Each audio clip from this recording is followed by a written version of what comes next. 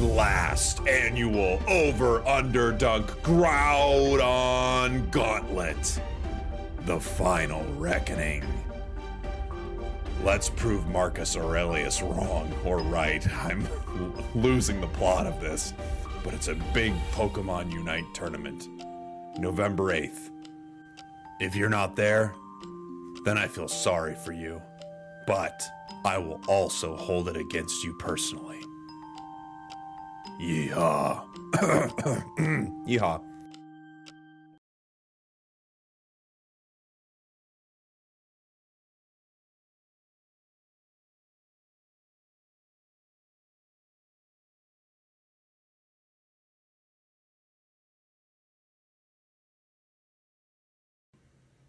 The great Stoic philosopher and Roman Emperor Marcus Aurelius left us with the famous quote, "Live each day as if it is your last."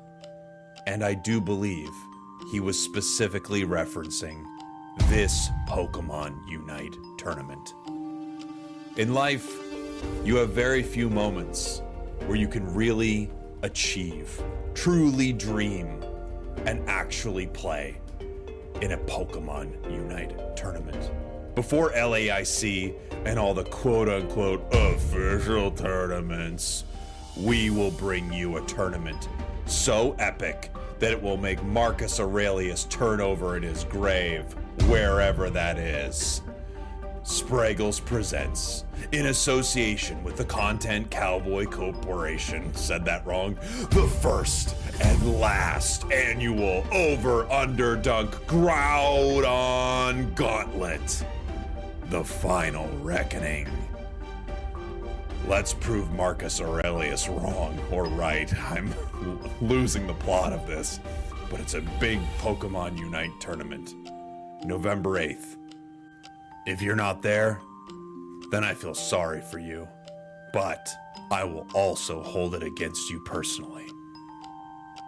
Yeehaw. Yeehaw.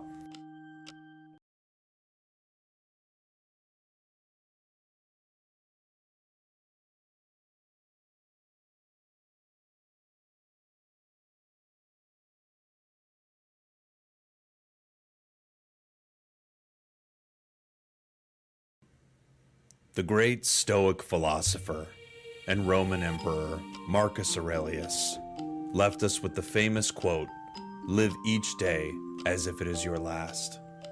And I do believe he was specifically referencing this Pokemon Unite tournament. In life, you have very few moments where you can really achieve, truly dream, and actually play in a Pokemon Unite tournament. Before LAIC and all the quote-unquote official tournaments, we will bring you a tournament so epic that it will make Marcus Aurelius turn over in his grave, wherever that is. Spraggles presents, in association with the Content Cowboy Corporation, said that wrong, the first and last annual over-underdunk Groudon Gauntlet. The final reckoning. Let's prove Marcus Aurelius wrong or right. I'm losing the plot of this, but it's a big Pokemon Unite tournament. November 8th. If you're not there, then I feel sorry for you, but I will also hold it against you personally. Yeehaw. Yeehaw.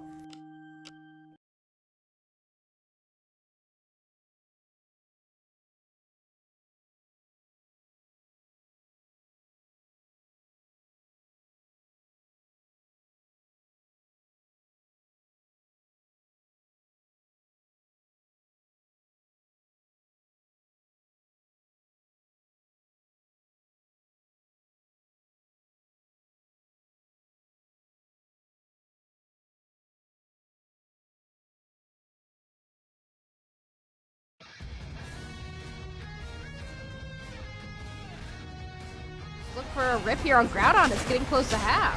Yeah, it's already at half. Very low. Here comes a fly from Talonflame. They're going to look for it, but the coup de grace! It's going to be Aegis Ninja Slash that secures it. Now Sugar Rush is getting absolutely dissolved. 4 KOs. Snorlax gonna be the next to fall. Adorable Wolves. They're gonna win this set 2-0. That was a really, really tough one. I mean, the Talon, I thought for sure the Fly ended up having it, but it really did just come down to that flip in the end. I think the call from Really tough, gonna get some shielding to Ian, and with 2 down, Ian's gonna look towards onto this Groudon. Already at half HP, Smuglax trying to get in, Liko trying to line up a snipe shot. Cute Charm is gonna pull him away, but it is Liko! Just in time, they steal the Groudon! Version 1 wipes him from the map, and they are gonna win your Underdunk 61. Man. To push forward, Garchomp move, Unite move into the back line, gonna damage the Suicune, send them back to the Pokemon Center. They weren't able to use that Unite move. Groudon now at half HP. Zoroark, oh, they get caught out, unable to use their Unite move. NA has one final shot to try to steal this away and salvage the game. Do they have it in them? They do! Huge Garchomp Dragon! damage. Unfortunately, it is being healed up quite a lot by this Clefable. One engagement there by the Garchomp. Takes down Lucario very instantly. Talonflame goes down as well, though. Purple Kevin on this Hoopa is bringing in the team with the Rings Unbound. They're dangerously low, but Regieleki gonna walk towards that T1 goal zone. Hoopa is down. Rest of the reinforcements are here for version 1. Whoa. And it is gonna be the Blaziken getting a double KO. And a snipe shot finds the back line, too. Focus Blast is going to force out a Unite move from Glaceon. They're going to be able to find any damage anyway. Oh, the Hornleys misses the Hoopa portal, and Blaziken gets to safety. Here's that Unite move from Trevenant. Oh, Zacian's going to be the first to fall here. Trevenant also getting chopped down to size. Glaceon down as well in version 1. Scrambling, trying to find anything on Bibs in full control of this game. Yeah, just kind of getting picked apart. I do got to admire Smuglax's attempt there on the Trevenant.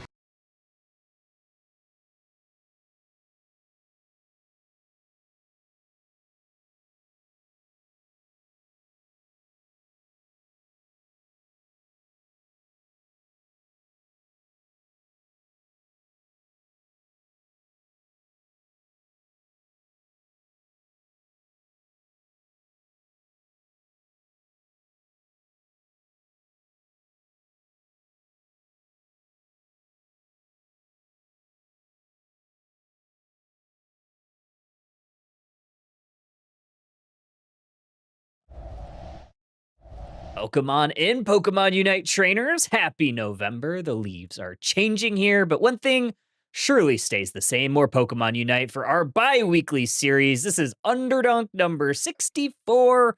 I am Steel Agent Kyle, and with me, as always, welcome in, Husky. How are you doing, friend? Hello, happy to be back to Underdunk, a little bit of a precursor to Saturday's event that we're all looking forward to, but we still got an entire tournament with a bunch of teams tonight, so it should be exciting. Honestly, I feel like I need to lock in to understand what's currently going on in Unite.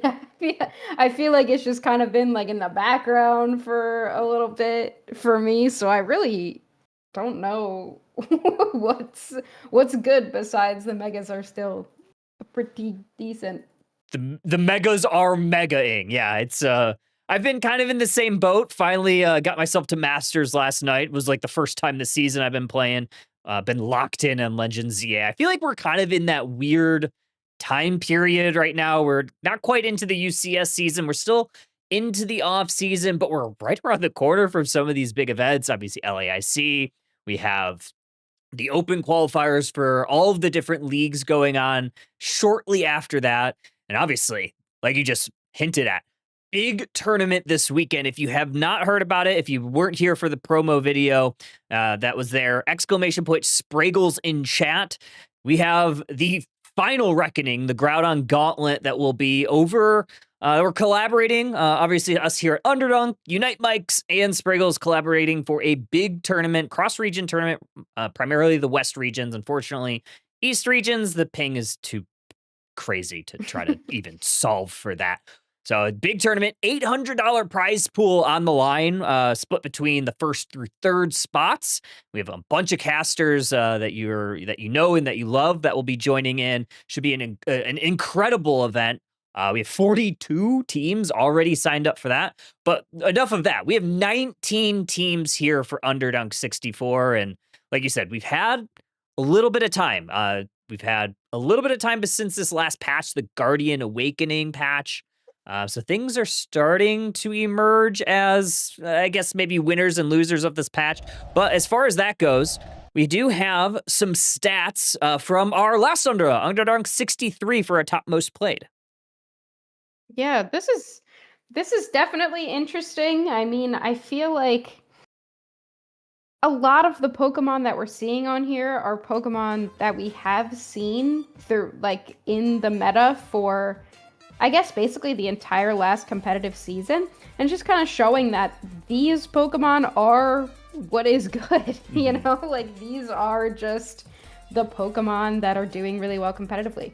I think the main thing that I want to point out specifically is this, the Serena pick. I think that Serena has always been really strong, but it hasn't necessarily been prioritized in the meta. But I think it just kind of shows that, like, this brawl-heavy, frontline CC-focused meta has really allowed Serena to come in as a counter to a lot of those things. I think Serena's really good. I think Serena always struggles, those levels 1 through 5, but I don't know, with all the experience on the map, all the new wild Pokemon that you can gobble up, you can capture, Serena tends to not get stuck in those early levels, and 60% win rate, nothing to scoff at.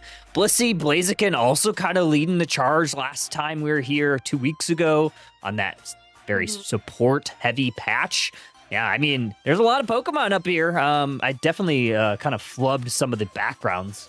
I didn't switch the backgrounns on from the previous week, so I'll polish that up for next go around. Speedster Mew is crazy. Speedster Mew, supporter Leafeon, we'll as all things should be.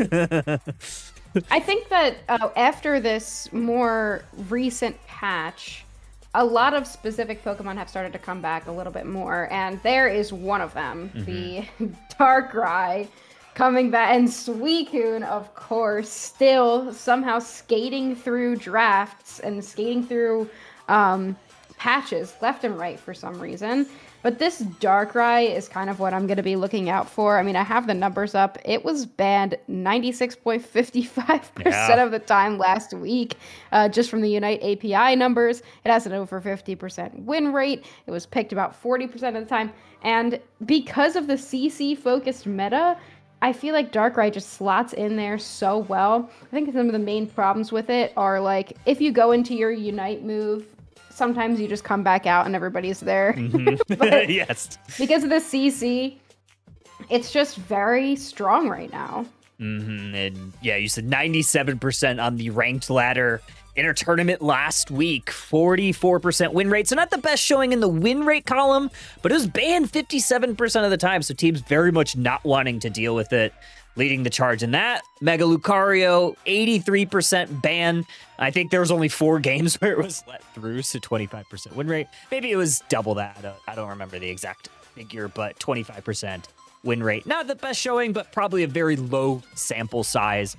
Blissey, obviously, it was on the most played. Also showing up in the most banned, so 67% it was banned. 68% on the win rate, as we saw earlier. So yeah, pretty huge stuff from a lot of these supporters that tend to get a little bit of the buff in that last patch. Like you said, Darkrai was very strong. I think Darkrai, we've talked about, like, Pokemon flexing into other roles. Darkrai we saw a few different times last time. I think it was Ignorance. I think there's a couple other teams that tend to play a more supportive style Darkrai because it can just provide a ton of utility to your team with all those sleeps. Yeah, and you can even just use your Unite move to take somebody specific out of the fight for a little while, even if you don't necessarily take them down.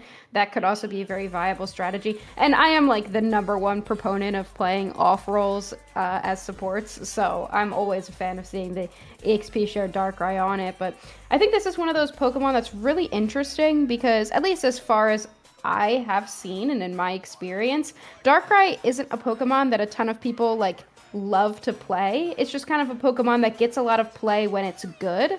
So I think that this low win rate could also be due to the fact that it's a more difficult Pokemon to really succeed with. So if it's being banned most of the time and then you're only getting it when it suddenly slips through and a team is allowing you to have it specifically because they have other picks in mind, you might not be as comfortable with picking it up in the middle of a set or just for one game and then you're going back and forth between different Pokemon. So I feel like this is one of those Pokemon where you need to play it like 2 or 3 times in a row before, you really lock into what its moveset does.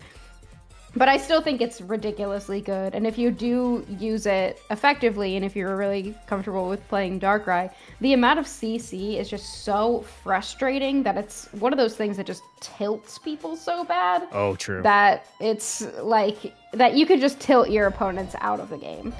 Yeah, it's one of those Pokemon that I think Chris Heroes talks about it. I've heard the sentiment from a lot of people in the community. It's just not a fun Pokemon to play against. I hate playing against it. I will, like, if we're in the ban phase and my solo queue randoms will ban Darkrai, I'll never complain about banning a Darkrai. Kind of similar to I'll never complain about banning a Sableye. Maybe it's not the most meta thing, but I hate a good Sableye. So maybe they have information. Hey, this player on this Pokemon is insane. I don't want to deal with that either. There's just so many Pokemon like that right now with a lot of CC that you just do not want to deal with. Another Pokemon that we, I guess, won't have to deal with today is going to be that Mega Charizard X. Because it is going to be banned for the evening. I believe next time we have Underdunk, it will be around, but it's banned for the evening, just global ban, just because it's still new. It will be available, though, however, Husky, for our tournament on Saturday. So I am very interested to see if this Pokemon will even be allowed past the ban phase. Yeah, I mean, the Megas are an entirely different conversation, but this thing, I don't know. It's just so disappointing to see the way that the Megas have been implemented, and I'm honestly glad that we get another tournament where we don't have to either dedicate a ban slot to Mega Charizard or have to be picking it. Just because it doesn't make the game as fun when you have something that absolutely needs to be banned or absolutely needs to be picked. And this thing, unfortunately, is just very good. Yep. Very good. Very good indeed. I believe teams are almost about ready for the day. I think everybody's checked in, waiting for the starts from both squads, but we should be getting into our game, I think, very soon. I'm excited. We're going to see, as you see on the screen, Griefers Reunited and Arson, which Griefers Reunited, this is our old friend, our old tournament organizer, Martine. It's his team, and we're going to get to see them essentially right off the clip. Yeah, I remember when Underdunk was important back in the day when Martine was running it. But yeah, we get to see Griefers Reunited versus Arson. And I do just want to highlight again how great it is that tournament mode has 3 bans. Like, there was a second where we weren't really sure if that was going to be in tournament mode or if it was just going to be in ranked. But I'm so glad that it is. And out the gate, we see some of those Pokemon that we were talking about banned on the chopping block. Blissey, Darkrai, Suicune, likely Mega Lucario here. Unsurprising. Yeah, not surprising in the least. I think Mega Lucario definitely one of the better Pokemon right now. Obviously, we saw it get banned pretty much the entire night last time we had Underdunk, and I would fully expect it to be on the chopping block most of the evening tonight. Snorlax is something that's kind of been in the meta for quite some time, just a lot of crowd control, and tends to be one of the more picked defenders. Yeah, it's just one of those safe bans. Like, you really can't go wrong with banning it. Oh. Was there a crash or something, or did they not know? Uh-oh. Oh my god. Dude. Already off. Man, someone did not read the rules. Unless there was like a handshake ban. I mean, there could have been a handshake. I I guess we'll have to wait to see. But I don't know. TBD, I guess. Well, we have to know that if there was some sort of like handshake allowing it. We literally just talked about how this was banned. So great. I love when we get to either restart or it's so much fun. We are remaking. Right off the bat, we are breaking the rules. I mean, you know, it is what it is. I think Martine gets shaming. Do we shame him? I think we shame Martine. I think we shame Martine. I think we shame him. Yeah. Unfortunately, I guess we'll probably be starting. I assume that what'll happen is we will have. We'll go through the draft or the ban phase with the same bans, and then it'll start with Mega Char, obviously not being picked. They may get some sort of punishment. I'm not sure. We'll wait to hear from our admins to see if that is the case for this one. But yeah, very. It's just like so funny that you play Pokemon Unite and you're a competitive team and you see the most broken thing in the game not get banned when you're first pick. Like, you have to know that it probably wasn't allowed. So all 5 people were like, no, it totally makes sense. The other team just wouldn't ban this most broken thing potentially ever in the entire game. Let's make sure we pick that one out the gate. Anyway, have you played any Mega Charizard? I know we're like kind of supposed to for testing. And I played like 2 games of it and I just did not have fun. Yeah, it's I've played with it, not like on my team, but I have not played it. I'm just like you. I'm not an all-rounder player. I don't really enjoy most of the roster of all-rounders. Every once in a while, I'll break out like an all-rounder. I tend to like Suicune. I do like Empoleon just because they're not true all-rounders. I do like some Dragonite some Dragonite from here and there with Hyper Beam. I think that's kind of a fun one as well. But yeah, I'm not a huge fan of it. It seems I feel like similar to most of the megas, which I assume we're going to be getting more and more and more of. I just feel like we could have been a little bit more creative with the movesets instead of just putting a fresh coat of paint on it, I guess. I don't even know what to call it. No, it it's not even a fresh coat of paint. It's like one of those paint cans that's been in your garage for 7 years that like you have to mix back up and like add a little something to it to make sure like you can use it, and you kind of just use it to like touch up the wall a little bit. You never like really use it again. But anyway, I could have like a full like 20-minute videos worth of content to talk about how this mega implementation has just been one of the most disappointing things. Like, I have never been a returning player since the game came out, and I am now. Like, even the EXs, even like Mewtwo Y being so broken, like at least they made something different. True. At least it was like unique. It's just so disappointing that they came out with the like promise of 2 Pokemon per month or whatever, and then most of them are just the exact same thing that already existed. It just kind of sucks. I love this game so much, and I wish that they just tried a little harder, but we still get to have fun. True. Because competitive is fun. Competitive is fun. Hopefully we will not be picking Mega Charizard, otherwise I will literally burst a blood vessel in my eyeball.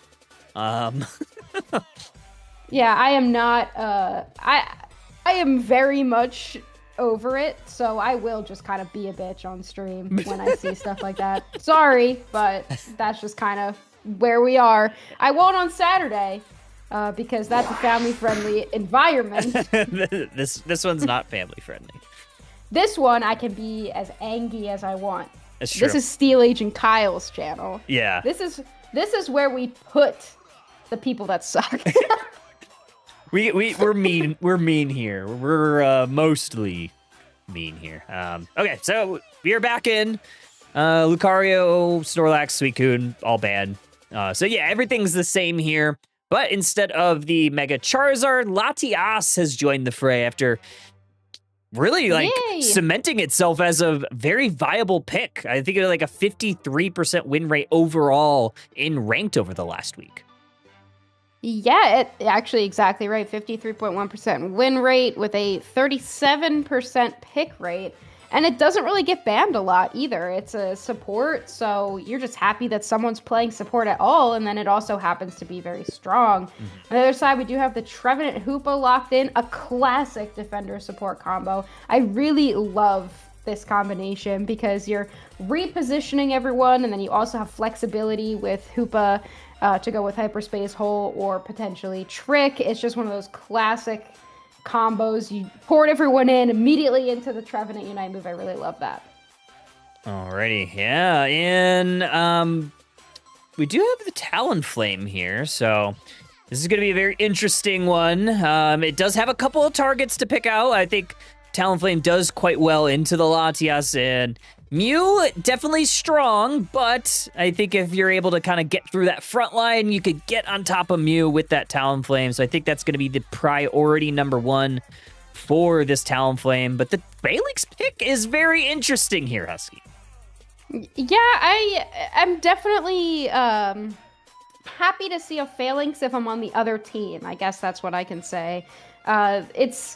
It is not very good, but, you know, I'm totally willing to be proven wrong. I think there's so many all-rounders that are really strong. It's really tough to find a place for something like Phalanx, but one of those all-rounders that's really strong is that Blaziken, which is definitely one of the best Pokemon in the game, and it's a Pokemon that doesn't necessarily get picked early in the draft anymore, but it can kind of slot into any team composition depending on what you're building.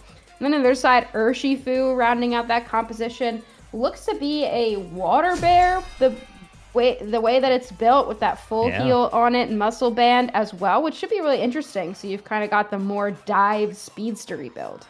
And I did get word from our admins, so because of the mishap in draft, Arson was awarded a game because of the pick of the Charizard X. So this is technically game one, but it is already 1-0 advantage Arson in this one. So we are going to be going into game number one with a deficit for Griefers Reunited, and they will be on your purple side. Arson up 1-0 will be on your orange side, and they are taking this Latias Phalanx to the top half. All right, and definitely an interesting pathing situation here for Griefers Reunited. You've got the Phalanx heading up to that top path, and their goal is going to be to try to stop this Talonflame, who is just solo pathing right now because they're being really, really careful about walking this Cubfu through the central area. One of the worst early game Pokemon in the entire game, so it makes sense you want to get this thing to level 5 as soon as possible. Definitely was helped out by that Hoopa as well, something that's going to have to back away a little bit is Harrow on this Eevee future Umbreon. Very low HP bar, but somehow able to escape unscathed. Yeah, very interesting play there. I feel like a lot of times I get so nervous and I want to play it extra safe, and then players will walk in on less than 1 HP just to look for a secure. And I'm like, oh my god, don't do that. But we do have the Urshifu now, level 5. Hoopa also taking into level 4 here, and Talonflame by themselves has done a pretty good job in this top path. 3v2 up here in the top path. Urshifu looking for a way in, gonna immediately put some damage on this Phalanx, send them back to the Pokemon Center. Latias grabs a Citrus Berry, sees the writing on the wall, points inevitable for Arson. Not too much Latias can do here besides look for opportunities for Dragon Pulse stacks. Definitely very valuable, but when you are playing this Pokemon as a support, it can be a lot more difficult to get those stacks. So even if you can just throw a Dragon Pulse on them without really doing much else, at least you're getting a couple stacks out of it. I think it went pretty okay for Griefers Reunited down on the bottom path. They did get some points in down here, as well as they did have that odd man advantage, so nothing too bad. 10 seconds, though, till the center Altaria, sorry, not the center Altaria family, until this Regidrago appears, and this should be a good fight. It sees Urshifu as well as the Blaziken starting to path towards it, but I think Blaziken's just going towards the top now. Yeah, I mean, I guess that the priority is just to not lose this top path after Phalanx went down once again, so you give up that Regidrago. Urshifu now looking really solid, but Blaziken, if they can pick up a KO or two here, but no, they will try to back out. It looks like they're a little bit scared of this Urshifu. Oh, Urshifu's gonna get the best of the Blaziken. Oh, and this Ooh. follow up from the Talonflame, they get that double KO, and looks like Arsen's gonna go ahead and burn down this T1 goal zone early. Very interesting to see an armor cannon on this Armarouge. I mean, I guess you got a couple range Pokemon on the other side with Mew and Latias, so you want a little bit of extra range, but usually you see Armarouge favoring that Fire Spin build for a little bit of extra tankiness, but they already have the Brawl that they want, I guess, with the Urshifu. So Armor Cannon provides a little bit of extra CC and some burst. And they're gonna fight over this Reg Ice over here. Blaziken's get that first KO onto that Trevenant. Fly is out. That's a lot of damage, lands on 3. Flame Sweep to section off this Phalanx, but the Phalanx is gonna survive through. Urshifu into the back line. They take out the Mew. They're gonna fall down as well. Latias gets the best of them. Talonflame also going down. Martine starting to heat up finally, but trying to lower these HP bars. They're very low. Overheat along with the Latias. Too much to handle for Arsen, and Griefers United gets the win that they needed down here. I just want to point out the Talonflame Unite move that we saw right into the Hoopa portal to make sure that they didn't go down. Very nice there. And a steal here from this Armarouge. The Armor Cannon, which I doubted, was definitely proven to be very effective in that situation. Great secures there. Mew and Latias both down. This Urshifu, it is the Rapid Strike, and they are rapidly racking up the KOs. That's another 2. Phalanx trying to salvage this goal zone. 30 points on in from Armarouge, but it is Phalanx falling down once again. Psyshock gonna connect on the Mew. Mew's trying to retreat into this Flux zone. Phantom Force gonna take them out. Hoopa gets the KO. Remember when Phalanx was like so good?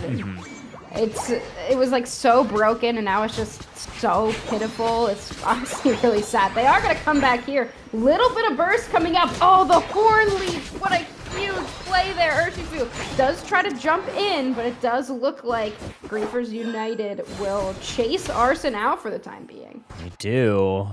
Now Blaziken up in the top path pretty much by their lonesome, but they do see that Talonflame, good goal zone integrity for them. Regieleki still looming in this top path. Blaziken gonna start making work on it. Talonflame snuffs it out and just make sure that this Blaziken can't do it all by their lonesome.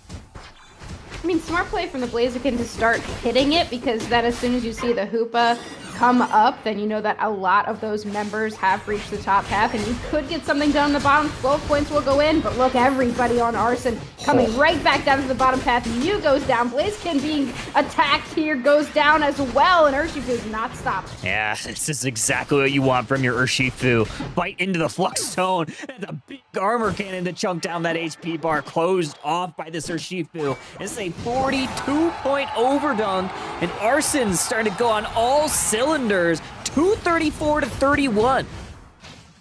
I like the play from Hoopa there to see if they could get some extra points in, and then just in time back through the hyperspace portal to make sure that they didn't end up going down there. Another Regice, second of the game, will go over to Arsen. We remember from that first Regice, the steal from Armarouge really kept the tides in their favor.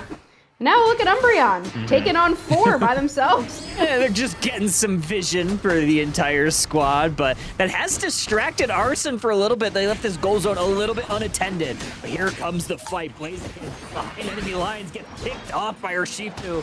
Now the Phalanx on the wrong side of the map, forced to use their Unite move, gonna try to survive.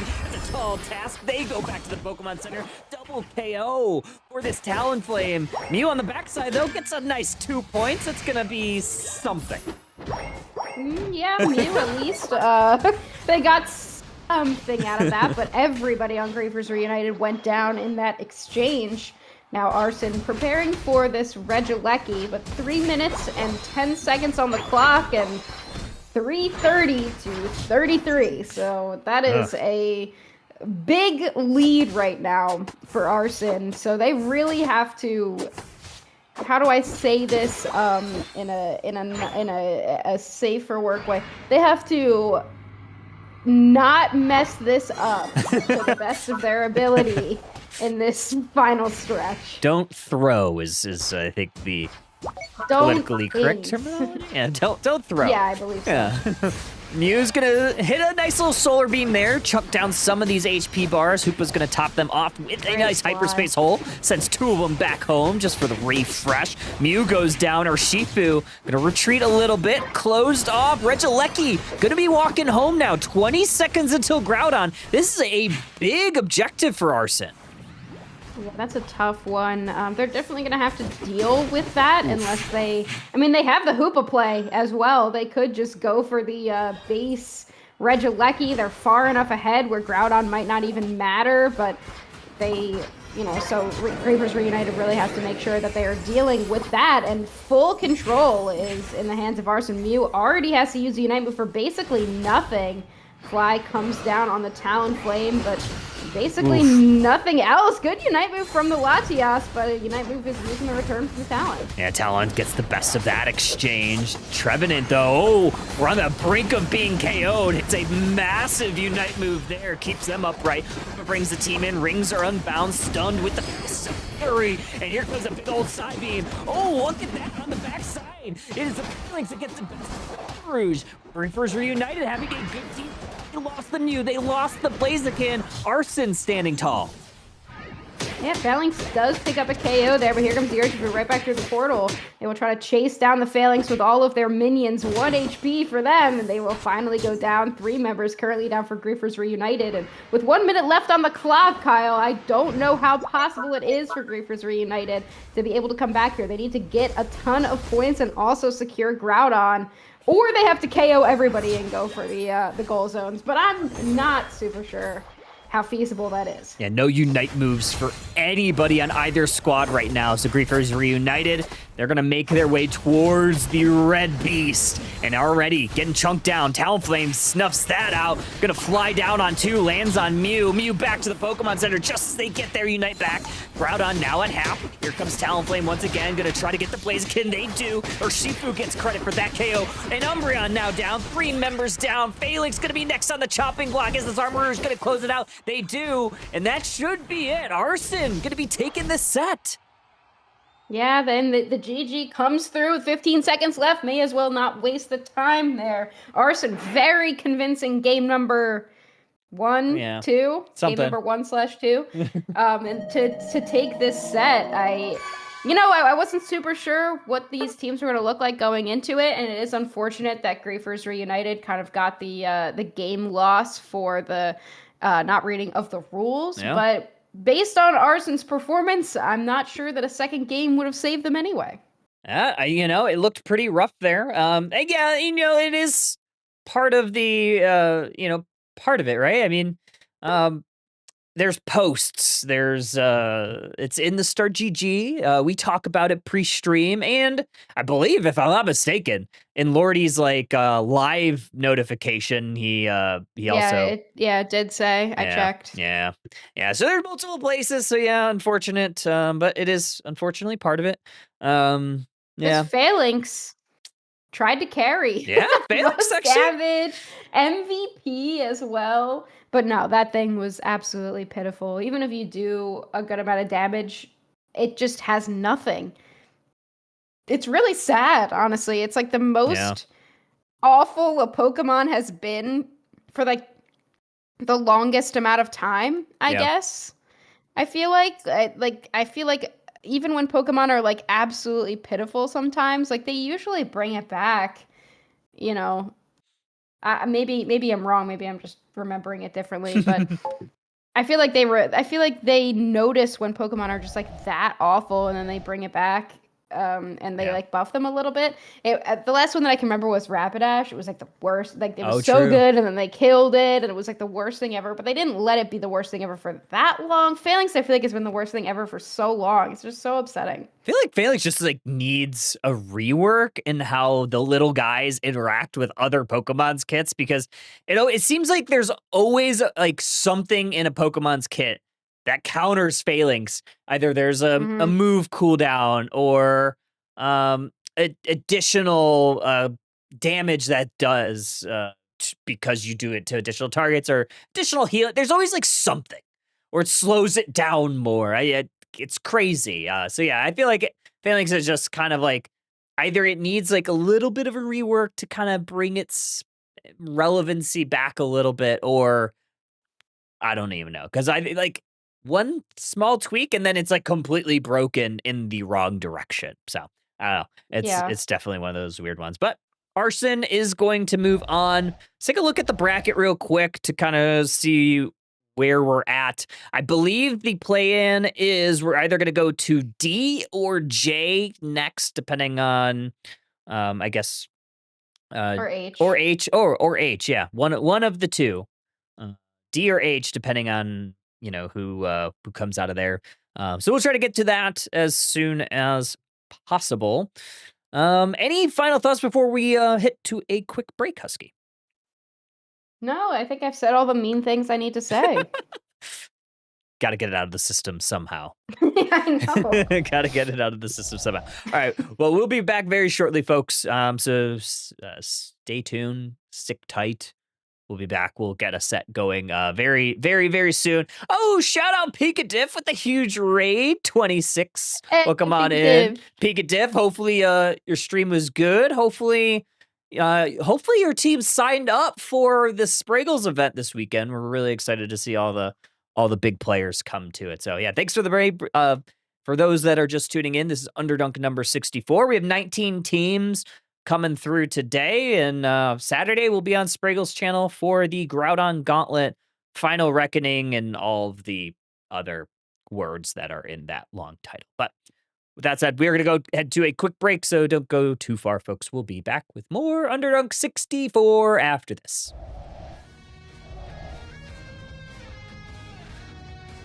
Look for a rip here on Groudon. It's getting close to half. Yeah, it's already at half. Very low. Here comes a fly from Talonflame. They're going to look for it, but the coup de grace! It's going to be Aegislash that secures it. Now Sugar Rush is getting absolutely dissolved. 4 KOs. Snorlax going to be the next to fall. Adorable Wolves. They're going to win this set 2-0.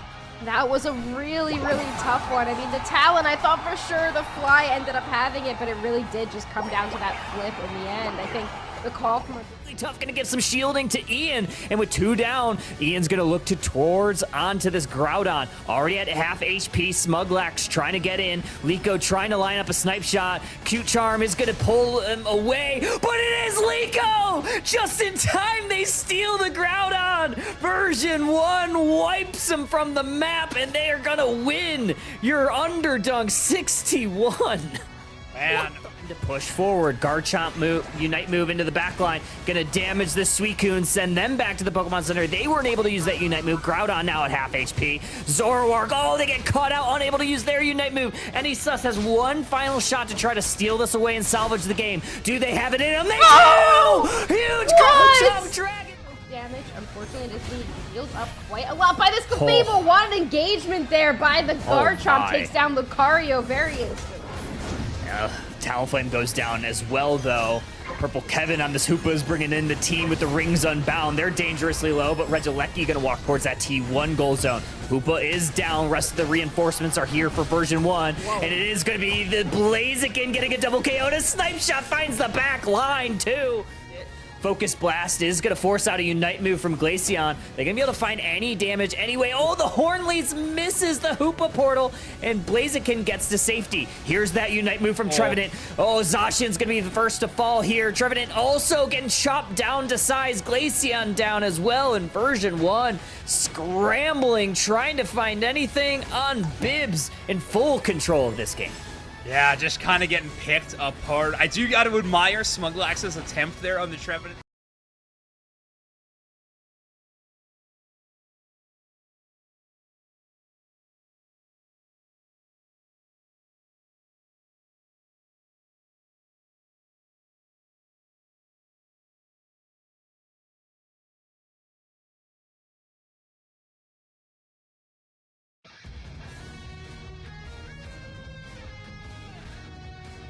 Look for for a rip here on Groudon. It's getting close to half.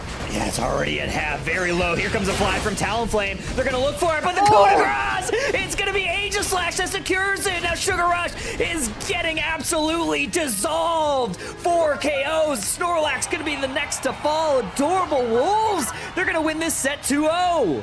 That was a really, really tough one. I mean, the Talon, I thought for sure the Fly ended up having it, but it really did just come down to that flip in the end. I think the call from Really tough, gonna get some shielding to Ian, and with 2 down, Ian's gonna look towards onto this Groudon. Already at half HP, Smuglax trying to get in, Liko trying to line up a snipe shot. Cute Charm is gonna pull him away, but it is Liko! Just in time, they steal the Groudon! Version 1 wipes him from the map, and they are gonna win your Underdunk 61.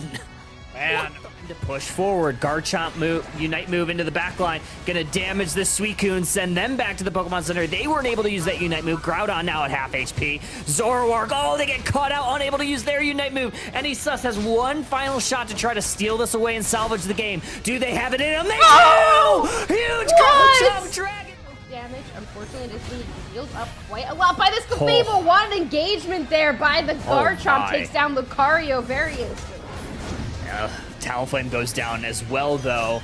Purple Kevin on this Hoopa is bringing in the team with the rings unbound. They're dangerously low, but Regieleki gonna walk towards that T1 goal zone. Hoopa is down. Rest of the reinforcements are here for version 1. And it is gonna be the Blaziken getting a double KO. And a snipe shot finds the back line, too. Focus Blast is going to force out a Unite move from Glaceon. They're going to be able to find any damage anyway. Oh, the Hornleys misses the Hoopa portal, and Blaziken gets to safety. Here's that Unite move from Trevenant. Oh, Zacian's going to be the first to fall here. Trevenant also getting chopped down to size. Glaceon down as well in version 1. Scrambling, trying to find anything on Bibs in full control of this game. Yeah, just kind of getting picked apart. I do got to admire Smuglax's attempt there on the Trevenant.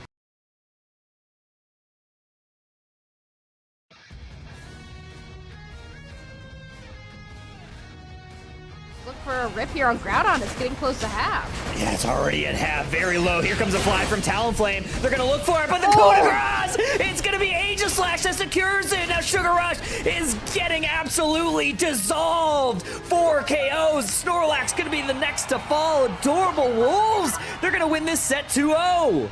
That was a really, really tough one. I mean, the Talon, I thought for sure the Fly ended up having it, but it really did just come down to that flip in the end. I think the call from Really tough, gonna get some shielding to Ian, and with 2 down, Ian's gonna look towards onto this Groudon. Already at half HP, Smuglax trying to get in, Liko trying to line up a snipe shot. Cute Charm is gonna pull him away, but it is Liko! Just in time, they steal the Groudon! Version 1 wipes him from the map, and they are gonna win your Underdunk 61. Man. To push forward, Garchomp move, Unite move into the back line, gonna damage this Suicune, send them back to the Pokemon Center. They weren't able to use that Unite move. Groudon now at half HP. Zoroark, oh, they get caught out, unable to use their Unite move. NA has one final shot to try to steal this away and salvage the game. Do they have it in them? They do! Huge Garchomp Dragon! damage. Unfortunately, it is being healed up quite a lot by this Clefable. One engagement there by the Garchomp. Takes down Lucario very instantly. Talonflame goes down as well, though. Purple Kevin on this Hoopa is bringing in the team with the rings unbound. They're dangerously low, but Regieleki gonna walk towards that T1 goal zone. Hoopa is down. Rest of the reinforcements are here for version 1. And it is gonna be the Blaziken getting a double KO. And a snipe shot finds the back line, too. Focus Blast is going to force out a Unite move from Glaceon. They're going to be able to find any damage anyway. Oh, the Hornleys misses the Hoopa portal, and Blaziken gets to safety. Here's that Unite move from Trevenant. Oh, Zacian's going to be the first to fall here. Trevenant also getting chopped down to size. Glaceon down as well in version 1. Scrambling, trying to find anything on Bibs in full control of this game. Yeah, just kind of getting picked apart. I do got to admire Smuglax's attempt there on the Trevenant.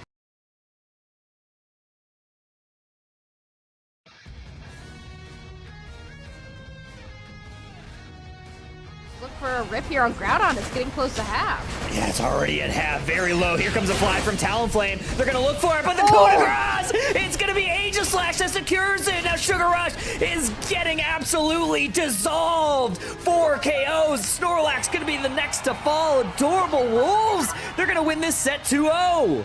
That was a really, really tough one. I mean, the Talon, I thought for sure the Fly ended up having it, but it really did just come down to that flip in the end. I think the call from Really tough, gonna give some shielding to Ian, and with 2 down, Ian's gonna look towards onto this Groudon. Already at half HP, Smuglax trying to get in, Liko trying to line up a snipe shot. Cute Charm is gonna pull him away, but it is Liko! Just in time, they steal the Groudon! Version 1 wipes him from the map, and they are gonna win your Underdunk 61.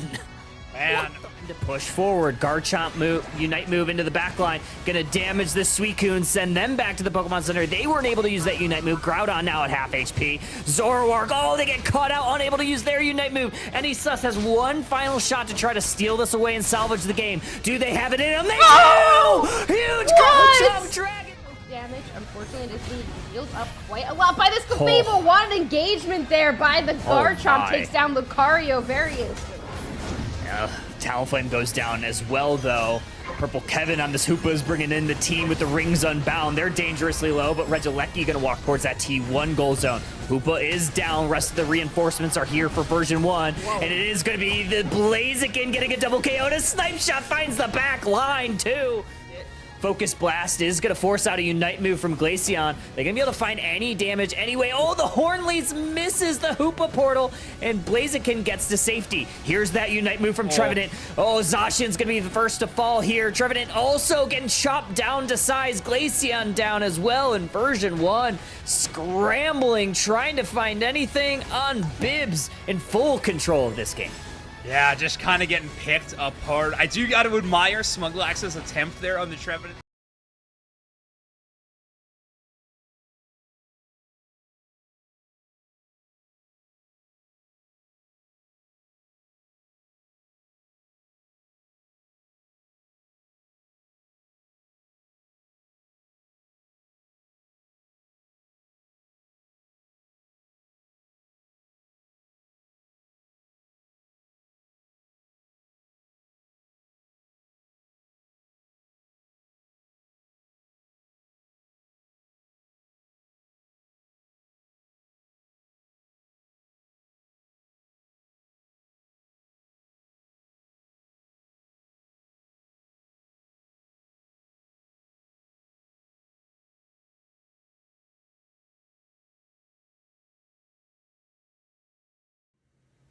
The great Stoic philosopher and Roman Emperor Marcus Aurelius left us with the famous quote, "Live each day as if it is your last."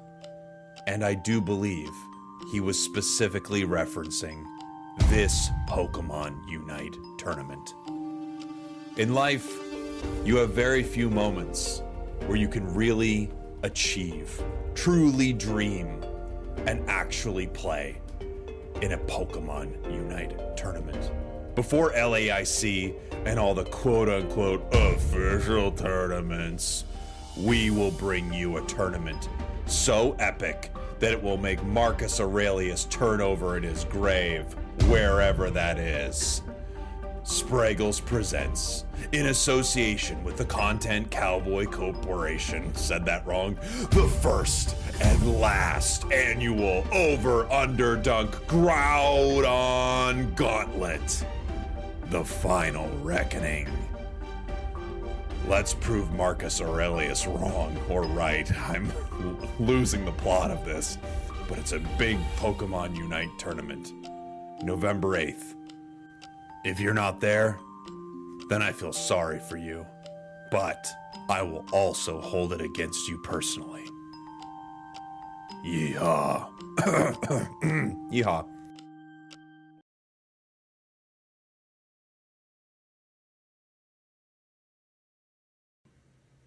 The great Stoic philosopher and Roman Emperor Marcus Aurelius left us with the famous quote, "Live each day as if it is your last." And I do believe he was specifically referencing this Pokemon Unite tournament. In life, you have very few moments where you can really achieve, truly dream, and actually play in a Pokemon Unite tournament. Before LAIC and all the quote-unquote official tournaments, we will bring you a tournament so epic that it will make Marcus Aurelius turn over in his grave, wherever that is. Spraggles presents, in association with the Content Cowboy Corporation, said that wrong, the first and last annual Over-Under-Dunk Groudon Gauntlet. The final reckoning. Let's prove Marcus Aurelius wrong or right. I'm losing the plot of this, but it's a big Pokemon Unite tournament. November 8th. If you're not there, then I feel sorry for you, but I will also hold it against you personally. Yeehaw. Yeehaw.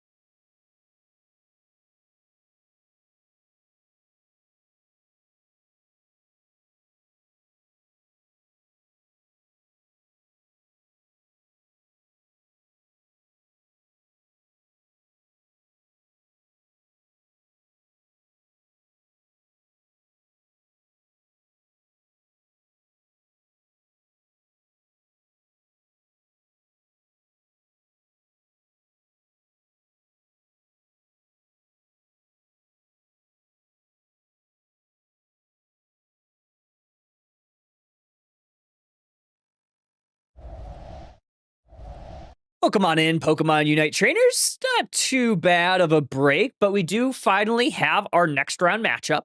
In our winners round 2, we are going to see Tut One Coin and House Sect. Tut One Coin is, I believe, a LATAM team, and they have won Underdunk a previous time. I think maybe twice. So House Sect, a team that has performed quite well in Underdunk, but seemingly they are going to have their hands full for this one. I am excited to see what we get here. Yeah, this should be a good set. Noting as well, the 2 sets we were waiting to finish up now are both in game 3s. So Yeah. that's why the break went a little bit longer than we anticipated because we had to wait for this one to finish up. But this is going to be the second winners round 2 match that we're going to be seeing. And I'm looking forward to seeing what these 2 teams. Tut One Coin's a fun team to watch, and I do just love that some LATAM teams participate in NA grassroots because I don't get to see a lot of competitive from anything besides NA and occasionally EU if like I'm working over on Unity Clash or like European League. So generally like seeing other teams and what strategies they're bringing is also really fun, and it gives us more of like the global Unite perspective, especially going into the upcoming LAN,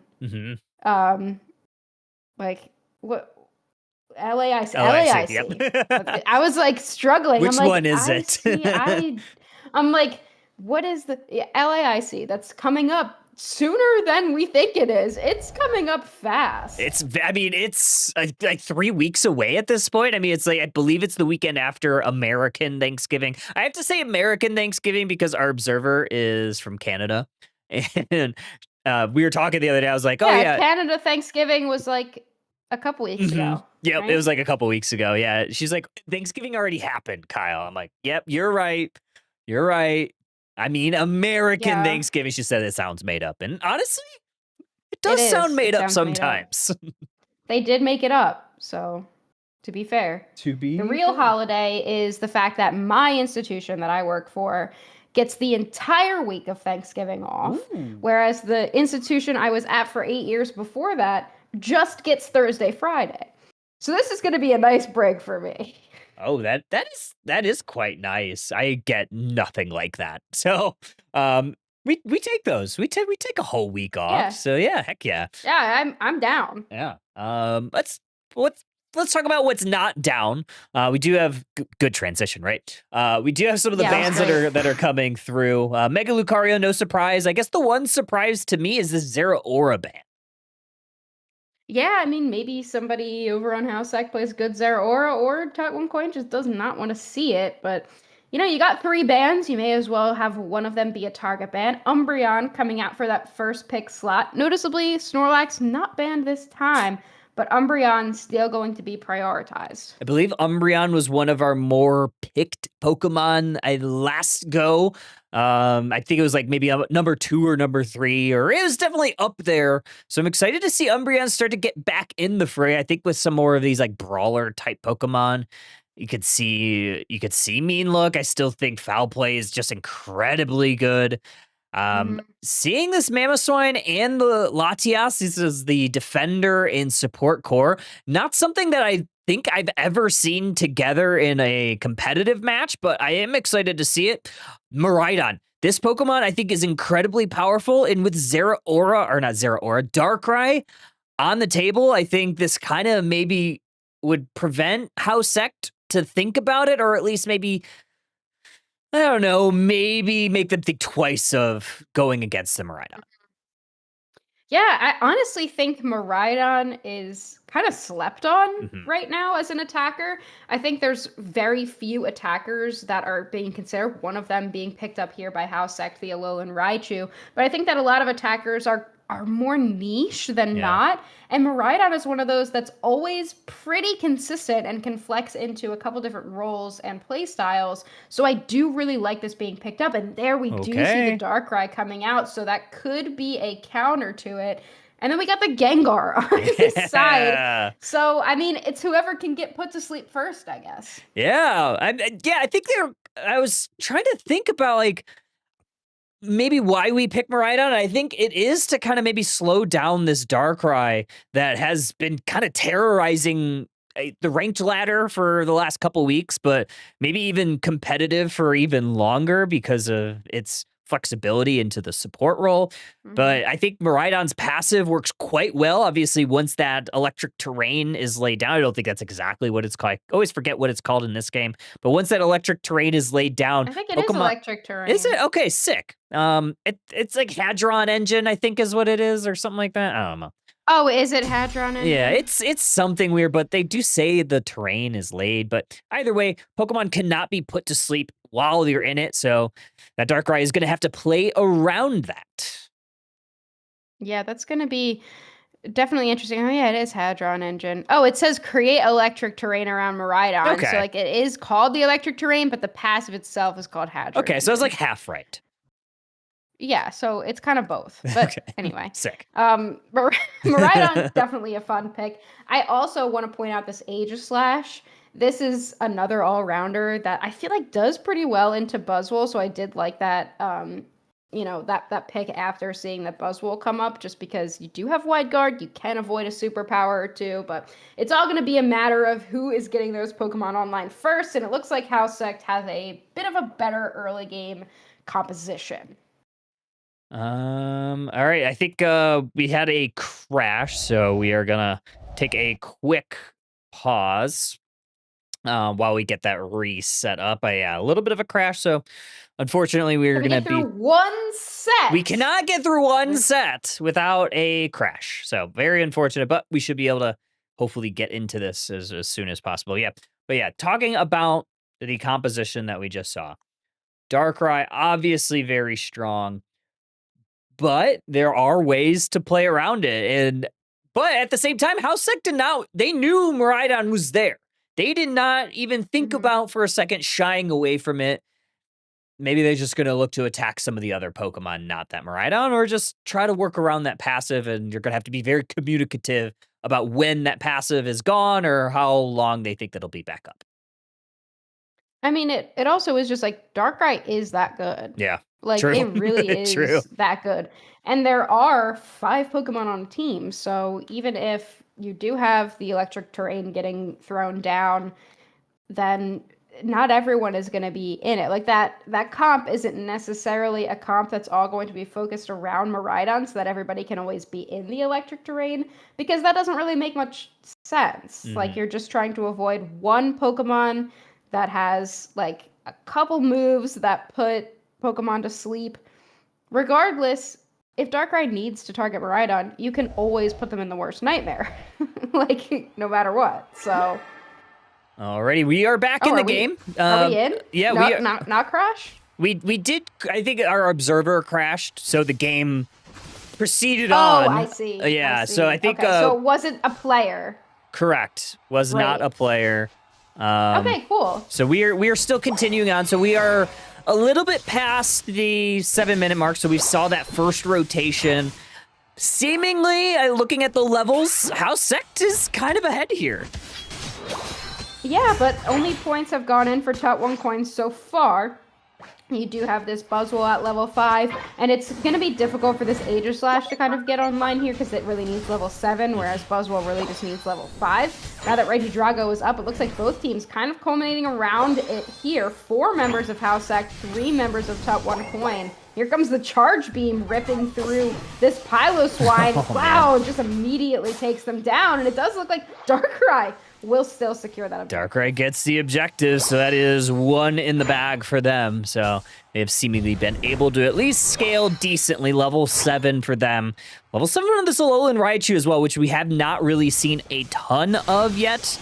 But look at this Miraidon already charging through with these charge beams. These 720 birds now going a majority of the way to House Sect. I wonder if because Gengar is so quick and Darkrai like takes a second to really build up its max damage, if Gengar can just burst it down before anything. So that's going to be interesting to see. Aegislash can't get the wide guard out in time. Buzzwole just too strong and gets its moves out too quickly. So they are nearly level 8 now. Buzzwole looking pretty good. So yeah, House Sect levels-wise doing pretty good. But this Gengar is level 9. Unite move available. It's the first one available of any of the Pokemon on the field.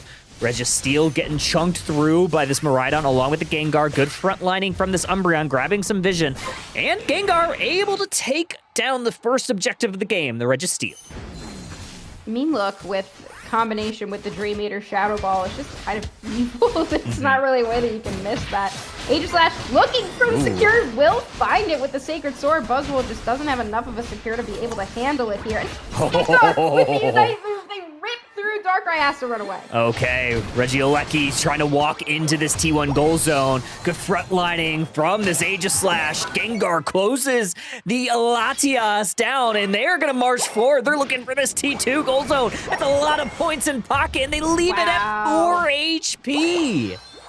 Wow, they can just break that goal zone anytime they want, basically. Potentially looking to do it here. Aegislash will go down. They overstayed just a little bit. Alchemy tried to save them, but now 3 members of House Sect chasing the little Alchemy.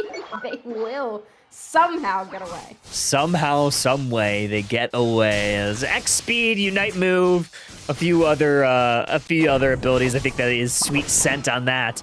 Now in the bottom path, Tut 1 coin marching through this game. Another 3 points in, another 15 from Miraidon. And already halfway through this match, Husky. 246 to a big old goose egg. Yeah, we're starting to see that as soon as you don't get online with the power spike that you need in the early game and you let the late game team comp take over, it's really difficult to claw your way back. I feel like Darkrai is going to need some really big picks throughout the rest of this match, and right now with a level 10 on that Aegislash and Miraidon, level 12 on this Gengar, that is going to be a tall task. First points in for House Sect, 56 to be exact, but they are going to pay the price for it. Unite move from Latias closes the deal on the Aegislash. Very low HP, locked and loaded on that Eon Blast. More points in the bottom path for Tut 1 coin. Basement objective going to be another Reggie Roulette down there. The Alolan Raichu holding the door on this T1 goal, so they are not going to yield that goal zone just yet. I mean, you do have the Electro Balls stationed everywhere. You really can set that up, but Gengar popping one of those right there. And Registeel, no Electro Balls on top of that, and the rip from Tut 1 coin and how high leveled they are at this point. is just so tough to deal with. Level 13 on the Gengar, and looks like Top 1 Coin gonna go for this second tier 1 goals. Oh, these charge beams are gonna chunk through House Sect, and that's exactly what's happening. Great front lining. Aegis Slash picks off 2. 3 down. They're going for this goal zone now. 45 points in, 17, 13, leaving it at comboing this Mamoswine. They're gonna try to Mammoth Mash their way out of it, but there is no running away from Tut 1 Coin. Another 2 coins going in on this T2. Another Unite move from Alchemy, and they're fighting for this. They're actually gonna go ahead and retreat here. They got all that they wanted and more. Yeah, I mean, I thought that for a second we might see them overstay, and that would have been a great opportunity for House Sect to come back, but a lot of patience there from Tut 1 Coin. They just have 6 or 8 points left on that goal zone that they could just try to get in a couple more, but they knew that that was likely going to be overstaying. There's a lot of opportunities for House Sect to CC them and then pick up some KOs that they definitely don't want to give up at this point in the match. And 19 seconds on this Registeel buff, which will span I guess it'll expire right before Groudon. There may be some time here for another objective. I think that there was, they took that down pretty quickly. So 50 seconds until Groudon. Tut 1 Coin very much in the driver's seat. There is that final objective down there, Husky. Talk about what House Sect needs to do to get back in this game. I feel like they don't really need to go for this objective because of how far ahead they are, and everyone's kind of started already gathering in the central area. There's really no point in leaving this positioning because you don't want to give House Sect an opportunity to rip. That's really the only way they get back into this. You don't want to leave the central area and give up that control. But it does look like 2 members heading down into this bottom path. There's another Registeel, while 3 members of Tut 1 Coin are going to hold down the fort in this central area. 10 seconds left on the clock. They are easily going to be able to take this, but generally, House Sect is going to need to get some high-quality picks. A lot of that's going to be up to who Darkrai decides to throw into that worst nightmare and whether they can even win. That's going to be the bigger part of the equation. Can they even win with all these levels on Tut 1 Coin? They're going to play a little patient here. House Sect looking for an ambush. You might want to take Alchemy, honestly, into the worst nightmare. Let them lose their healer, and maybe that would be enough for them to be able to take out some more Pokemon. But right now, Tut 1 Coin does not need to do anything. It's House Sect that needs to make the move. With a couple Electro Balls coming down, they might just be looking to do that, potentially trying to grab this Gengar. Mamoswine being very aggressive with their positioning. They want the Gengar, but the full heal comes out. Good full heal, good Unite move from this Alchemy. Good double KO. Just like coming out of Gengar finally closes out this Mamoswine. And now the Alolan Raichu Darkrai still has not been able to find their Unite move, but Tut 1 Coin going full force into this Groudon, knowing that it's just this Darkrai up. Now Latias finally comes back. They're going to need a hope and a prayer and a miracle, but that prayer not answered. I mean, the good thing about taking everyone out before Darkrai is you can't really secure with your Unite move, so they really can't use it at that point when they're the last one and the last hope. So you're just going to have to go for it and wish that you were there in that initial engage. I honestly wasn't really watching. I'm not sure if they were trying to look for Miraidon in the back line, but Mamoswine tried to engage there, and it was just a great time full heal by that Gengar. Great bait in as well from Tut 1 Coin, and they are handedly going to be taking this game number 1. Yeah, they played that Groudon fight absolutely to perfection. I don't think there was really much of a question going into it. It is obviously House Sect that needed to make those first moves. They tried to make that first move. It just ended up being a little short. Gonna have to go to the drawing board in game number 2, but Tut 1 Coin showing everybody why they have previously won Underdunk. They are on their way to potentially winning another one. They had a great early game, and then they just did not give up their lead. And I feel like with the current meta, the early game is so much more crucial than we have seen it in the past because Groudon just doesn't win you the game. So not only do you need to have a good early game, but you also need to maintain that lead. And I also want to point out this Gengar, like, hello? Like, Gengar's always been a Pokemon that we're always, like, shocked to see, but so many players do play it. Yeah. And sometimes it really just looks good. I feel like it's like a feast or famine type of Pokemon, and it had a little bit of a feast here. Yeah, 13 KO, 63 damage, 63k damage. Only took 63 damage. 63 damage, which sounds like some of my solo queue teammates. I don't know about you. I had somebody that has only played like 30 games total, or 50 games Wait, total. seriously? Yeah, this season. Like not just 50 can- ranked, 50 total. I'm like, how? I'm like, no. You get out of bot games by 50 games? That's what I was played? kind of like surprised about. I was like, this doesn't seem real. Yeah, that's crazy. 63 damage. I feel like I've seen a lot more of those since the matchmaking changes. Like a lot more players at like 100 or 200 games total. Like just not a lot of games at all. And I feel like I hadn't really seen that before. Like players suck regardless, but like I feel like I hadn't really seen that before. Incredible stuff here. One coin going to be taking game number 1. We go to game number 2, back to the drawing board for House Sect. So yeah, very interested to see how House Sect adapts their team composition. It seemed like they did struggle mightily into not only the Miraidon, not only the Gengar, into the Aegislash, like every part of the damage dealers. It seemed like House Sect had a hard time. I think Miraidon only took like 7k damage. I think Aegislash didn't take too much. It took a little bit more because it is brawling quite a bit, but it very handily. One coin won that game. What do you think House Sect needs to do in their draft? I mean, I think that there's a lot of areas of improvement in game number 2. But one of the good things that I think that they did that I want to point out is they kept pace, at least as much as they could, with scoring. And I think that a lot of times, like, teams will just focus way too hard on trying to get one specific pick, and then by the time they make it into the end game, the score lead is just too great for them to even have a chance.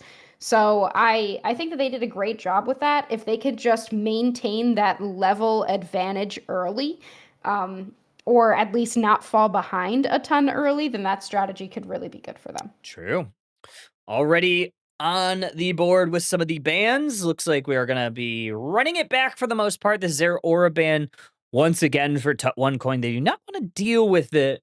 I think Zeraora is always kind of one of those speedsters that can be really tricky to deal with. So I think if there is a good Zeraora on House Sect, I'm sure One Coin is happy to not have to deal with it. I think another thing that most players are happy to not deal with is that Suicune. Yeah, the Suicune. Still banned every game that we've seen so far tonight, and likely every game in the future. And interestingly, the no ban.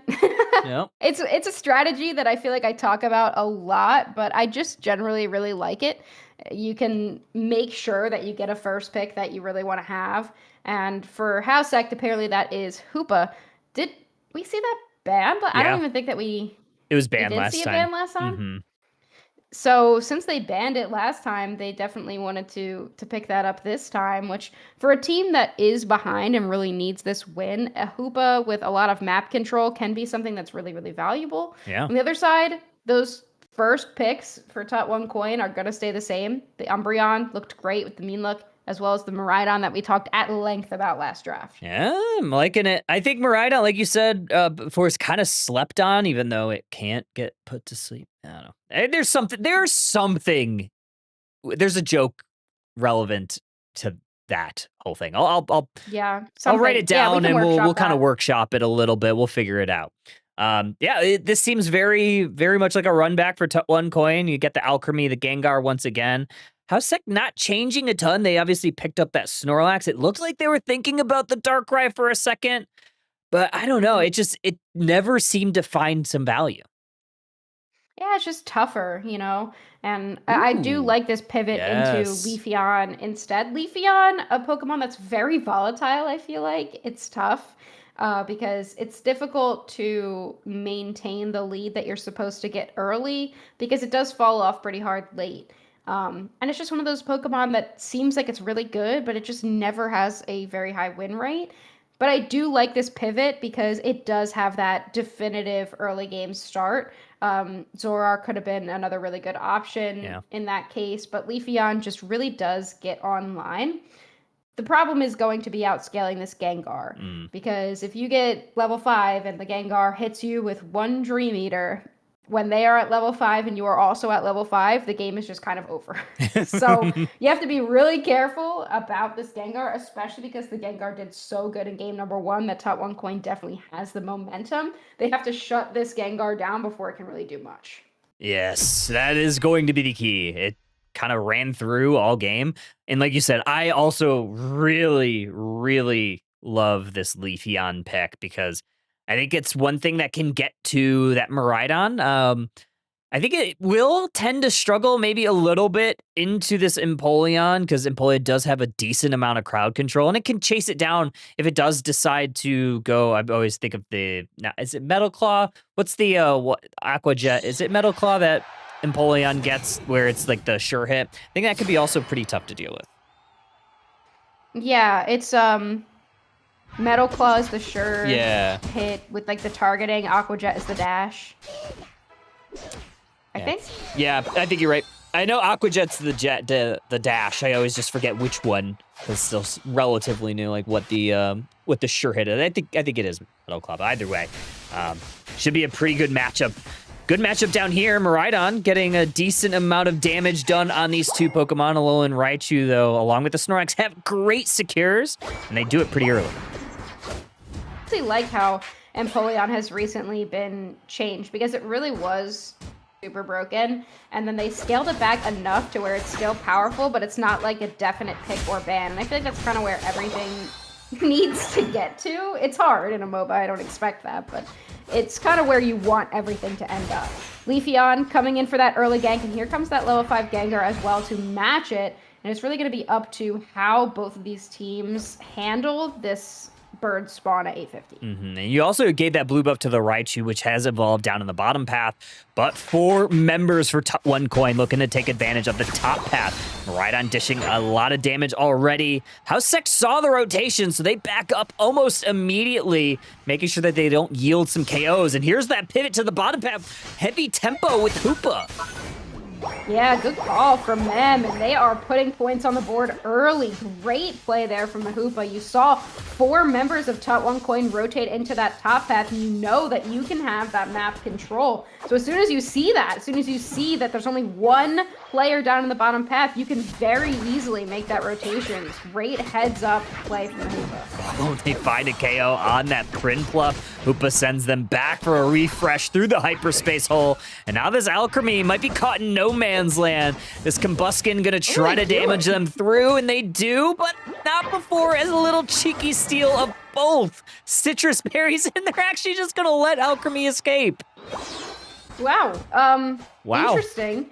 And very effective from the Alchemy. You've got enough healing on that recover to do so much in terms of creating space and not really letting the Combuskin do anything. House Sect also moves in the Regidrago, and it will be Leafeon that takes it, who is level 6, and this Raichu is level 8 right now. Much better start here for House Sect. They're finding a lot of value across the map, but Top 1 Coin doing a little bit of offlaning, getting 30 points in for this Gengar. Another stack, which will be very important for these damage numbers. 720 birds. All 5 members of House Sect looking to converge on this T1 goal zone. They find a KO. It's only Alchemy, but they paid for it with their Leafeon. But here comes the Gengar. Double KO. They're knocking out Pokemon, but Prinplup takes out the Blaziken. Wow, Gengar. 3 KO streak. They popped the Unite move on low HP and then came back for a 3 KO streak. It doesn't look great for them. It honestly looked pretty bleak for a second there. But they're able to bring it back. 4 KO streak. It counted in time. Here comes the Raichu. Gengar might want to look for a Penta opportunity here. Oh, give it to him. And they will get it. They will. Oh, Dude goes down to the mean look, and this Gengar now brought it back. They are level 10. What were we talking about? What we cannot do it for House Sect, and it was not let this Gengar scale, and it was going so well until it wasn't. Level 10, level 11 Gengar 2 levels higher than the damage carries on Housek. That's gonna be tough to deal with. Still have to deal with a Reg Ice down here as well, as Tut1 Coin is electrifying it all the way down. They do. They're looking for this T1 goal zone now. There's the Unite move from the Alchemy. Lol and Raichu gonna lay down some electricity themselves, but that is not enough to save this goal zone. 3 members down, and they're pushing for more. Let that Gengar scale. The tides have turned, and they are continuing to put that pressure on. There's not too much that Raichu can do now that they've fallen behind. Their lead is gone. And the charge beam as well, just shredding through them, and they can't really do anything about it. Now 244 to 81, and these level leads are increasing. It's not looking so good for Housek. However, they were in a little bit more of a rough position in game number 1. Game number 2 is looking a little bit better. Their levels are okay for the most part. You definitely would love to see, Leafeon and Raichu to get, a little bit closer to parity with this Gengar, but it's a lot to deal with right now. I really like the Whirlpool timing there that we saw on the Empoleon against the Unstoppable and avoids the knockback from the overheat. You just gotta know if you play Blaziken enough that you know exactly when it's going into the bush to charge up an overheat, and it was just very well timed there from them on that Empoleon. I do like to see the way that the Empoleon's also playing off of the Gengar this game. That was kind of done by Aegislash in the last game, but I like the adjustment to Empoleon here, because though Aegislash was great and it had a lot of rip, it did get picked off a decent amount, whereas Empoleon can kind of just follow up with whatever Gengar's engagements are and then clean up anything that the Gengar doesn't. 20 seconds until the basement objective. Looks like Regieleki in the top path has emerged. And Empoleon gonna start to make quick work of this. If they're able to close it out, which it does seem like they will, they'll walk towards that T2 goal zone. But Tut1 Coin being a little bit of a pest over here is this Alchemy. Oh, they're just the self-sustain with those recovers, and it's like nothing happened. Recover is so good and competitive. I never play it in ranked just because it's difficult, but it's so good and competitive. And they're gonna continue pushing for this Regieleki in the T2 goal zone. Alchemy Unite moves, but good play there from Snorlax to push that a little bit farther away.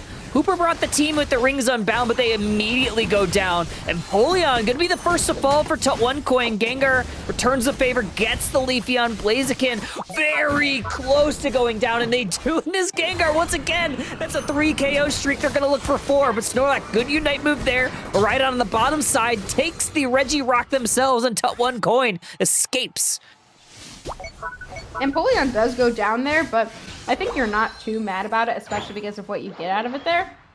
And they did a good job once again of not over pushing, and instead just losing one Pokemon, understanding that that was a little bit of a bad KO to give up there, and then just backing off. Blaziken does get a couple of stacks here, but they're only level 11 right now. And this level 13 Empoleon just dances all over them. We'll take that KO. I like the play there from Empoleon as well. They knew that Blaziken was trying to stack. They picked up that 1 extra coin that Blaziken left down there, so they're unable to get that further stack. I think it would have been like maybe 4 or 5 on their total, but either way, maybe 6 or 7, maybe 6, maybe 7. I don't know. I haven't been counting. I don't do a whole lot of math. But 30 seconds about until Groudon. Tut1 Coin still in the driver's seat, 244 to 116. Housek playing from a little bit behind, not as much as in game 1. Yeah, I mean, the score lead is pretty good, but it's definitely not everything.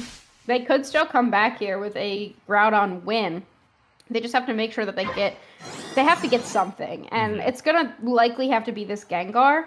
I think it all depends on the way that this Hoopa positions and the engagement here from this Snorlax. If you can get 1 overheat to land on that Gengar, then you're kind of in a really good spot. And then you just let Leafeon go in with the Unite move, and that is not going to happen. No, that is not going to happen. The Leafeon gets picked off almost immediately.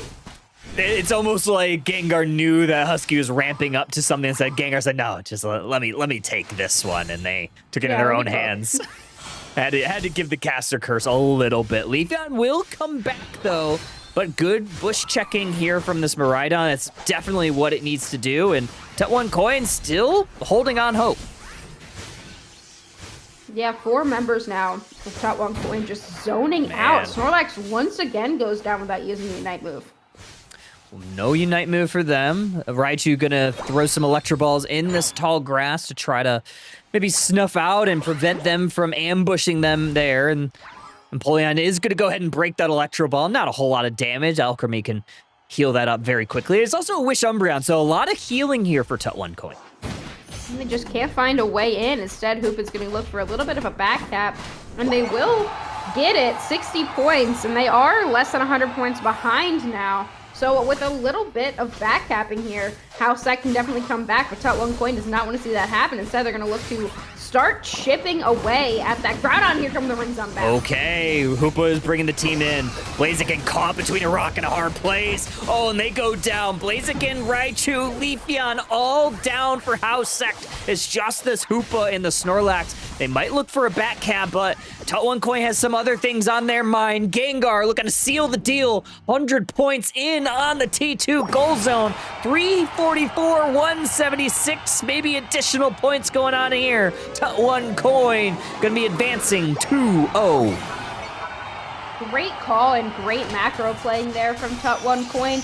You chip down the Groudon so that the two members of Housesack that are still up have to focus on that central area and try to look for a steal, but then you just send Gengar to back cap, and it was a bait the entire time.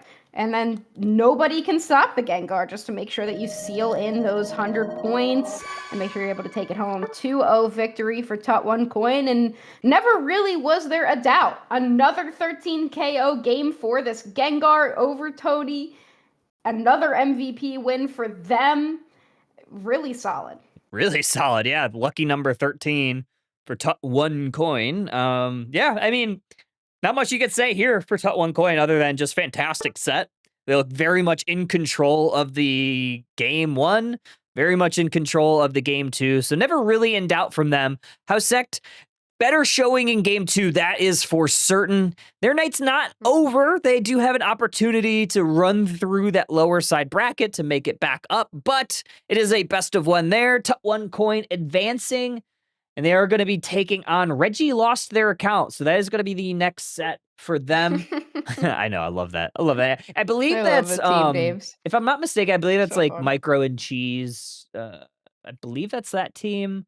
I could be wrong on that, but or Brouhaha. I think that I can't remember which. I think it actually might be some of the Brouhaha roster. I think Reggie 161. Deloan. Yeah, so very, very familiar team. I would like to know how it was that Reggie lost their account as well. Me too. So that and more when we come back. For the time being, I want everybody in the chat who plays Pokemon Sleep to let me know what your plans are for the Amber Canyon release. Are you going this week? Are you going next week? Are you using good camp tickets for both weeks of the event? Which of the 3 new Pokemon is your hunt? Is it Crustle? Is it Salamence? Or is it Flygon? For me, I want to look for that Crustle and, of course, that Flygon. But let me know what you guys think. Yeah, make sure to subscribe to Husky Eeps. I can't remember what your... Sleeps. Husky Sleeps. It should be Husky Eeps. I think that would be way funnier. Husky does eep, and she eeps quite a lot. She eeps to a mathematical level previously unsolved by science. But here we are checking out my Snorlax and what we've currently got cooking up and them, for the Amber Canyon release. Really exciting stuff over in the Pokemon Sleep world. All right, but we are going to go to a quick break. We'll have one more. Actually, no, we are done with the winners round 2. We'll be advancing to the winners quarterfinals in our next match, which will be great. I don't know if we have the matchup just yet. I think there are a couple sets that are still finishing up. But either way, we have more Underdunk on the opposite side of the break. Winners quarterfinals will be next. Don't go too far. We'll have more Underdunk. We'll have more sets, more Pokemon Unite. And then maybe Husky will also talk about Pokemon Sleep a little bit. But grab a drink, grab a snack. We'll be back very, very soon. The great Stoic philosopher and Roman Emperor Marcus For a rip here on Aurelius Groudon, it's getting close left to us half. with the famous Yeah, it's already at half, very low. Here comes a fly from Talonflame. They're gonna look for it, but the Oh! coup de grace! And I do It's gonna be believe Aegis Slash that he was secures it. Now specifically Sugar Rush referencing is getting this absolutely Pokemon dissolved. Unite 4 KOs. Snorlax In gonna be life, the next to you fall. have very Adorable few Wolves. moments They're gonna win where you this can set really 2-0. achieve, That was a truly really dream tough one. I mean, the Talon, I thought for actually sure the play fly ended up in a having it, but it really did just come down to that flip in the end. before The call LAIC from- and all the Gonna get some shielding to quote-unquote Ian, and with 2 down, tournaments, Ian's gonna look to we towards will bring onto this you a Groudon. tournament Already at half so HP, epic that it Smuglax will trying to make get Marcus in. Liko Aurelius trying to line up a turn snipe over in shot. his grave, Cute Charm is gonna wherever pull that him is. away, but it is Spraggles Liko! presents, Just in time, in they steal the association with the Groudon. Content Cowboy Version 1 Corporation. wipes Said that him wrong. from the map, The and they are first gonna and win. last Your annual Underdunk 61. Underdunk Groudon Push forward, Gauntlet. Garchomp move, Unite move into the back line. final Gonna reckoning. damage this Suicune, send them back to the Pokemon Let's Center. They prove weren't able to Marcus use that Unite move. Aurelius Groudon now at half right. HP. I'm Zoroark, oh, they losing get caught out, the unable to ball. use their Unite move. It's a And he big sus has Pokemon one Unite final shot to tournament. try to steal this away and November salvage the 8th. game. Do they have it in them? They If you're do! there, Huge I'm Garchomp sorry Dragon! for you. Damage, But unfortunately, this lead I will heals also up quite a hold lot it by this against Fable. Mars. What an engagement there by the Garchomp. my Takes down Lucario. Various. Yeehaw. Talonflame goes down as well, though.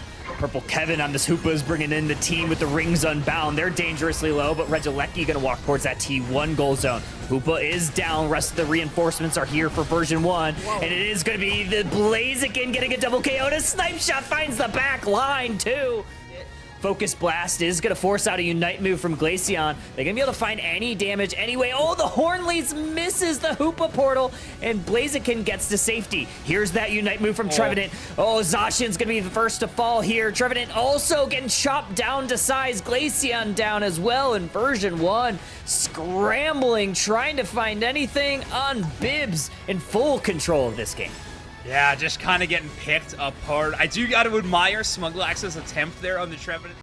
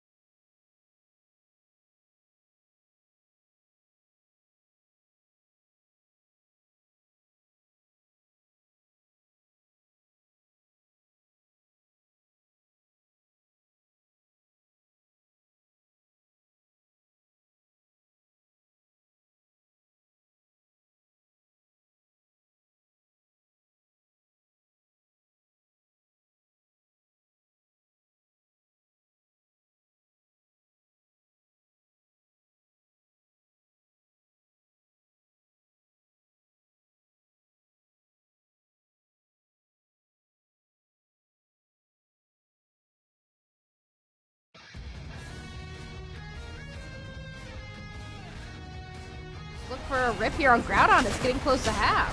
Yeah, it's already at half, very low. Here comes a fly from Talonflame. They're gonna look for it, but the Oh! coup de grace! It's gonna be Aegis Slash that secures it. Now Sugar Rush is getting absolutely dissolved. 4 KOs. Snorlax gonna be the next to fall. Adorable Wolves. They're gonna win this set 2-0.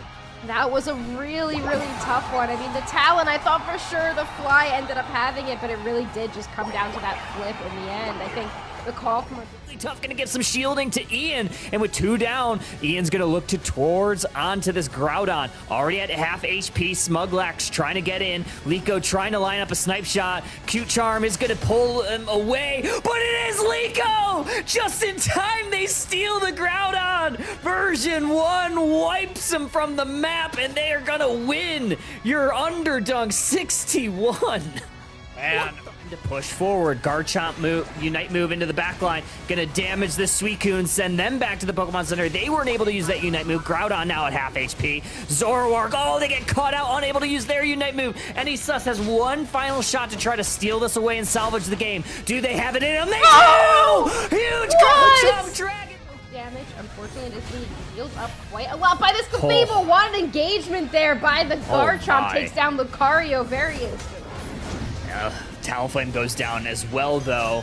Purple Kevin on this Hoopa is bringing in the team with the rings unbound. They're dangerously low, but Regieleki gonna walk towards that T1 goal zone. Hoopa is down. Rest of the reinforcements are here for version 1. And it is gonna be the Blaziken getting a double KO. And a snipe shot finds the back line, too.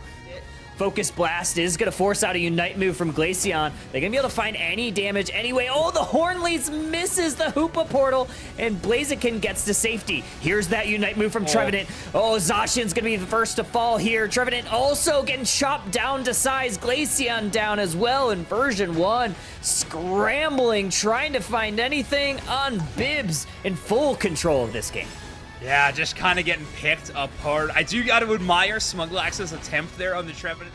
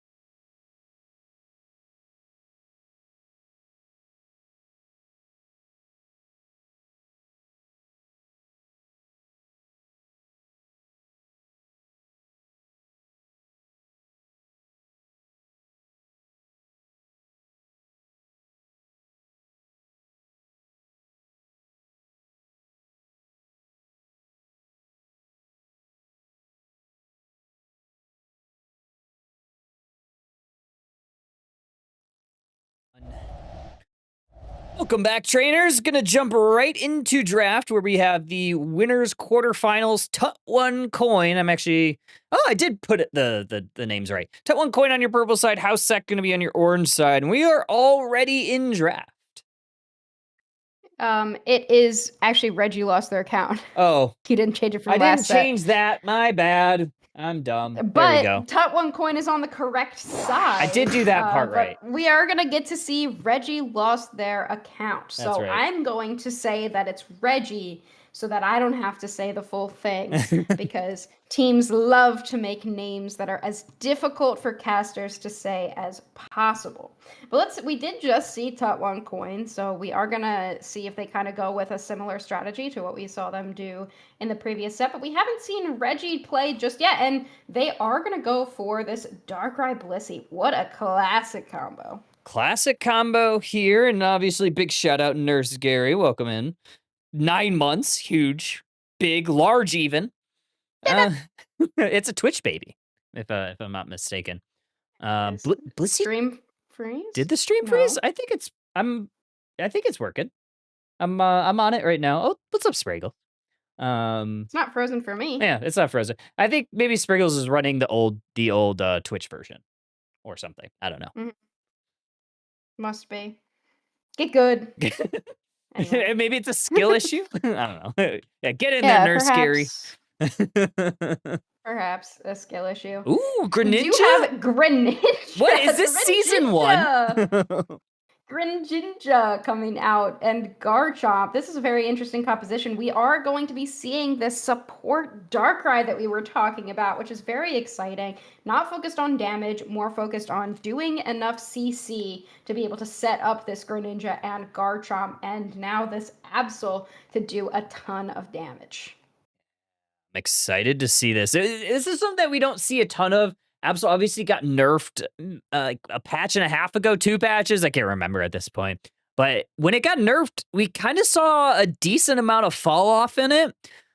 So maybe we're going to roll back the clock and see if Absol can still work out in the current meta. I think it's still very strong. It definitely has, everything that you want out of a speedster, good burst damage. Obviously, you do rely on the critical hits quite a bit, but I don't know. I think it's still pretty okay, especially in the right hands.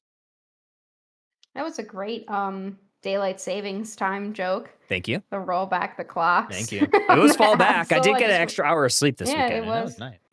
I did, but now it's dark at 5 That's p.m., true. which makes me more depressed than I already was. So I would have preferred to just suffer through that not extra hour of sleep. Because it's just one night that you get the extra. Anyway, Yeah. so this game, the other thing that I also want to point out is that we have an Eldegoss coming out. Support that's very strong, but it's not necessarily seen a ton. So I'm excited to see what this thing is going to be doing. Yeah, and not only that, but I think they're kind of forced into the Eldegoss because of that Alchemy ban. But we'll see how it goes. Obviously, Alchemy looked really good for Tut1 Coin in that last set, but let's get into it. Game number 1 of your winners quarterfinals. Tut1 Coin, purple. Reggie lost their account, also known as Reggie, gonna be on your orange.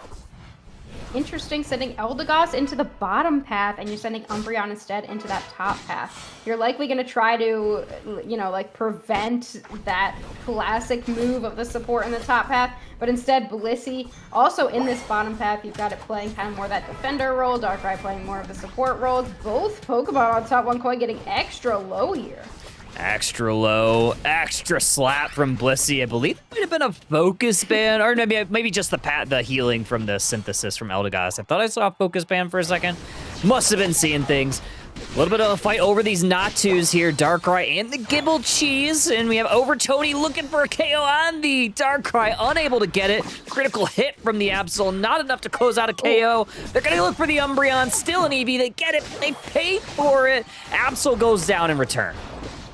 Not the best trade there, honestly. The Absol might have overchased a little bit, and the Talonflame ends up picking up that early Absol KO. Definitely better for Tut1 Coin in that situation. In the bottom path, we do see Charmeleon getting online, and a lot of level 5s popping after those 850 birds. Yeah, not a Mega Charmeleon. Mega Charizard banned for tonight's event. But something's not banned. Gibble Cheese on the menu for Reggie lost their account. That is a nice KO. Another 25 points goes on in. And Darkrai, the support Darkrai, finding some value. But Talonflame looking for a KO there in the tall grass, but they trade. Yeah, it's a good mean look on the Darkrai as well, and they're very low now. My goodness. They are going to be able to get away after using that Calm Mind there, but so far, both teams, a lot of scrapping, a lot of KOs going over to both sides, and there has not really been a clear winner of this early game. Very back and forth so far. Level 7 on the Talonflame, so they are fully evolved at this point. Still no Unite moves on the field for either squad. Absol forces an eject button from the Charmeleon, fly out from the Talonflame, in heavy pursuit on this Absol. Eldegoss gets credit for that KO, but when you knock out that level 7 Absol, that is a nice thing for Tut1 Coin, so looking pretty good early on. I saw that KO coming from a mile away. I was like, Absol, do not walk into that bush. You basically just go down if you do. And indeed, they did. Talonflame looking for a secure with this fly, but it is going to be the support Darkrai picking it up with a Dark Void from them. Or no, it's not a Dark Void. No, it is. It was Dark Dark Void, yeah. because it's wrong. Yep. It's Dark Void because it's wrong. Yep. That's how I remember. I know, Names of Darkrai moves. Why would they do that? I don't That's one know. of the most frustrating things. It is. Why would they make the thing that goes underground Into the void. and creates voids Dark Pulse? But they make the little ball. They had to have messed up or something. But I honestly in think the bottom they path, did. Greninja quietly level 9. And this is actually soft-boiled Blissey. I thought for sure we would have seen Safeguard here, but it is soft-boiled. So healing up this level 9 on the Greninja. Little smoke screen to maybe separate this Charmeleon. Oh, Surf gets that massive KO there. Looking for a double. They do get it. 2 KO streak now on to the Registeel. Talonflame, though, hiding in the tall grass. Greninja none the wiser. Registeel resets, so at least its HP in the top path. Regieleki awarded to Regis. Lost their account, and Talonflame still unable to get in, but Blissey does see them. Looking for a fly. They're going to slow down the pace a little bit, but here comes Blissey from downtown. Great. Registeel. Wow, what a great play from that Blissey and the Greninja. You just perfectly time it so that Talonflame has to use the fly, you immediately stop hitting, and then Bliss Assistance right into the Greninja Unite move. Great secure there from Reggie. And now they are up 203-4. This is not what we saw Tut1 Coin dealing with in that previous set. They are down a lot on the scoreboard. They're probably not used to being in this situation, so they are going to 4-man push this T1 goal zone on the bot side. Blissey, Greninja trying to defend. Charizard looking to get in. Still no Unite move from them. Oh, they get KO'd. Helga's also going down. This Garchomp starting to tease them up. That's 4 down for Tut1 Coin. It's just this lone Miraidon trying to defend. 37 points on in. Another 40. That's going to break this goal zone. And Reggie lost their account. They haven't lost a goal zone yet. How broken is support Darkrai? They are level 9, as well as this Blissey. The Charizard will come in to punish them for it, but that might be the only KO that they end up getting. Garchomp, though, is caught in a mean look, and they do try to heal up, but not able to do so. Tut1 Coin now trying to claw their way back. Absol goes back in for some reason. Oh, I thought for a second that they were going to get that Talonflame right out of their Unite move, but Talonflame does a great job closing that down. They close out the Greninja as well. So despite Tut1 Coin being down heavily, this is the mark, and another 40 points in from this Blissey. No, the Blissey able to get that 40 points in the Fire Blast just short there of being able to prevent it from going in. Now, Reggie, they have so much rip on their side, so that Garchomp can just easily take that objective. But the good news is for Tut1 Coin, they can very easily defend it as well. Darkrai looking Wow. They score 17 points. They're just going to harass the enemy base. That's mean. Another Registeel on the map. Tut1 Coin, though, in position this time.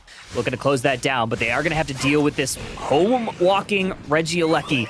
Mean look from the Umbreon is going to prevent this Absol from getting on to the damage dealers from Tut1 Coin. But look at this play. Heavy tempo. 36 points goes in on this T2 from this Garchomp.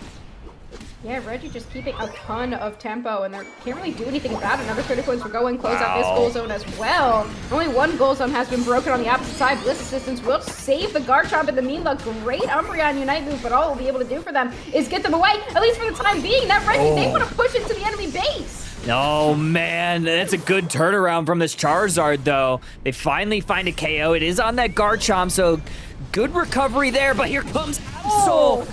Night move, they get all the experience right back with a double KO. Miraidon down. It's just the Talonflame up, and they're back in base.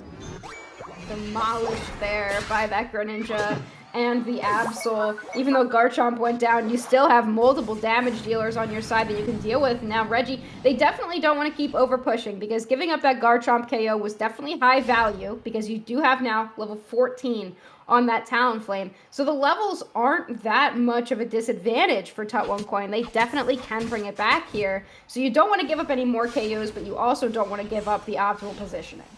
They're going to look to try to slow this play down. Reggie lost their account in the driver's seat right now. Can they find a KO? Lassie is the only one that goes down. This charge beam is charging through some of these health bars. Absol trying to get to the Miraidon. Mean Look is going to keep them away from the damage dealer. Absol is able to take down the Umbreon, but Charizard pays revenge right back.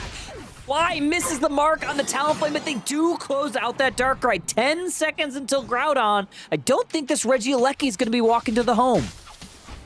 Yeah, Oh, what a maybe. weird fight there. Oh, I think it will be, honestly. 3 seconds, 2 seconds, if they get it in time, they my will. goodness. They will be able to send that into the base goal zone. Look at this, there might be a rip Yeah. here in the central area. There is, Groudon's already a half Kyle. Oh my goodness, yeah, Top 1 Coin is trying to make the move. This is going to be the play. Unite moves flying all from the sky.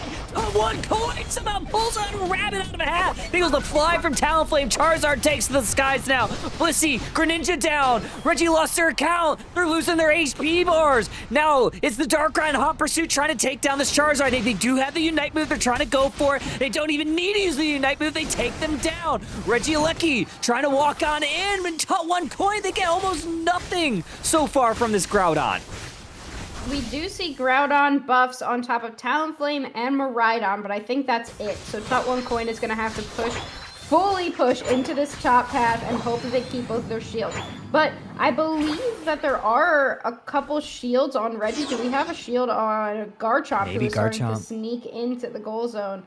And I don't even think that they have to bother with this tier 1 goal zone. Absol is honestly just going to let them have it, besides throwing a little bit of a psycho cut. We do see 267 points now, but they that's a definitely can bring mistake. it back here if they KO multiple people. Mistake from Miraidon. They let their passive empty their Eos energy. Now they have nothing except for this buff, so they're going to have to focus on some damage. Points are going on in, and Pokemon are going down. 2 down for Reggie lost their account, but they have a massive lead. 323, 513. Top 1 Coin pulling out. Oh no, Garchomp heating up. No fire type in sight. Reggie lost their account. They're gonna hope on. They're gonna hope to hold on here. Charizard does knock the rest of them down, but they're the only one Charizard up. can't do anything. Charizard has. Oh, and then that's the air. It wouldn't have mattered anyway. They still needed to get more than just 100 points there. But just to add insult to injury, they KO each other in the end. Cinematic ending there for game number 1, but Reggie will hold on. Pandemonium in game number 1. Reggie lost their account, controlling that one almost the entirety of this match. Top 1 Coin knew their 1-win condition. They ripped Groudon. They got Groudon, but they yielded some KOs. They yielded some Groudon shields back the other way. So they lost them, so they couldn't really have the Pokemon to try to score their points. And you saw it right there at the end. They just didn't have enough in the tank. Yeah, and I just want to say, how broken is Greninja? Yeah, what the With heck? 18 KOs, over 100k damage. They were not taking a ton of damage either. Just great playing from them. And I also just want to go back to that last play with the Garchomp where they were just barely able to hold on in those last moments and take down a couple of members of Top 1 Coin. Otherwise, they might have been able to pull it out. If they were able to take down that Garchomp, they might have been able to get enough points. But somehow, Top 1 Coin, they were not looking great in that early part of the game. But they were able to bring it back with that Groudon secure, and they had a good plan going into that final push, but just not able to get it done. Yeah, I mean, look at this. Controlling throughout. They lost the Groudon. Reggie really wasn't able to get everything that they wanted at that Groudon fight, so it was a little bit slow for Top 1 Coin. They had to redefend that Regieleki that was walking into that home goal zone, so they got Groudon. As many of them as they could try to retreat back to home base to make sure that didn't go in, and then they had to re-push, so they weren't able to get all the points that they wanted. Obviously, they got some, but I also thought that not only did the Garchomp have a great play at the end, but that also really smart heads-up play to sneak around everybody and score 100 points in the home goal zone. Obviously, they didn't need it, but potentially if one more of those scores go in, they had that insurance, so it didn't matter. Yeah, it was definitely a great game there from both of these teams. Whoa, what is going on with my camera? Oh no. I have no idea. I might need to reconnect or I think it's something. good-ish. Yeah. Working now? No. No, it's just mine. Oh. I Choppy. don't know. I'll reload when we get I'll reload like the camera specifically when we get into the next draft, but hopefully everyone can still hear me okay Yeah. and it's just the camera. But um anyway, the game, great game. Definitely Tot One Coin could bring it back in game number 2 and send us to a game 3. I think they just cannot let the early game get away from them as much as it did. But if they had held on a little bit more in that early game, that final push might have been enough Yeah. to pull out that game. Pretty perfectly said. Reggie lost their account, not house sect, because I remembered this time and we switched the overlays. Good job, production. Patting myself on the back. Actually, I'm Yeah, not. I you did really don't great at deserve it production. because I messed that up at the beginning. It's fine. It's not like it's an official event or anything. But they're up 1-0. Tot One Coin, backs against the wall. Obviously, in the set before when we saw them, they walked through that set. They won 2-0 very handily. So they're in definitely a different position in this set than they were in last set. So they don't want to go to that losers bracket where it is best of one, and they're very much on the brink of that. So Reggie lost their account. What do they need to do to cement themselves into those winners semifinals? What does Tot One Coin need to do to get themselves back into this series? I mean, Reggie lost their account, but they definitely don't want to lose game number 2. And Tot One Coin definitely wants to send us to a game number 3. And I think that the interesting team comp that Reggie pulled out in the previous match really had a lot of focus on damage dealing and doing enough damage to where you didn't really have to worry about not having anything super tanky besides just like we're healing. So I think if Tot One Coin could come up with a response to that, then it could be really valuable. Look at this, a Greninja ban and a Gengar ban. So a couple of target bans for each team, one aside. Mega Lucario also off the block here for game number 2, and wouldn't be surprised if we saw Suicune. I think that's always a good ban. Timmy, please nerf Suicune at some point this year. It's been 6 months and this Pokemon still running rampant. Yeah, not surprising. I do love seeing the Greninja get banned though. That's kind of funny. Like how often are we seeing competitive Greninja getting banned? I know. So both teams are going to have to make some pivots of some kind. So, we don't want to see Overtony back on that Gengar from the previous set, and we don't want to see Ares getting this Greninja. So they're going to have to make some decisions. First decision is going to be that Umbreon being locked in. Definitely a great choice. Mean Look is definitely mean. Oh, it's very mean. I'm both surprised and not surprised about the amount of Umbreon that we're seeing. It really hasn't been buffed or really nerfed in the last few patches, but last Underdunk we saw a ton. This Underdunk we're seeing it a ton. I think people are just like getting maybe bored of Umbreon, and then they're fine, I'll play Mean Look. It's boring, but it's good, so they're finally playing it again, and it's been performing, I think, pretty well. And look at this, support Darkrai. We're going to have a regular Lucario, and we are going to get a Latios for the first time tonight. Okay, regular Lucario, and last time we had regular Char. So it is definitely, it's mega season, as they say, but there are regular versions of them as well. Anyway, that's pointless. Latios, I do like to see. Latias, one of those Pokemon that was kind of something that we were looking out for, but has only been seen a couple of times. So seeing Latios come out is definitely interesting, but it does have that kind of infinite range after you get up to enough of the Eon power stacks. We are also going to see this Talonflame return, and they take the Garchomp, which I do like that call.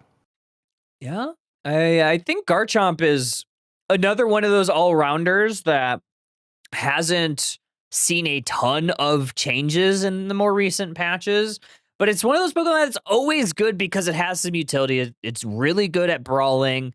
If you have a healer, it can really stay on the map. It has good self-sustain. It has pretty good rip on objectives, so you have that ability to kind of off-lane with it. And it does have a surprisingly decent early game as Gibble. Yeah, I remember when like Gibble sucked really bad and they like buffed a little bit to its early game, and now you can pull out this the Gibble cheese, as many people call it. But We've been saying this build right here is a classic Garchomp build. Muscle Focus, Scope Lens, like that was one of the OG builds. Remember when everything was Muscle Focus Buddy? Yeah. Everything in the entire game, you ran Muscle Focus Buddy no matter what. What a time. What a time to be a Pokemon Unite player. I remember Buddy Score Shield all the time too, like Buddy Score like Shield, early, no matter what. Yeah, like early Pokemon Unite when Buddy like stacked with all the other shields. So like Buddy Barrier, Score Shield, you could almost like score all the time. Like I think like Crustle was like living its best life back then. You just pop the Unite move, Buddy Score Shield, and it's gone. But we have a game. Yeah. Game number 2. Reggie lost their account on your orange side. Tut 1 coin. We're going to stay in this and force a game number 3. And they're going to be on your purple side and taking this Umbreon Miraidon down to the bottom path. Switching it back up and, letting that Darkrai head up into that top path as a supporter up against this Blissey. We've got the Snorlax, traditional defender, heading down into this bottom path, looking for some secures. Miraidon looking for it, and it was the Snorlax they pulled that one up. Yeah, Snorlax, great early game, so it's holding 7 Aeos energy, also going to secure that one, so now 12. Yeah, that's how math works. You grab that Indeedee, you get extra 5. Snorlax, one of the best secures in the early game. Darkrai getting an early sleep right there on that Gibble to prevent them from doing anything. Very smart play as well, the Meteor Mash to push the Natus away. Darkrai, though, getting very low. Same play as last game. Overtoad comes into the top path. But this time, it is going to be a trade the opposite direction. Scyther coming alive early on, finding a KO, sending that fellow Speedster down into the Pokemon Center. 850 Birds is going to be heading into both paths. It's 3v2 up here. Talonflame going to be a little bit late because of that KO, meaning Reggie lost their account. Going to be awarded pretty much all of that Altaria family. I love how we've all just, collectively understood that Scyther's a speedster, but, nobody ever said that it was. We've just all been like, yeah, it is, and, no one really questions that. I wish we could all get to that point about Suicune. Just understand that it is a support. Yeah. Oh, man. What a brawl over here. Trading both sides. Blissey goes down. Lucario goes down on the opposite side. Darkrai gonna also go down here. So this Fletchinder, while it kind of got the short end of the stick early on, it kind of has crawled back. Already level 7. Gonna have access to its second set of moves. Yeah, bringing it back here for sure. Talonflame getting some of those early KOs. Miraidon also at level 5, able to defend this bottom goal zone. Snorlax just doing whatever Snorlax does. I have 4 members of Tut 1 coin to deal with them. Yeah, they're grabbing vision. That's what I always like to say when I int. Just grabbing vision, guys. Yeah, just getting vision. I'm getting vision. Time wasted. Time wasted. Yeah. Space created. Creating space, guys. All right, but we are going to have a fight here. All-rounders up in the top path, going to 1v1. 4v4 down here, 720 Birds. Reggie lost their account, going to be in full position here. It's going to be the Latios trying to grab some stacks, maybe farm that Aeon energy up. And they've done a pretty good job so far, and they do have access to that Luster Purge now. Talonflame, I feel like, is also really good into Scyther. I feel like it's just so much more difficult to actually land every combo on the Talonflame enough to actually be able to take it down. And Talonflame, of course, really, wow. What a fight there. The Garchomp ended up taking it down. But Talonflame, really well times their flies. They can avoid a lot of that damage coming out from the Scyther, even the Latios as well. This is exactly what you want your Gabite to be doing, trying to 1v Reggie, but here comes Darkrai. Dragon Combo is going to stall it out, and I believe they do get that Reggie steal, but unfortunate for them, they do go down in the process. Lucario, Darkrai teaming up, 24 points likely going on in. Lucario going to get their stacks working up in the top path. I mean, you're probably going to go down either way, so at least they were able to secure the objective. Talonflame comes in with a big flame sweep. Level 9 is on that Scyther. They did use their Unite move beforehand, so they will end up going down. Now it's just Latios trying to deal with this Regirock, but it is going to be the Fly, as all things were intended. Yeah, just as Arceus intended. Fly secures the Regieleki. It's going to walk towards this T1 goal zone. Points going on in from Tut1 Coin. They're going to leave that at 10 HP. Miraidon going to try to slow down this Darkrai. They do. Snorlax trying to defend. Lucario also joining the fight here. Dragon Combo misses the mark. Good punch here from Lucario, but the Fly is going to land directly on him, throwing out that Aura Cannon. Stuck in a mean look, though, and Miraidon going to try to section them off. Another Unite move from this Umbreon, but finally, this Lucario goes down at the hands of the Blissey. Definitely a much better early game for Tut1 Coin. They are now in the score lead. Scyther, though, rips apart that Garchomp, takes that Regidrago out from under them. So they are still maintaining a really, I guess, very even game right now. Darkrai in the Nightmare. It's so hard to tell like, what, I guess it has Umbreon in there. It's really always hard to tell what it actually took. Ooh, and look at this. Talonflame gonna flame sweep away. No KOs just yet. Now it's gonna be Reggie lost their account that breaks that T1 goal zone. Talonflame takes care of the Darkrai. Miraidon gonna throw some charge beams, try to grab some vision. Snorlax doing all of that. And they are gonna be going back to the Pokemon Center. Nice eject button here for Miraidon. Try to slow down this Latios. And they are just gonna try to farm up that Eon energy. Still not fully charged up, but they are making it work.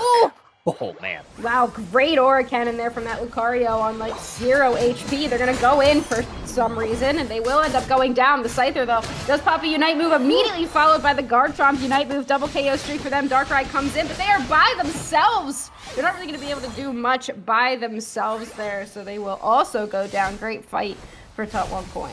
120, 143 here, now fighting over a Reg Ice. Snorlax gonna try to put a couple to sleep. They do. Garchomp, though, able to skirt that Yawn and take that Reg Ice for Tut1 Coin. Now they're gonna push on forward. Snorlax goes down at the hands of the Talonflame. Umbreon doing a good job frontlining. Miraidon now takes out the Scyther, and now the push is on for this T1 goal zone. Finally gonna try to get some points on in, and this Lucario just goes down. Great charge beam there. Points inevitable. This goal zone going down. I keep watching this Latios, and do they know that the Luster Purge needs to come out first? Because they keep Dragon Pulsing and then Luster Purging. Yeah. Oh, maybe you should, just as a tip, Luster Purge first, and you're going to do more damage. I feel like Latios is one of those Pokemon that you kind of like are allowed to int as long as you're getting those Dragon Pulse Eon Power stacks. That's what I always say. I feel like that's something where like as long as you're getting those stacks, like your late game is just gonna shred through everything. But at the moment, Tut1 Coin is really pulling ahead here. It's like I just got KO'd, but hey, I got 6 extra stacks from that. We're good. It's like, I hit so many people with that one hit. So many people. 229, 143 on the clock, or on the scoreboard. 40 seconds until this Groudon. Another KO. Reggie is able to take out that Blissey. But with 30 seconds till Groudon, Tut1 Coin is ahead in the score game. Reggie lost their account, though. They are a little bit down in the levels, too. Wow, the Garchomp does take a lot of damage. They're both teams just playing off of each other very well. A lot of team chemistry on both sides. But with 19 seconds left, this time, Tut1 Coin has a little bit of a score advantage, but in general, the levels are pretty even. And now nobody really has the advantage in that central area, but it is going to have to be Reggie this time that has to make an engagement. Tut1 Coin up a little bit. Going to be poking and prodding this tall grass with the Miraidon. Try to grab as much vision as possible. That charge beam does miss the mark a little bit, so they're going to try to recharge that up to get that enhanced version. But on the bottom side, scoring is the name of the game. They get some points in. That's going to get Reggie lost their account the lead, at least for the time being. Fly is going to miss the mark on the Darkrai. Miraidon trying to hit the Darkrai as well. But Groudon already getting chipped down to half. Here comes the Blissful Assistance. Garchomp able to take out the Lucario. Tut1 Coin steals Groudon, steals the show. I think that was the ult. Yeah. I think that was the Unite move Unite from move. Umbreon that ended up taking it. And look at this. The surrender comes out. No hope left for Reggie lost their account. They lose game number 2, and we are headed to a game number 3. Oh, Tot One Coin flips the script there. I thought Reggie, honestly, I really liked that play from them, playing with a bit of tempo there, maybe force the hand, because I knew that the Miraidon and the Talonflame were away from the fight. So I think kind of forcing the hand there was a good play, but unfortunately, Umbreon, like you said, just steals that with the Unite. Yeah, that was that was definitely a great adjustment there from Top One Coin in game number 2 to really bring it back. I think they were just surprised at the type of team composition that Reggie was running in game number 1 and didn't really know how to deal with it. So they were able to adjust and bring it back. Look at this, the Garchomps, like taking the Garchomp away from Reggie in the second game definitely was beneficial. A lot of damage, a lot of healing as well. True. Yeah, insane stuff. Yeah, 76K from this Miraidon. We've seen Miraidon a ton tonight, Husky. And honestly, I'm loving this Pokemon. I played it a few times the other night. I guess last night when I was playing for the first time this season. And I'm just like, man, this Pokemon has always been pretty good, but I feel like into these Darkrai picks, and just like with the state of some of the attackers, it doesn't need to evolve. It still has great scaling. It has honestly fantastic range early on, early secures. Like I don't know. I feel like this Pokemon's really good, especially with like, I guess the lack of double speedster compositions that we normally see. Yeah, I know. I feel like that meta has gone away. Thank Like, I feel God. like we don't really see that a lot anymore. I don't miss it, but I mean, I guess we did have the some people might. sort of double speedster, right? I mean, we did have the the Scyther, which I think it's a speedster. And we also have the Darkrai, but Darkrai is running more of the support build. So we did have one sort of, but it's not like, earlier this year when we saw like Mhm. double, triple speeds like Dodrio Scyther, or like Absol, Zeraora, Zoroark, like those Mhm. heavy divers in like the LG comps, as I like to call them.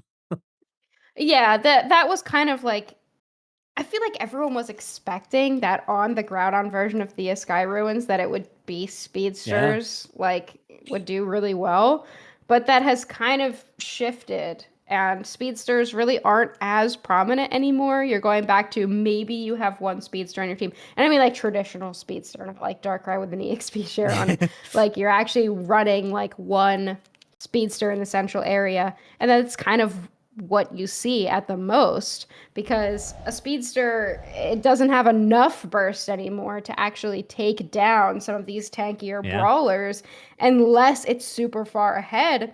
And from what we have seen, speedsters getting far ahead early is not as prominent as it used to be. Not only that, but we're seeing the rise and the resurgence of these healing Pokemon, which I feel like for the last part of last year, we saw like so many more of like disruptor supports. We kind of let the healers go to the wayside. Like we didn't see a ton of healing Blissey. We saw a lot of safeguard Blissey. Now we're starting to see the egg combos again. We're starting to see Clefable enter the fray. And Alchemy, another one that's been banned a couple of times tonight, especially against this Tut One Coin squad. We're seeing recover. So healers are back. They're so back. Yeah. And Clefable not banned this time, so maybe we see it. But instead, Tot One Coin is going to take another Pokemon off of Reggie's roster, and they're just going to ban out that support Darkrai. They're going to be like, okay, your entire strategy is going to have to change in game number 3. And something I never really changes is this Blissey first pick. I don't think it ever like really goes out of style. This Pokemon has been so good for so long in so many different metas, and I'm never going to be upset if one of my teammates picks Blissey first because it can very much change a game. Oh yeah, you can always first pick Blissey no matter what. It's just that good. But, with the Suicune not being banned, this time Reggie will be able to pick that one up. So instead of having your support Darkrai, they're just going to alter the amount of CC into the Suicune pick instead. And no Umbreon means this Crustal pick is going to look pretty good.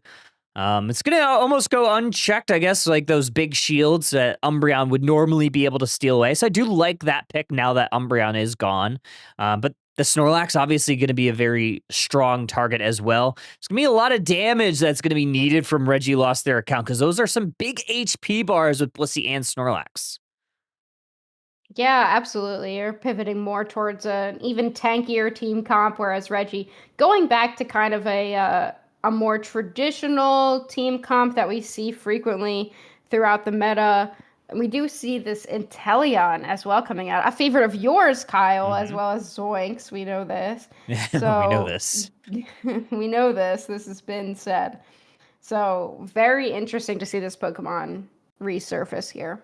I've played 3 games of Inteleon this season, 100% win rate with it. So Wow, we're so back. Best Inteleon player of all time. Of all time. People have been saying this.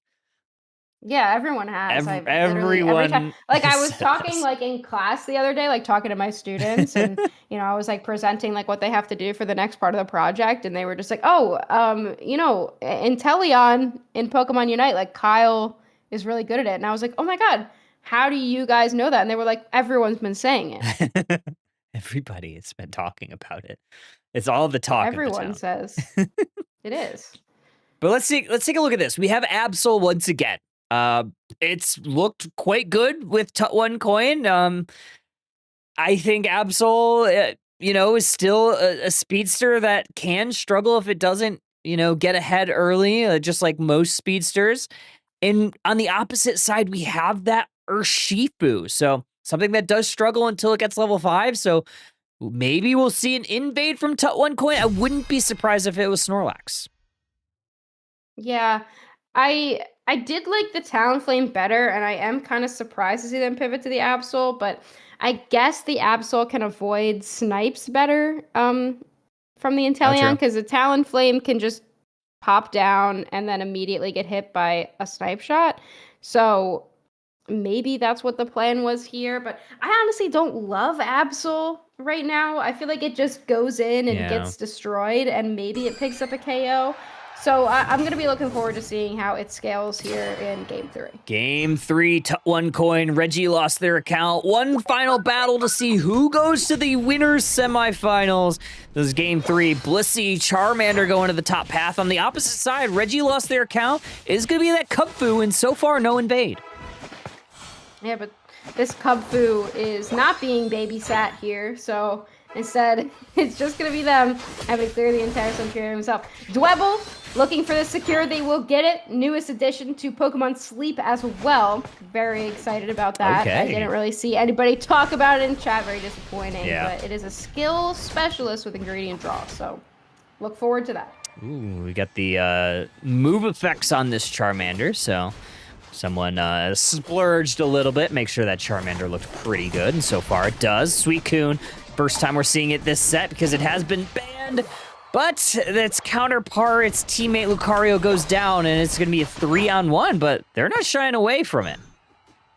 Yeah, big on this Absol for making sure they picked up that KO early, and the Urshifu just not able to get up there in time.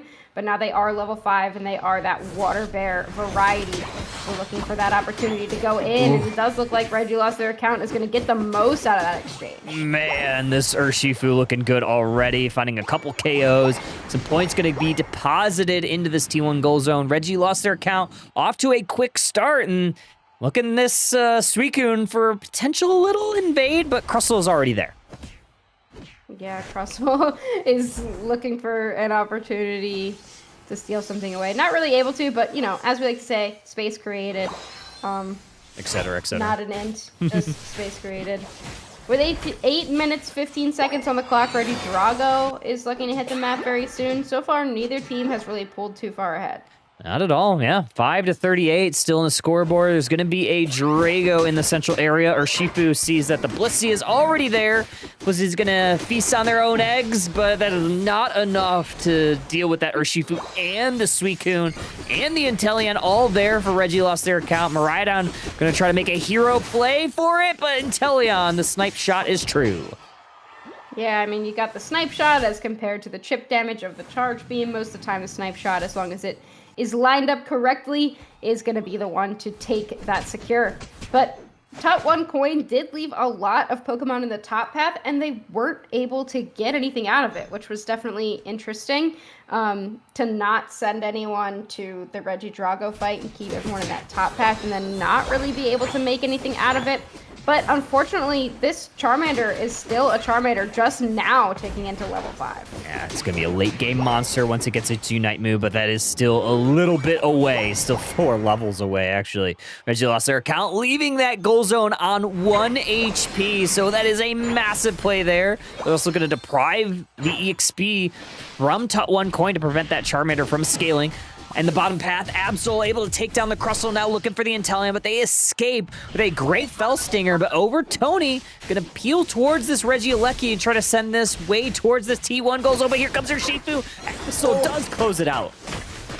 Very close on that Urshifu. For a second there, I thought that one of those dashes may have secured it, but great zoning as well to make sure the Inteleon couldn't jump in without getting absolutely devastated by that Absol. So Regieleki will be moving toward that tier 1 goal zone, but pretty much everybody on Reggie is still down in that bottom path. Just Lucario is dealing with 3 members of Top 1 coin in the top path. And instead of looking for Regi's steal, they're just gonna go for a goal zone break. Yeah, they do break it 1 over, so not a whole lot, but Lucario on the backside able to deposit some points in that way. Another 40 in from this Inteleon. And it is going to be Charizard that takes it here for Top 1 coin. That Registeel buff going to be in the hands of the purple squad, but they are going to, I guess, elect to go ahead and score another 20, and they do. Charizard gets their Unite move. Look for that one to go on in, and they do. They take out that Urshifu. Massive plays.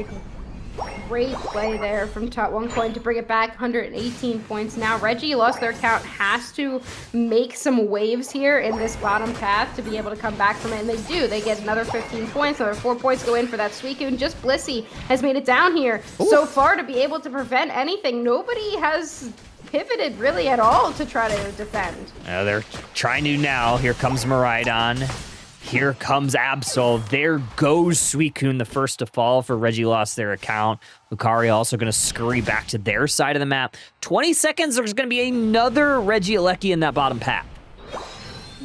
Basement Regieleki coming up soon, and it looks like Reggie definitely has the advantage, but they also do have that tier 1 goal zone still on their side, which is a huge advantage for some of these mid-game fights where you're fighting over objectives, because you have somewhere to retreat to. Top 1 coin really only has this Blissey to retreat back to, and it can't heal everyone at once. Suicune playing very far forward, looking for some stuns, and here comes the Charizard Unite move. Early takedown of Lucario. Yeah, it's a big play there. Get that front line, and oh man, Absol Unite move is going to help take that Regieleki for Top 1 coin, as that's going to now walk towards this T1 goal zone that we were just talking about. Snipe shot's going to land, but there are a lot of HP bars, a lot of full HP bars on Top 1 coin.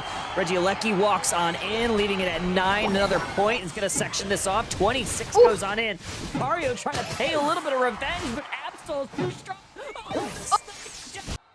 On him. They did take down the Char there as well, and Inteleon now fighting it back. 3 KO streak. Hits another snipe on this Blissey. The X can't heal it enough. Inteleon is going to go a little bit far forward. Ultimately, they're going to have to back up. I was a little worried there for a second. I was like, no, don't hit. They're coming back. But 231 to 215. This game is very close. Exactly what you'd want to see out of a game 3. Oh, Charizard's going to take this Regirock into the Top 1 coin first. And, yeah, I think Reggie lost their account. Might be looking for some bat caps at this point. 29 from Crustle. Might go on in. No good egg bomb there to ensure that doesn't hit the mark. And now Charizard going to pay a little bit of exception to that play from the Crustle. Absol does close that out. Good KO there. Good attempt for Reggie to try to even up this score lead. They are just barely down. I mean, I guess if you have to lose somebody, the Crustle is the one that you're fine with losing. Ooh. Lucario hits the Bone Rush, jukes him out, is going to be able to get away, but I feel like Reggie should be way more focused on getting levels rather than looking for some points at this current time. Yeah. Because that's only level 12 on the Lucario, and you've only got level 10 on that Suicune. Like, you really need to start picking it up and, you know, just having these kind of pointless fights over this tier 2 goal zone isn't really gonna to help right now. That does give them positional advantage over this bottom Regieleki, which is going to be very helpful if they can secure it. They're definitely looking to be in position. Snorlax grabbing vision. Might look for a steal, but might be a little too close to that Groudon timer. They do just see how many are down there. 15 seconds till Groudon. This is a very close match here. Oh, we already have it breaking out. Charizard Unite move directly on the Lucario. Suicune also getting damaged, sectioned off by this Snorlax. Has a double KO, one coin, starting it off very quickly. Wow, great pickups there. The Charizard just baited them into using so much of their resources. Groudon now at half. It is going to be Inteleon has the opportunity to get a snipe, but it goes down too. And Absol, the Pokemon that I once again doubted, is the one to get the Groudon secure. Now they're going to look to try to deposit some of their points. Snipe Shot connects on the Absol. Absol has to be very careful here. 50 points, doubled up. Is anybody going to be able to get it in? Good place for Suicune to stall it out. They do stall it out for a little bit, but it is inevitable. Points go on in. 425. 235. Reggie lost their account. They need to find a KO to steal these Groudon buffs away. Smart plays from Tut1Coin, now backing out of it instead of continuing to push. I feel like this is something I need to hammer into the heads of my solo queue teammates. Stop pushing when you're ahead, because it's so easy to lose these Groudon shields. Absol in danger right now.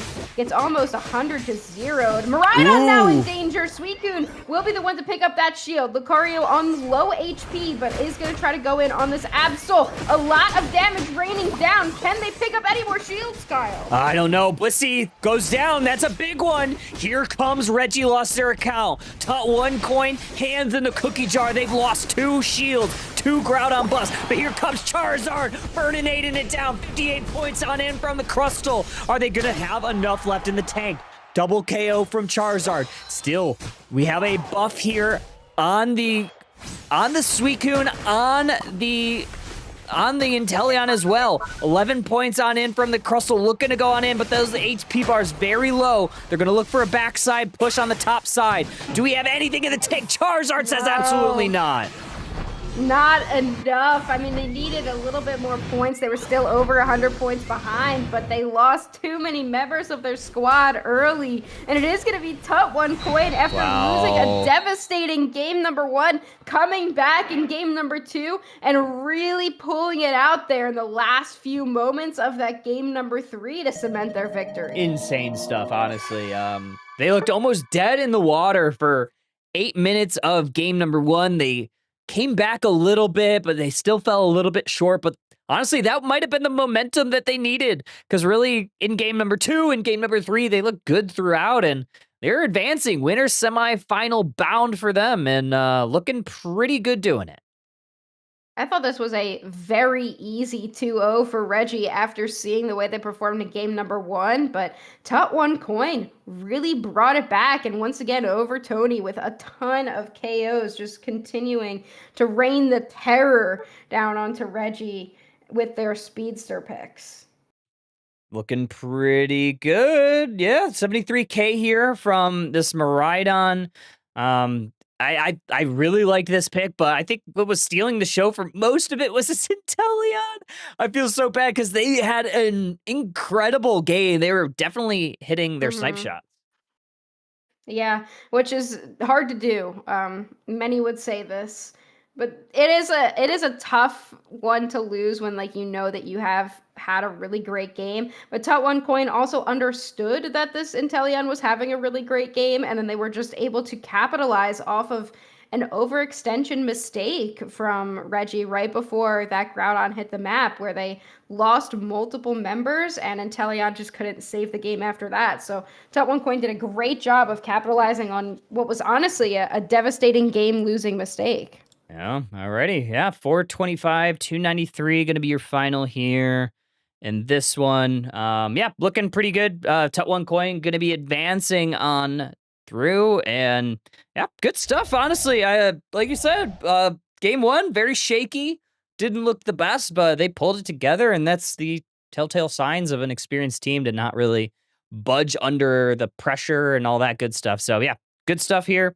I believe we are. That is going to be it for you and I. We're going to have a little bit of changing of the guards here very shortly. Another caster going to pop on. Husky, any final thoughts before we head on out for the night? Really exciting third set tonight to watch. That was definitely some really high level playing and really exciting. I'm glad that competitive is still as exciting as it is, because I really do think that this is the highlight of being a fan of Pokemon Unite, is getting to watch these types of tournaments. So for all of you who are here, thank you for supporting. Do come out on Saturday as well. It's going to be a lot of fun and it's going to be a huge tournament. So I will see you then. Alrighty, well, we are going to take a quick break. We'll see y'all Saturday on Spriggle's channel. I'll be back very shortly once we get the next matches set up. But yeah, don't go too far, folks. We'll be back with more Underdunk very, very shortly. And I'm going to press the break button.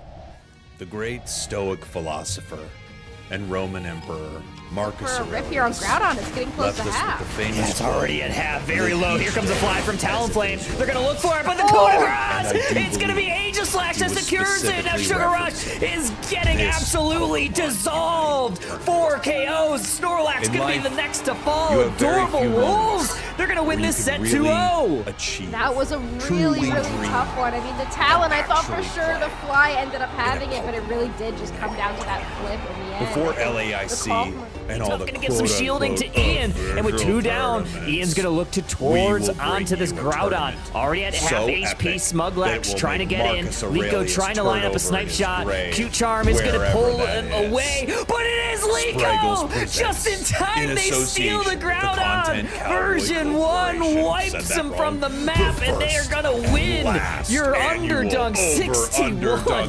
Groudon Push forward, Gauntlet. Garchomp move, Unite move into the back line. final Gonna reckoning. damage the Suicune, send them back to the Pokemon Let's Center. They prove weren't able to Marcus use that Unite move. Aurelius Groudon now at half wrong. HP. I'm Zoroark, oh, they losing get the caught plot out, of unable to this. use their Unite move. It's a And he big sus has Pokemon one Unite final shot to tournament. try to steal this away and November salvage the 8th. game. Do they have it in them? They If you're not do! there, Huge I'm Garchomp sorry drag! for you. Damage, But unfortunately, this I lead will heals up also quite a hold lot it by this against Clefable. you. What an engagement there by the Garchomp. my Takes down Lucario. Various. Yeehaw. Talonflame goes down as well, though. Purple Kevin on this Hoopa is bringing in the team with the rings unbound. They're dangerously low, but Regieleki going to walk towards that T1 goal zone. Hoopa is down. Rest of the reinforcements are here for version 1. And it is going to be the Blaziken getting a double KO. And a snipe shot finds the back line, too. Focus Blast is going to force out a Unite move from Glaceon. They're going to be able to find any damage anyway. Oh, the Hornleys misses the Hoopa portal, and Blaziken gets to safety. Here's that Unite move from Trevenant. Oh, Zacian's going to be the first to fall here. Trevenant also getting chopped down to size. Glaceon down as well in version 1. Scrambling, trying to find anything on Bibs in full control of this game. Yeah, just kind of getting picked apart. I do got to admire Smuglax's attempt there on the Trevenant. The great Stoic philosopher and Roman Emperor Marcus Aurelius left us with the famous quote, "Live each day as if it is your last." And I do believe he was specifically referencing this Pokemon Unite tournament. In life, you have very few moments where you can really achieve, truly dream, and actually play in a Pokemon Unite tournament. Before LAIC and all the quote-unquote official tournaments, we will bring you a tournament so epic that it will make Marcus Aurelius turn over in his grave, wherever that is. Spraggles presents, in association with the Content Cowboy Corporation, said that wrong, the first and last annual Underdunk Groudon Gauntlet. The final reckoning. Let's prove Marcus Aurelius wrong or right. I'm losing the plot of this, but it's a big Pokemon Unite tournament. November 8th. If you're not there, then I feel sorry for you, but I will also hold it against you personally. Yeehaw. Yeehaw.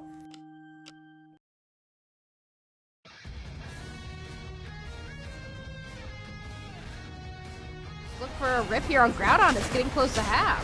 Yeah, it's already at half, very low. Here comes a fly from Talonflame. They're gonna look for it, but the coup de grace! It's gonna be Aegislash that secures it. Now Sugar Rush is getting absolutely dissolved. 4 KOs. Snorlax gonna be the next to fall. Adorable Wolves. They're gonna win this set 2-0.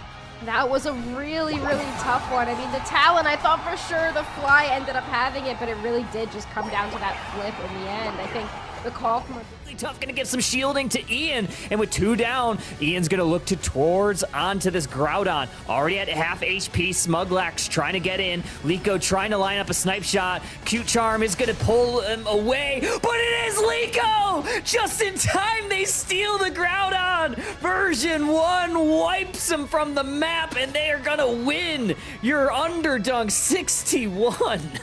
Man. To push forward, Garchomp move, Unite move into the back line, gonna damage the Suicune, send them back to the Pokemon Center. They weren't able to use that Unite move. Groudon now at half HP. Zoroark, oh, they get caught out, unable to use their Unite move. NA has one final shot to try to steal this away and salvage the game. Do they have it in them? They do! Huge Garchomp Dragon! damage. Unfortunately, it is being healed up quite a lot by this Clefable. What an engagement there by the Garchomp. Takes down Lucario very instantly. Talonflame goes down as well, though. Purple Kevin on this Hoopa is bringing in the team with the rings unbound. They're dangerously low, but Regieleki gonna walk towards that T1 goal zone. Hoopa is down. Rest of the reinforcements are here for version 1. Whoa. And it is gonna be the Blaziken getting a double KO. And a snipe shot finds the back line, too. Focus Blast is going to force out a Unite move from Glaceon. They're going to be able to find any damage anyway. Oh, the Hornleys misses the Hoopa portal, and Blaziken gets to safety. Here's that Unite move from Trevenant. Oh, Zacian's going to be the first to fall here. Trevenant also getting chopped down to size. Glaceon down as well in version 1. Scrambling, trying to find anything on Bibs in full control of this game. Yeah, just kind of getting picked apart. I do got to admire Smuglax's attempt there on the Trevenant.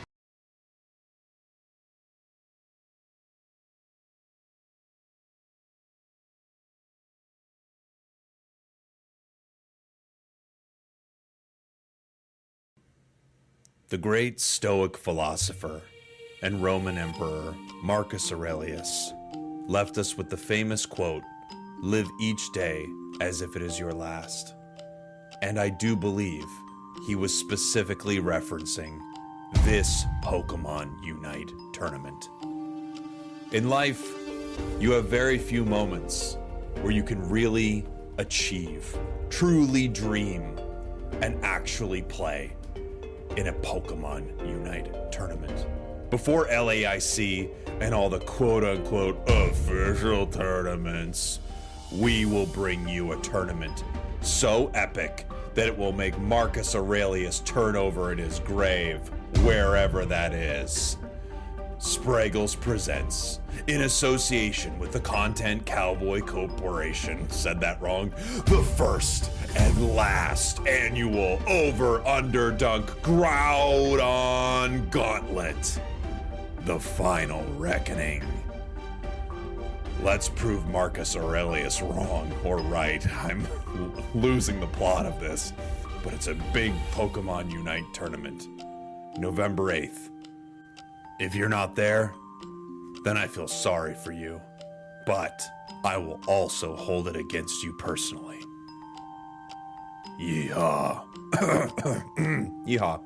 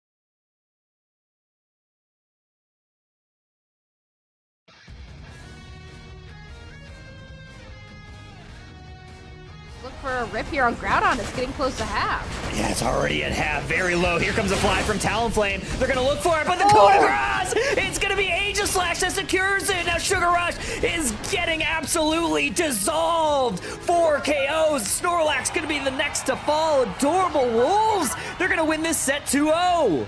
That was a really, really tough one. I mean, the Talon, I thought for sure the Fly ended up having it, but it really did just come down to that flip in the end. I think the call from Really tough, gonna give some shielding to Ian, and with 2 down, Ian's gonna look towards onto this Groudon. Already at half HP, Smuglax trying to get in, Liko trying to line up a snipe shot. Cute Charm is gonna pull him away, but it is Liko! Just in time, they steal the Groudon! Version 1 wipes him from the map, and they are gonna win your Underdunk 61. Man. To push forward, Garchomp move, Unite move into the back line, gonna damage the Suicune, send them back to the Pokemon Center. They weren't able to use that Unite move. Groudon now at half HP. Zoroark, oh, they get caught out, unable to use their Unite move. NA has one final shot to try to steal this away and salvage the game. Do they have it in them? They do! Huge Garchomp Dragon! damage. Unfortunately, it is being healed up quite a lot by this Clefable. What an engagement there by the Garchomp. Takes down Lucario very instantly. Talonflame goes down as well, though. Purple Kevin on this Hoopa is bringing in the team with the rings unbound. They're dangerously low, but Regieleki gonna walk towards that T1 goal zone. Hoopa is down. Rest of the reinforcements are here for version 1. Whoa. And it is gonna be the Blaziken getting a double KO. And a snipe shot finds the back line, too. Focus Blast is going to force out a Unite move from Glaceon. They're going to be able to find any damage anyway. Oh, the Hornleys misses the Hoopa portal, and Blaziken gets to safety. Here's that Unite move from Trevenant. Oh, Zacian's going to be the first to fall here. Trevenant also getting chopped down to size. Glaceon down as well in version 1. Scrambling, trying to find anything on Bibs in full control of this game. Yeah, just kind of getting picked apart. I do got to admire Smuglax's attempt there on the Trevenant.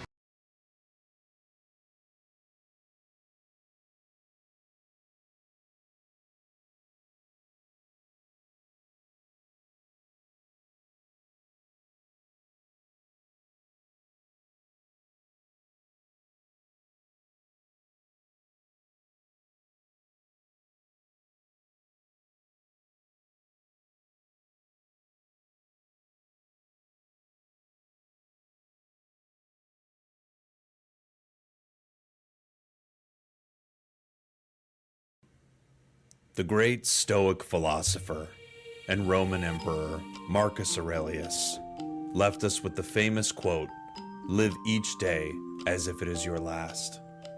And I do believe he was specifically referencing this Pokemon Unite tournament. In life, you have very few moments where you can really achieve, truly dream, and actually play in a Pokemon Unite tournament. Before LAIC and all the quote-unquote official tournaments, we will bring you a tournament so epic that it will make Marcus Aurelius turn over in his grave, wherever that is. Spraggles presents, in association with the Content Cowboy Corporation, said that wrong, the first and last annual Over-Underdunk Groudon Gauntlet. The final reckoning.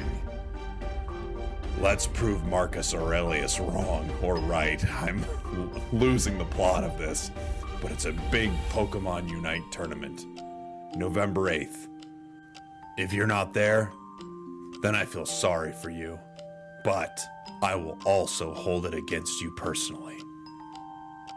Yeehaw. Yeehaw.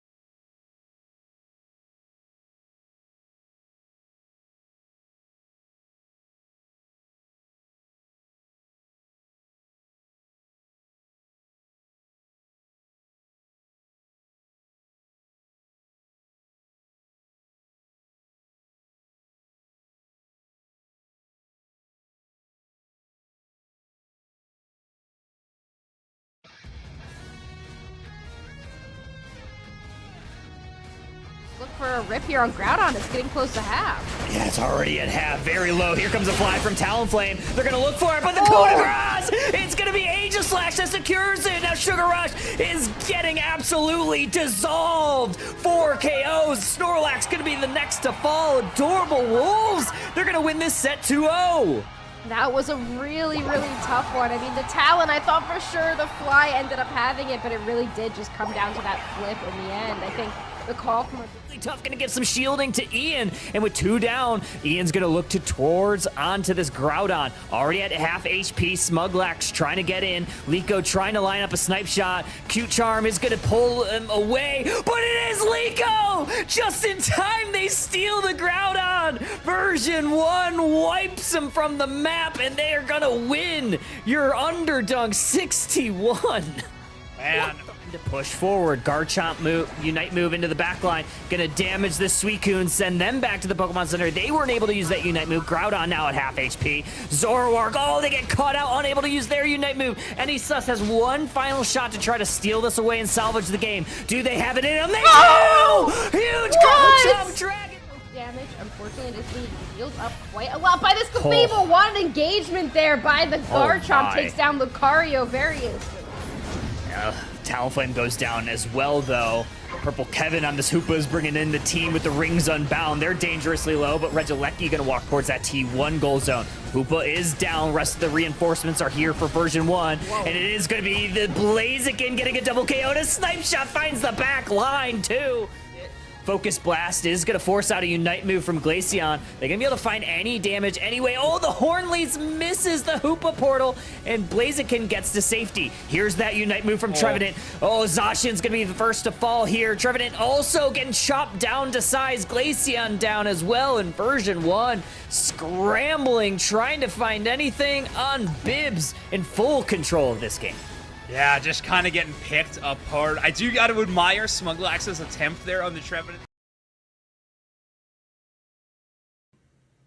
The great Stoic philosopher and Roman Emperor Marcus Aurelius left us with the famous quote, "Live each day as if it is your last."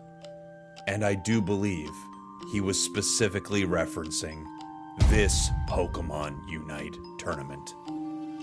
In life, you have very few moments where you can really achieve, truly dream, and actually play in a Pokemon Unite tournament.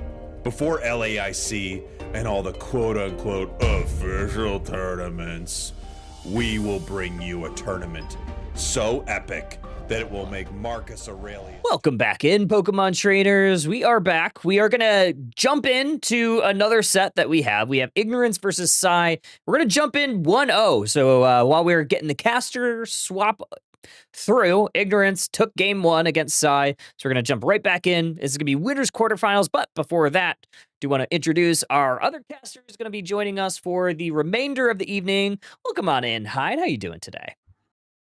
I'm doing great, Kyle. It's great to be here. I'm so excited to get into these matches. I watched some of the earlier games tonight, and I'll tell you, holy heck, do we have some Unite coming in tonight. Yeah, the meta has, I wouldn't say completely solidified, but we're on like week 2 of our most recent patch, so we've had a little bit of time for these, I guess, picks and bans to marinate a little bit, and teams are starting to figure out what's really good on this patch, and there seems like there are a lot of viable picks. Is there anything that's standing out to you that you're really excited to see? Miraidon, honestly. Yeah. We are in a Miraidon resurgence. We did get that Battle Pass buff to Darkrai there, so being able to see Miraidon come back in, be a dominant force once more is really good. The Hadron engine with the electric terrain, able to be that anti-sleet field that teams need to go into that, as well as just being an overall powerful ranged attacker, especially with that Unite move. Yeah, a lot of good utility from that Pokemon.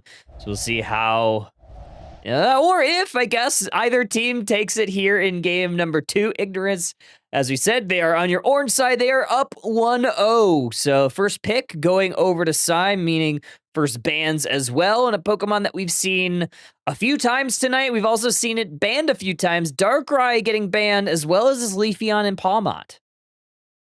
Yeah, that is actually really solid bans there. Leafeon, very early game. They're going to be able to come in and put a lot of pressure on. So you don't want to have to fight against that, especially if you're not in that first pick slot. So get that out of here.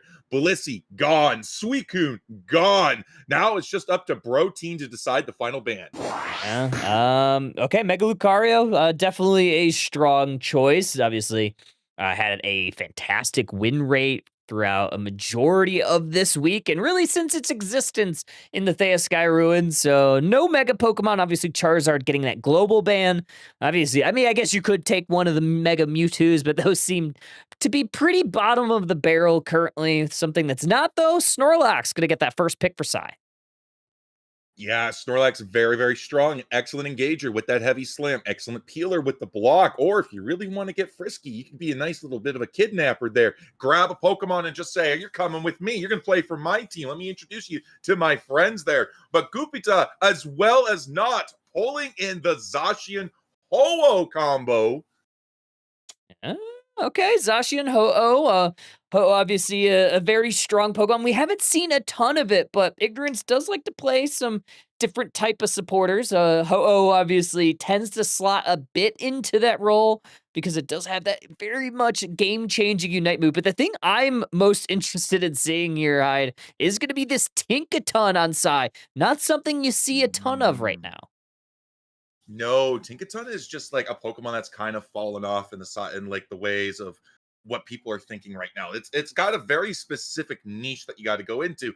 Gigaton Hammer almost always taking over Ice Hammer every day of the week, despite the buffs, even though they're very fun. But with the going up against the Alcremie Blaziken combo, it might be the secret sauce that Psy needs. Yeah, obviously Tinkaton does additional damage to shielded Pokemon, so Alcremie provides a lot of shields. Ho-Oh has some shields as well, so I mean, this could be a pretty good one. Blaziken, when it changes forms, does have some shielding, so I think there are a lot of targets that it can do quite well against. But we talked about it just before draft. Miraidon getting selected here from Psy, so decent amount of range damage, going to be helping, going to be pretty good into this Ho-Oh. It's going to be pretty good into this Alcremie. I imagine they're going to keep this Cursed Incense on to kind of slow down that healing from either of those targets. Yeah, and that Miraidon, that Charizard, they're going to be powerful picks here for this for the side of Psy. Miraidon, like we were talking about earlier, Kyle, is going to have a large range with the Charge Beam. If it doesn't go Electro Drift, you never know. True. They could come out, they could shock us and be like, you know what? We're just going to be speed demons around here. And this is going to be game number 2. Ignorance obviously wants to earn themselves a spot in that winner semifinals. Based on where we are in the bracket, if they win, they'll be going up against Tut One Coin, which we've seen both of the last 2 sets, and they've looked quite good, especially after that first little stumble that they had in game 1 in their previous set against Reggie lost their account. But it is going to be up to Psy to try to slow that down and maybe force a game number 3. Yeah, and let's hope they're able to do it, because as a caster, I may not be biased, but I am biased towards a game 3. But here we go. Psy going to be your purple team. Ignorance, your orange team. All right, looking at the pathing situation for both of these squads, we're going to see this Latias head to the top path, central area. It's going to be fire types. Fire starters, we're going to have that Torchic on the right side. Charmander will be a Charizard, not of the Mega variety on your purple side, so gonna get that level 5, and we're gonna probably see one of those Pokemon at least go to the top path, because that Suicune, or not the Suicune, the Zacian Ho-Oh, the legendary combos up there, gonna be something very difficult to deal with. Yeah, I mean, you got that Latias on your team there, but it might not be legendary tier enough, especially with the Tinkaton. But they're going for the Natus here. They're diving in. I believe the Zacian got most of those right on top of the Tinkaton here. They're taking it down, but look at those heals. Look at them coming through. And now the Charizard's here, and all of a sudden the Zacian's on the back foot. Oh man, Zacian escapes 1 HP in a dream, and that's exactly why I thought we would probably be battling over, because Tinkatink, notoriously not that great in the early game, but it does scale late. So if you're able to slow it down a bit here in the early game, it could bode well in the late. Yeah, the Latias is late to the fight here, but we do have 4 for the side of Psy. Ho-Oh is putting down a lot of pressure. There's the boosted there as the Blaziken gets set on fire, running away. Good win here for Ignorance. They don't yield a ton. against that 4-man push from Psy. And Mr. Turtles does a pretty good job of grabbing vision, doesn't go down them themselves. Look at that, kind of like a cheeky play here from Scribblenaught on that Ho-Oh, steals that citrus berry. It's one less healing item for Psy, and they've slowed down this Tinka-Tink, still at level 4.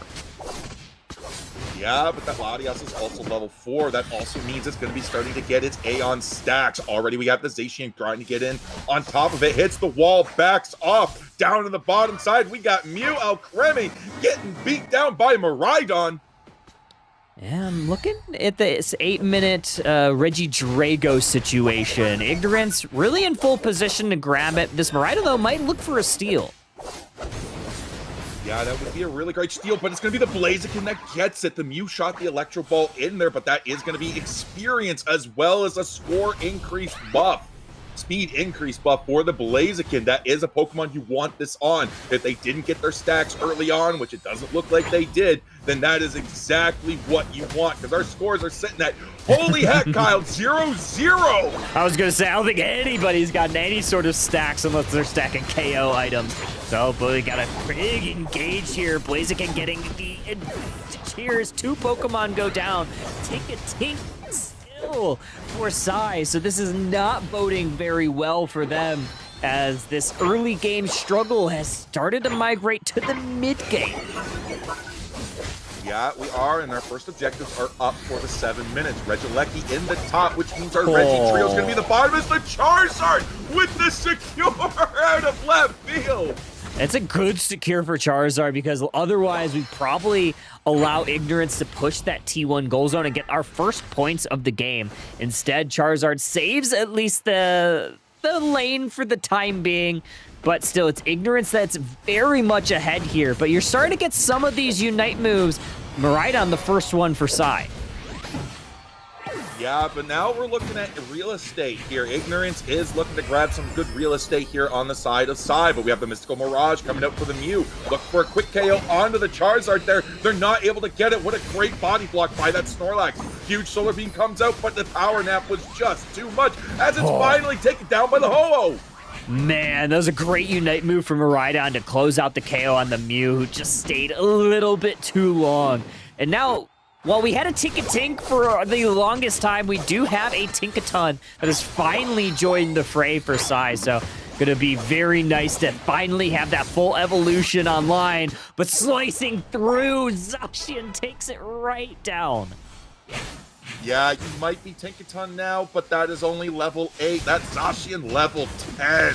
It might not look like much on paper, but I'll tell you right now, in the game, 2 whole levels is like fighting a Titan as a tiny little god. Basement Reggie Ice down in the bottom path. Ignorance in full position. Miraidon trying to steal it away. Mission accomplished. They do. Reggie Ice captured for Psy, and that is the first objective, first basement objective of the game, and it goes their way.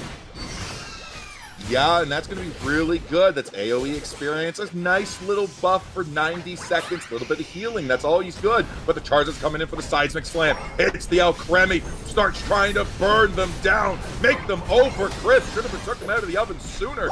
As we now have side push onto this T1 pad. The bright future Meteor Storm is coming out. Look for the Mew, but the Mew Mystical Mirage said, hey, you got me once, but you can't get me twice. Yeah, not again. Good damage reduction from that Fire Spin from Ho-Oh, making sure that Miraidon doesn't take them down.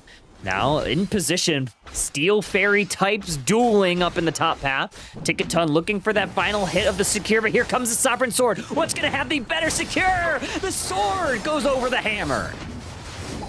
Yeah, it just came down who had the longer timer, but in the fight that pursued afterwards, that was the Zacian that takes it out. Now it's going to be Alcremie and Blaziken diving in. There goes the Latias taken down. Charizard in a dream against 4 people. Regieleki and 3 from Ignorance as they push the tier 2.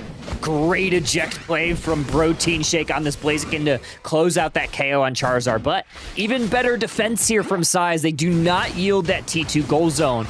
Currently 3:50 on the clock, still a 0 on the board for Psy, and Ignorance starting to bolster their point lead. Another 25 points from this Alcremie is gonna help bolster that even further as we get closer towards this Groudon fight.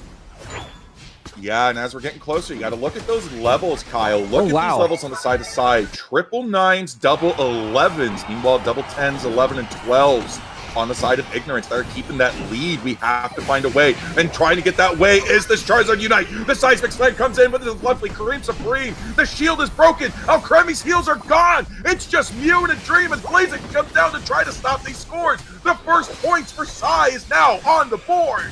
Only 29, not the best point total, but they'll take what they can get. But even better defensive stand here for Ignorance. They don't yield that goal zone.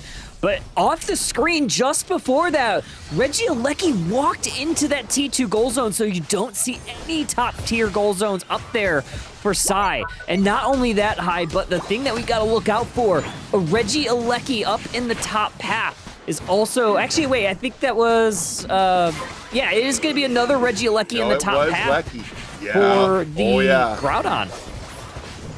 Blaziken is already in position as well. The fight with Ignorance is keeping Sai on the board down here. They don't realize what's happening. Blaziken is going to send that straight to the home pad. Groudon's got 18 seconds until it's finally in here. Can the Blaziken do it? We're already down. Look at this. This Regieleki is going to go home. Tinkaton's trying to come up here for the steal, and it's not even going to be able to make it in time.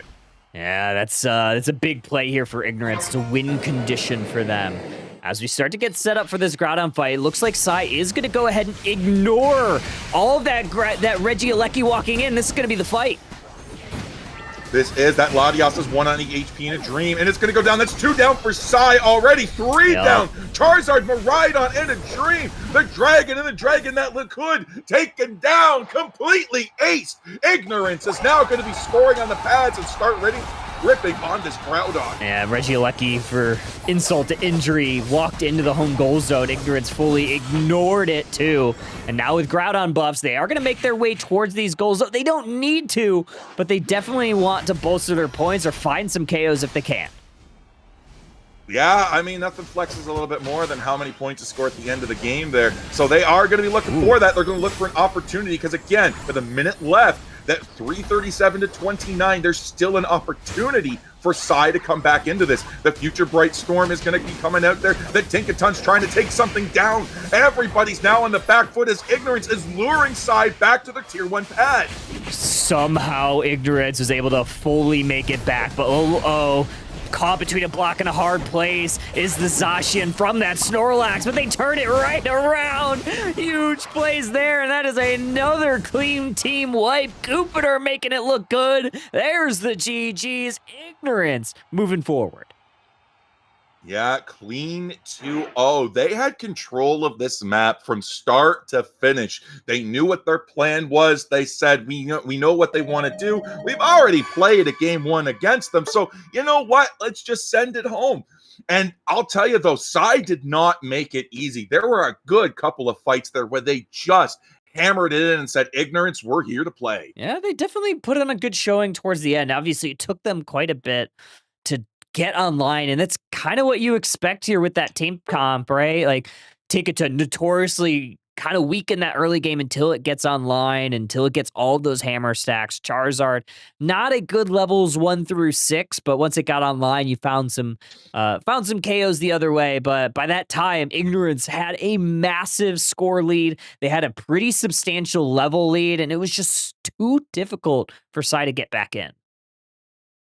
Yeah, and I mean, and the Latias is a good pick as well. You got that damage mitigation there with the Mist Ball. You got some really good early stacks for the Aeon that once you hit your level 4 there, so that's really great as well. But the one thing it doesn't do is it doesn't really heal its allies a whole lot. So when you sacrifice that sustain for the Tinkaton, it's not going to be as effective. Meanwhile, on the side of Ignorance, that Alcremie, 83k heals. That thing was putting in the work. Good stuff. Good stuff. Sai, Ignorance going on to your winners semifinals for a date with Tut One Coin. And we have Sai going down to that lower side bracket. Their night's not over. It is going to be a best of 1 gauntlet down in that lower side bracket. On the opposite side of the bracket, let's talk about the bracket. Let's take a look at the bracket, kind of where we are so far.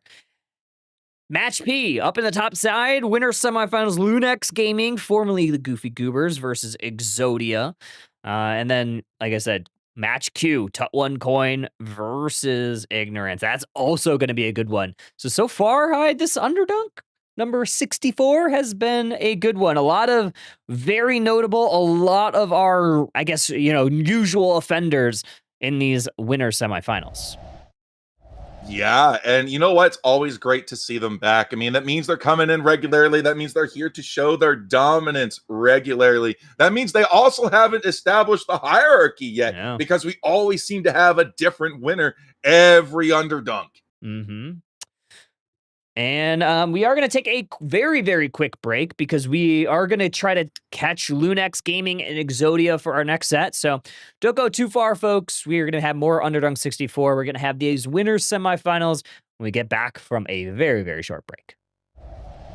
The great Stoic philosopher and Roman Emperor Marcus For a rip Aurelius here on Groudon, it's getting close left to us half. with the famous It's already at half, very low. Here comes a fly from Talonflame. They're going to look for it, but the Oh! coup de grace! It's going to be Aegislash that secures it. Now Sugar Rush is getting absolutely dissolved. 4 KOs. Snorlax going to be the next to fall. Adorable Wolves. They're going to win this set 2-0. That was a really, really tough one. I mean, the Talon, I thought for sure the fly ended up having it, but it to that flip in the end. Before LAIC and all the gonna get some shielding to Ian, and with 2 down, Ian's gonna look towards onto this Groudon. Already at half HP, Smuglax trying to get in. Liko trying to line up a snipe shot. Cute Charm is gonna pull him away, but it is Liko! Just in time, they steal the Groudon! Version 1 wipes him from the map, and they are gonna win your Underdunk 61. Groudon. Forward, Garchomp move, Unite move into the back line. Gonna damage the Suicune, send them back to the Pokemon Center. They weren't able to use that Unite move. Groudon now at half HP. Zoroark, they get caught out, unable to use their Unite move. NA has one final shot to try to steal this away and salvage the game. Do they have it in them? No! Huge Garchomp Dragon! But I will also Quite a hold lot it by the Fable. One engagement there by the Garchomp. Takes down Lucario very easily. Talonflame goes down as well, though. Purple Kevin on this Hoopa is bringing in the team with the Rings Unbound. They're dangerously low, but Regieleki going to walk towards that T1 goal zone. Hoopa is down. Rest of the reinforcements are here for version 1. And it is going to be the Blaziken getting a double KO. And a snipe shot finds the back line, too. Focus Blast is going to force out a Unite move from Glaceon. They're going to be able to find any damage anyway. Oh, the Hornleys misses the Hoopa portal, and Blaziken gets to safety. Here's that Unite move from Trevenant. Oh, Zacian's going to be the first to fall here. Trevenant also getting chopped down to size. Glaceon down as well in version 1. Scrambling, trying to find anything on Bibs in full control of this game. Yeah, just kind of getting picked apart. I do got to admire Smuglax's attempt there on the Trevenant.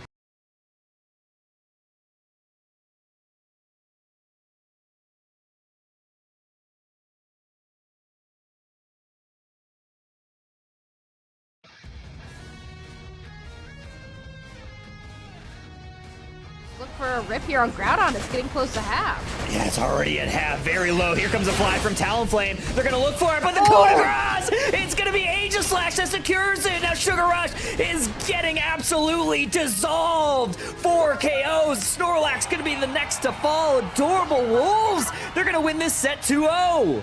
That was a really, really tough one. I mean, the Talon, I thought for sure the fly ended up having it, but it really did just come down to that flip in the end. I think the call from Really tough, gonna get some shielding to Ian, and with 2 down, Ian's gonna look towards onto this Groudon. Already at half HP, Smuglax trying to get in, Liko trying to line up a snipe shot. Cute Charm is gonna pull him away, but it is Liko! Just in time, they steal the Groudon! Version 1 wipes him from the map, and welcome back, trainers.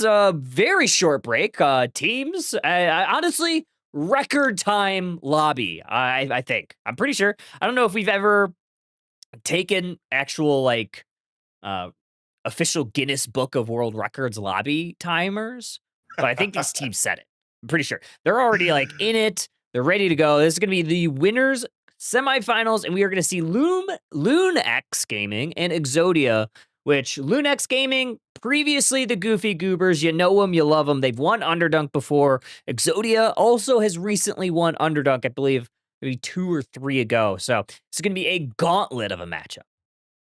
Oh my gosh, yeah, powerful teams, powerful picks. Going to be interesting to see how they've researched each other over the course of the last few weeks. Interesting to see what kind of Pokemon and picks they're going to bring in, and especially the bans. If you're at this level of Pokemon Unite at this stage of the brackets, you know you're pretty familiar with the teams, whether you've seen them earlier tonight or whether you've seen them at some other point in a previous Underdunks or a previous tournament. So you know some of this stuff is coming out. So it's going to be interesting to see if we're going to see maybe a repeat of a random Zeraora ban, or whether we're going to see some sort of specifically, I mean, Darkrai is going to get banned too. Yeah. It's on the battle pass. It gets the buff. It's powerful. But yeah, it's going to be interesting to see what kind of bans are going to come out.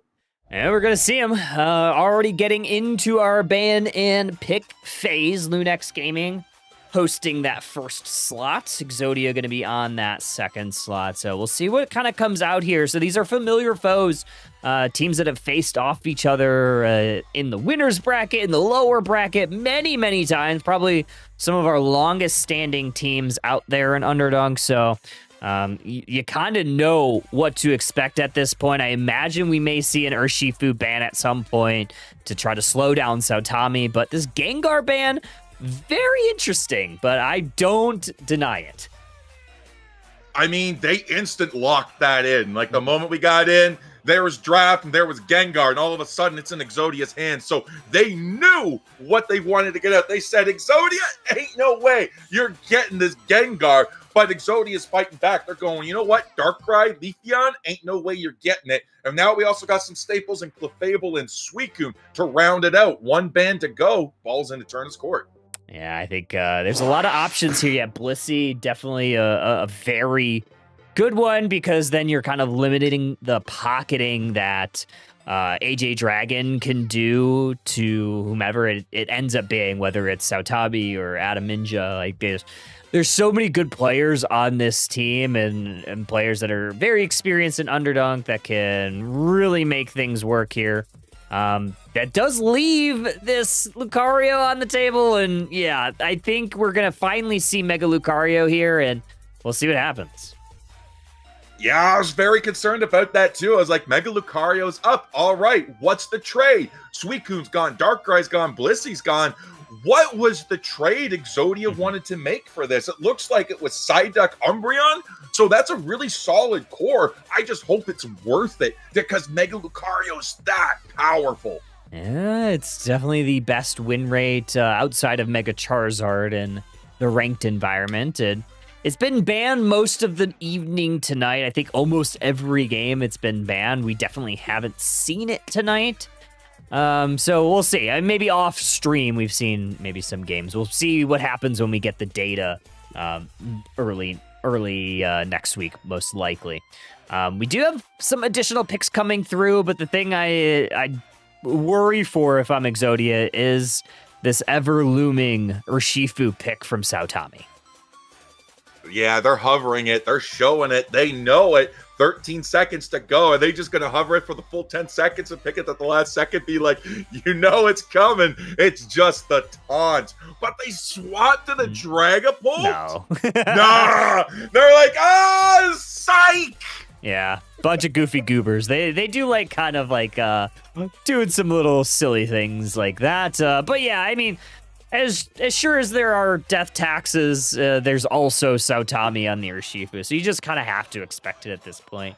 One thing I really do like though is this Cinderace pick. I think you have a lot of brawling, and Cinderace does have the ability to kite with itself. Or kite itself, because it does have the option to go faint. I think you could dodge a lot of those big cooldowns with it.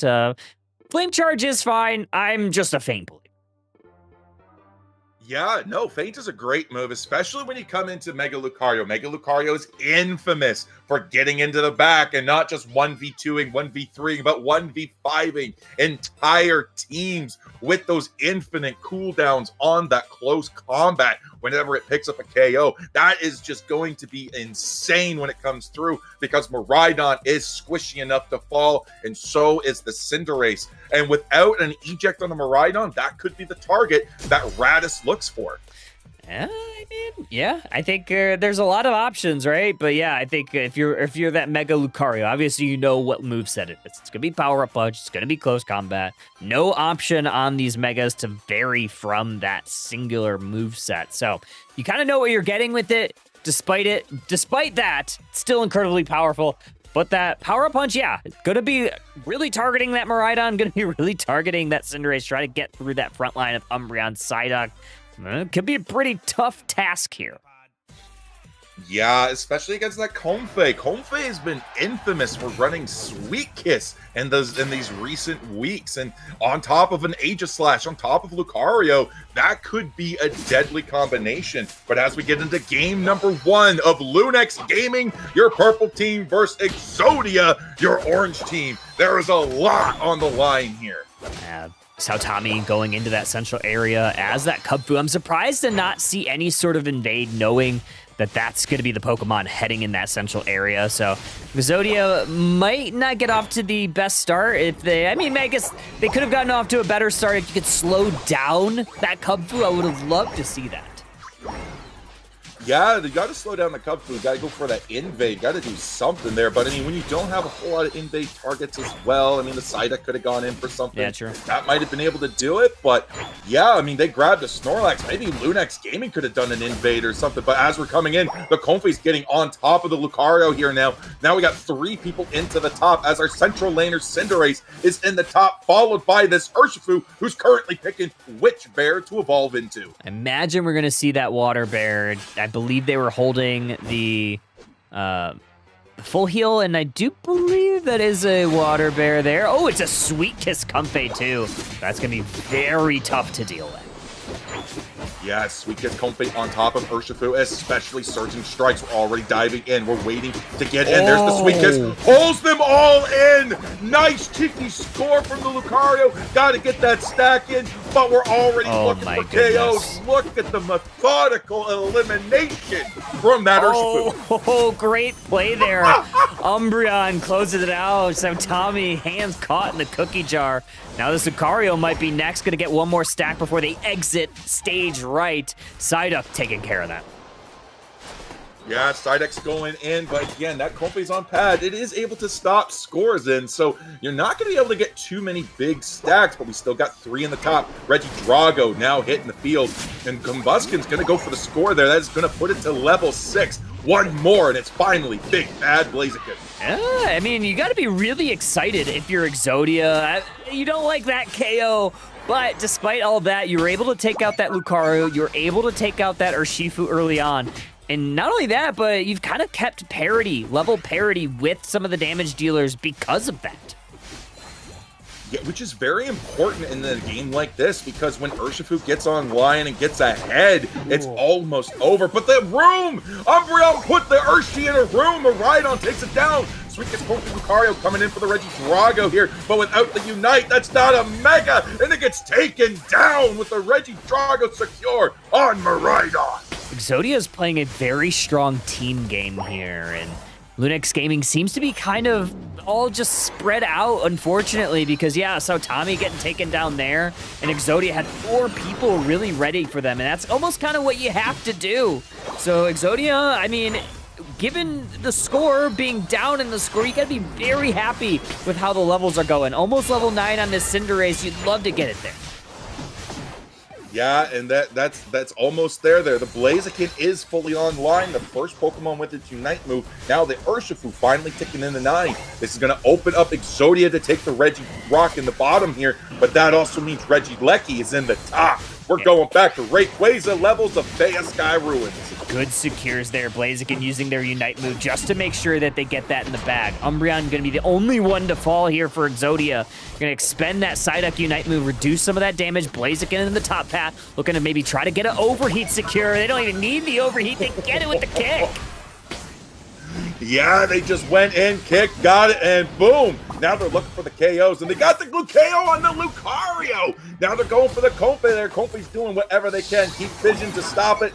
Not going to be enough. 40 cap going in for 20 over to put Exodia at 105. I would love to see a little bit more patience there for Exodia. Not the biggest deal, but Psyduck could have picked up a couple more points and got a little bit more of an overcap there. Maybe not the biggest deal, but you had plenty of time and you had vision down bottom where you knew that you probably could have spent a little bit more time maximizing there, but not the biggest deal in the world. You still break the goal zone. You still get the experience, and now you get the KOs down bottoms. Yeah, and they're going for it as well. Cinderace's not able to get the 40 cap in. The Umbreon comes in with the Moonlight Prance, going to take down the Aegis Slash. Comfey soon to follow. The pad is wide open as scores right in, and Exodia takes a massive lead. Good jobs here for Exodia. Once again, they're going to pad their score lead, 201-133. There's a Unite move from Lucario. Going to look to ambush a couple, though.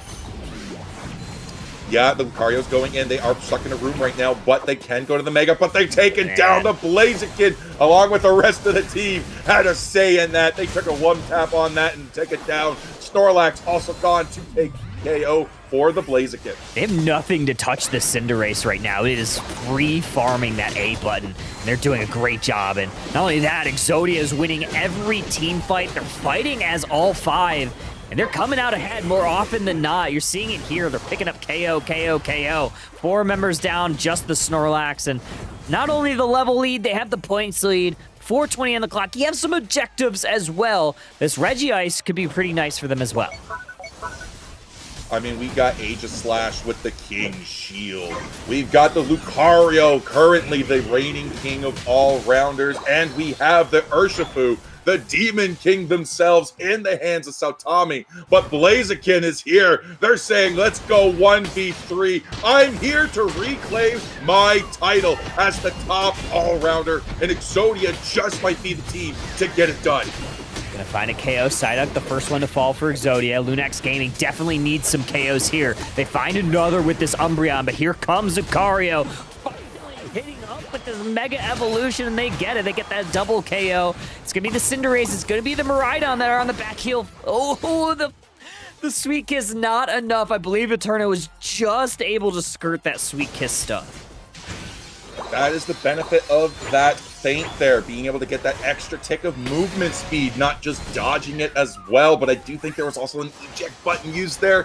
3 minutes, 15 seconds left in the match here. That means we're almost 60 seconds away from Groudon. And the score hasn't actually moved too much. Only about 70 points separates our teams right now. So any kind of score could really cause an upset. Not only that, but I think Lunax Gaming has had some pretty significant dunks despite not breaking a goal zone. So despite losing a majority of the map position, they tend to be in a pretty decent spot. I like this little cheeky play here from Exodia, stalling it out at least for a little bit longer to maybe gain some positional advantage around the bottom goal zone, maybe try to snuff out where Lunax Gaming's set up. They are going to be set up on this bottom side, trying to score 50. Yeah, the entirety of Exodia is coming down. That's how Tommy picked up on the Urshifu. Snorlax is caught out. Can they bait out the power nap? Can they try to get it down? Umbreon puts it in a room, puts their Snorlax on full cooldown, but they're not having it. But the bait works! 191 to 201. 10 points separate us, and we're 10 seconds out from Groudon. All right, now we have a very close game. Lunax Gaming has some opportunities. They are down only 10 points, but that can be easily rectified by a score on either the T2 goal zone or an easier score on that bottom T1. But Exodia, great position. They also have a lot of rip with the Cinderace, so they're going to try to bait Lunax Gaming into maybe a disadvantageous fight. Lucario holding on to that Comfey collar, looking for an opportunity in. Good zoning here from Meow on the Blaziken, but it is Lunax Gaming that needs to make a move. And they're already going on. Exodia's in there. There's the Aegis Slash taken down. Snorlax is now caught up with the Lucario's coming in with the Sweetest Comfey. The infinite close combats are coming down. They took down the Blaziken. They're looking for that Cinderace. They're on top of it right there. Lucario's taken down. That's a massive KO for Exodia. The Urshifu's coming down though. They take down the Cinderace there. It is now gone. Psyduck's living on 1 HP in a dream, and the dream lives. Wow, Psyduck just getting out. Good wish healing from the Umbreon as well as that damage reduction. And now a minute has elapsed in this Groudon fight, and we still have a 10-point game. It's a close battle. Teams know that it is a close battle, and Exodia is going to have to defend that T1 goal zone. That could be the win con for Lunex Gaming, knowing that they could have a small score, but they are holding a decent amount of points. Saotami on the Urshifu has hit the map. Lucario might be looking for a cheeky back cap at this point.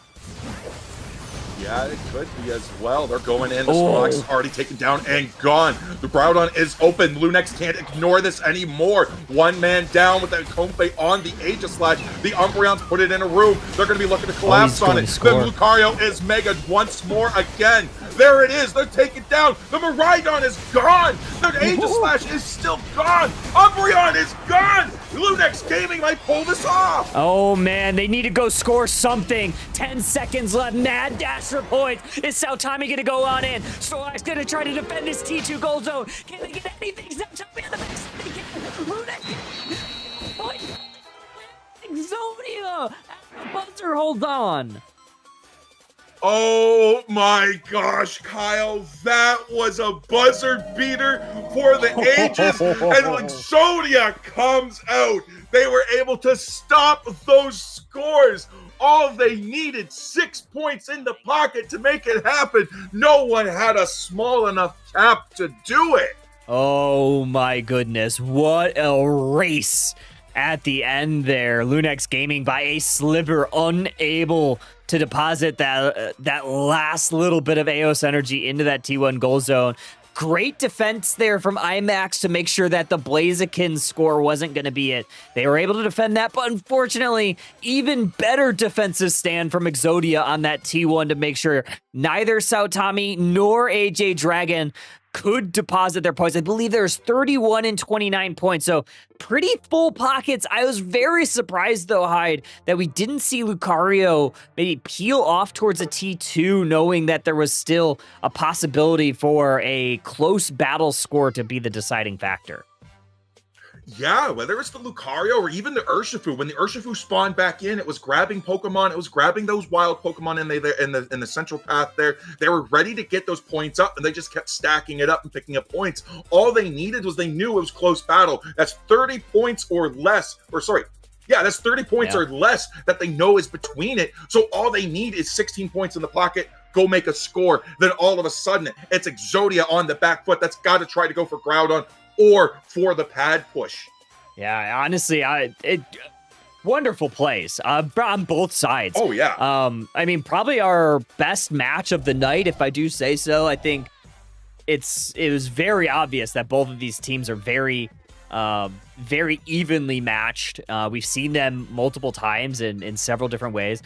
Seeing from the chat, Boom Boy, AJ almost got that cap. I think, yeah, I agree. I think if the game was maybe a half second or less longer, we might have had a different story. Because I think AJ was like going to score, but the timer ran out. I don't think it was interrupted. I think it just, they ran out of time. A split second earlier, they might have been able to get that in. Yeah, it was so close. The Comfey was so close there so many times. The Urshifu so many times. They had the extra score speed from the allies standing on the pad, but that Cinderace was just too strong. Being able to pivot its basics and autos between the two targets, that was so good to be able to stop that. But game number 2, hopefully, is going to be just as riveting as game number 1. And I'm telling you, Kyle, I am a little bit biased. I want to see a game number 3. I mean, Lunex Gaming not going to go down without a fight. That is one thing is for certain. But man, Exodia really stepped up and rose to the occasion in game 1. Normally, we do see Lunex Gaming kind of run through the winner side of the bracket. We see them oftentimes make it to grand finals, and Exodia has kind of been a little bit more inconsistent, but they really came to fight tonight. So excited to see how this game 2 goes down. But like you said, love a game 3. Would love to see it, especially between these two teams that have seen each other many, many times before. Yeah, but Exodia is going to take a leaf out of what your one of your notes there, and they're going to say, you know what, Saotami, Urshifu, it's not going to happen again. We let it through once, you had it, but it's gone now. But again, Mega Lucario still on the board. Lunex Gaming still in first pick. Okay, yeah. Darkrai, Leafeon, and the Urshifu. So we're kind of target banning not only Sautami, but we're also kind of target banning Adam Ninja on the Leafeon, a very notorious Leafeon player. But that does, again, leave that Mega Lucario up for this first pick, which looked really good once it got its Unite move, but it kind of had a slow start. Yeah, and maybe that's exactly what Exodia is banking on. They're like, all right, the Mega Luca is not a problem. We just got to go through this again. The Psyduck and the Umbreon core taken out, but the Slowbro on a slow beam there with a Blissey, those are the trades Exodia wanted to make. I think this is a very feast or famine Pokemon. Slowbro obviously needs to hit that slow beam at that premier target. I think Lucario, once it Mega Evolves, definitely can be it. And probably whatever Sautami ends up picking would probably be worthy of it, too. I think there are a lot of options still on the table. I do like this Miraidon pick for Exodia once again. We've seen it so much tonight, High, and I think we're kind of like re-entering into realizing how good this Miraidon is. It has a good early game, has good secure early game. It doesn't need to evolve. It has good range. Like, there's not a whole lot that you have to worry about, but oh man, look at this. Dragapult entering the fray.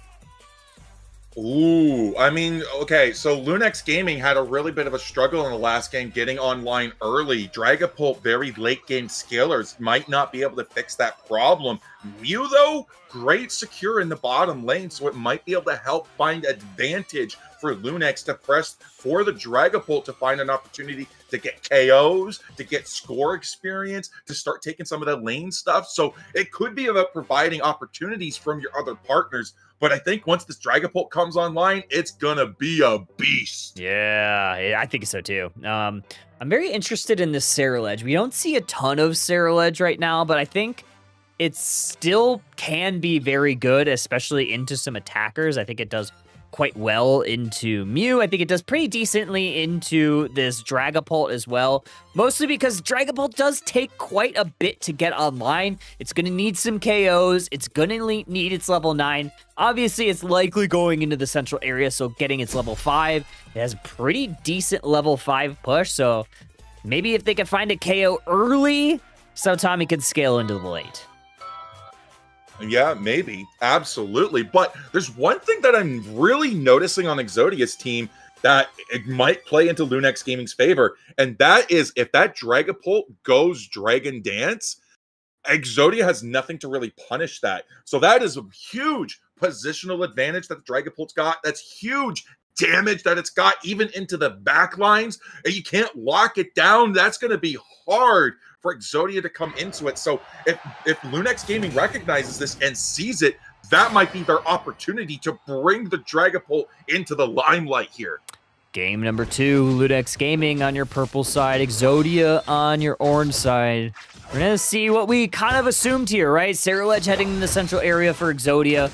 Dragapult heading in the central area for Lunex. So good level 5s on both sides. So I think the big key here is try to get these wild Pokemon early for both teams. I think probably advantage here for Exodia with this Miraidon.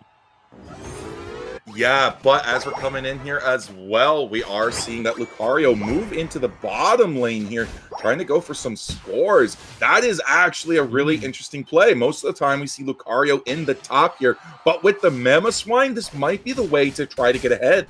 Yeah, I think like you have a decent amount of wild Pokemon down here, so I think teams have been getting a little bit more creative to where they put their stacking Pokemon.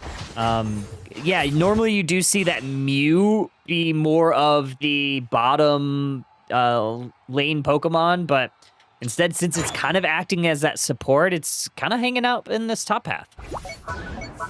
Yeah, and as we're coming in here, here's the bees right there. They're going straight in. The Ceruledge comes in, picks up the KO on the Fletchinder. Not enough to take it down there on the Ceruledge as it gets out with 1 HP in a dream. Mew, very dangerous when you're that low. But hey, they're going back in. They're saying they're peeling for that Combuskin now, and Mew is still looking for the KO. Oh, Exodia very much escaped some danger there.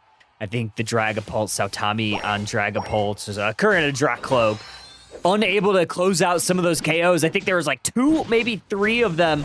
So it could have been all of them that were very low on HP. If they could have gotten the KO, those would have been massive early on for additional damage from that Dragapult, which desperately needs those KOs because that increases its attack every time you find one.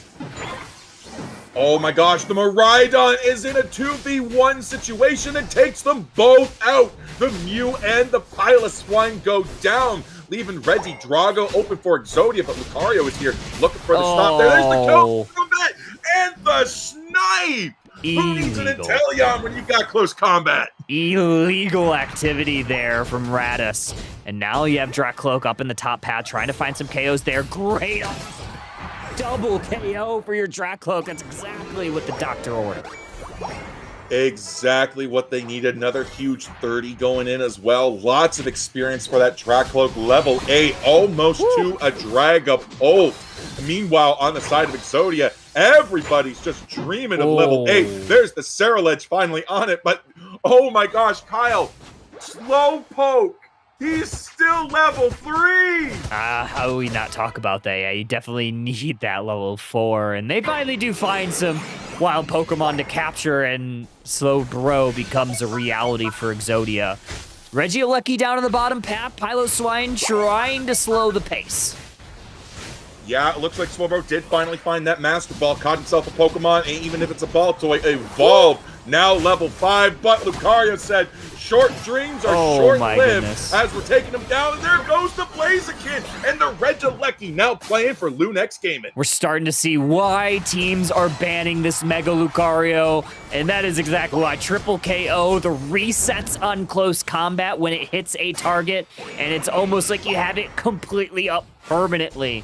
Now Regieleki walks on in, they can pick their scores, and they are going to elect to break it with likely this Lucario getting 40. Actually, they might be stalling it out a little bit longer, which is what I would have wanted Exodia to do in the last game. Instead, it is Lunex Gaming doing it here. Yeah, they're trying to delay the spawn timers of all of the wild Pokemon that spawn in behind from the break of the pad there. But Lunex Gaming is not done yet. They grabbed the Ceruledge with the Piloswine. They punished it with the Mew and with the Dragapult there. Now they're going in for some cheeky scores. There's the Mew with 14, able to come in. Piloswine's going to take the brunt of it. Nice Ice Fang onto that. The Mew says, you know what? You can't go down, but the Piloswine went down anyway, says, I'll see you at home, brother. All right, yeah, Mew does escape a little bit of doom there. Yeah, Piloswine goes down. Still not a Mamoswine, still no level 9, still no Unite move from them. But regardless, halfway through this match, 246-16, gonna be your score line. With the thing that gets more worrisome and worrisome is a scaling Dragapult, a scaling Mega Lucario, level 12, level 11 on those respectively, and you have a ton of KOs already on that Dragapult. So that is not what you want to see if you're Exodia, and the objectives have gone Lunex Gaming's way as well.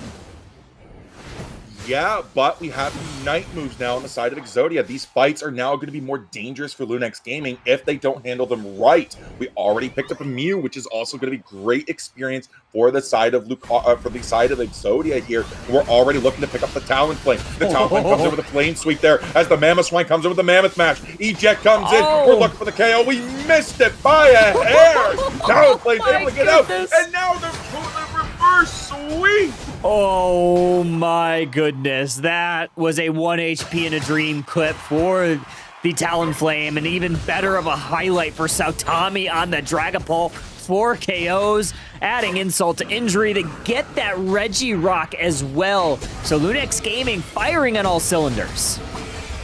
That's level 13. The Ceruledge keeping kits on it with the Revenant Ren, not able to get it down though. They're going for it, but there's just too much dipping and diving and dipping and dodging coming out from that Dragapult. But the far future, the bright future Meteor Storm finds its way onto the Mew.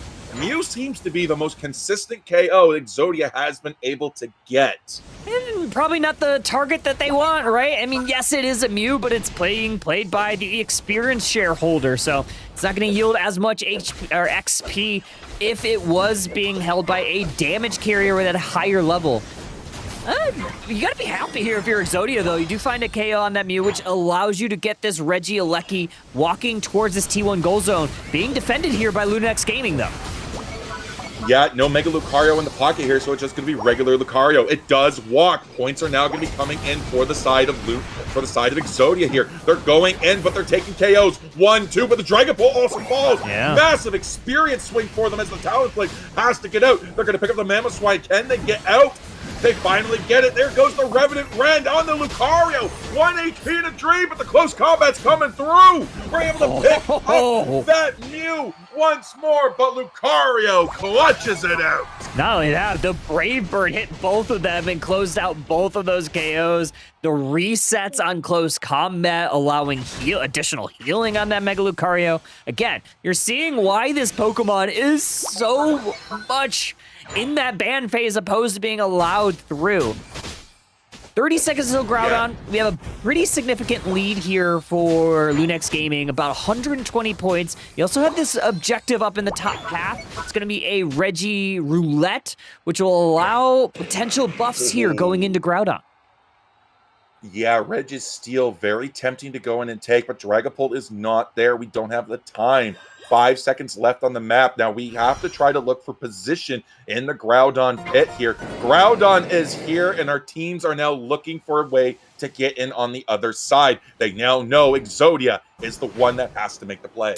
246, 118. Exodia has to make a play. Ooh, good.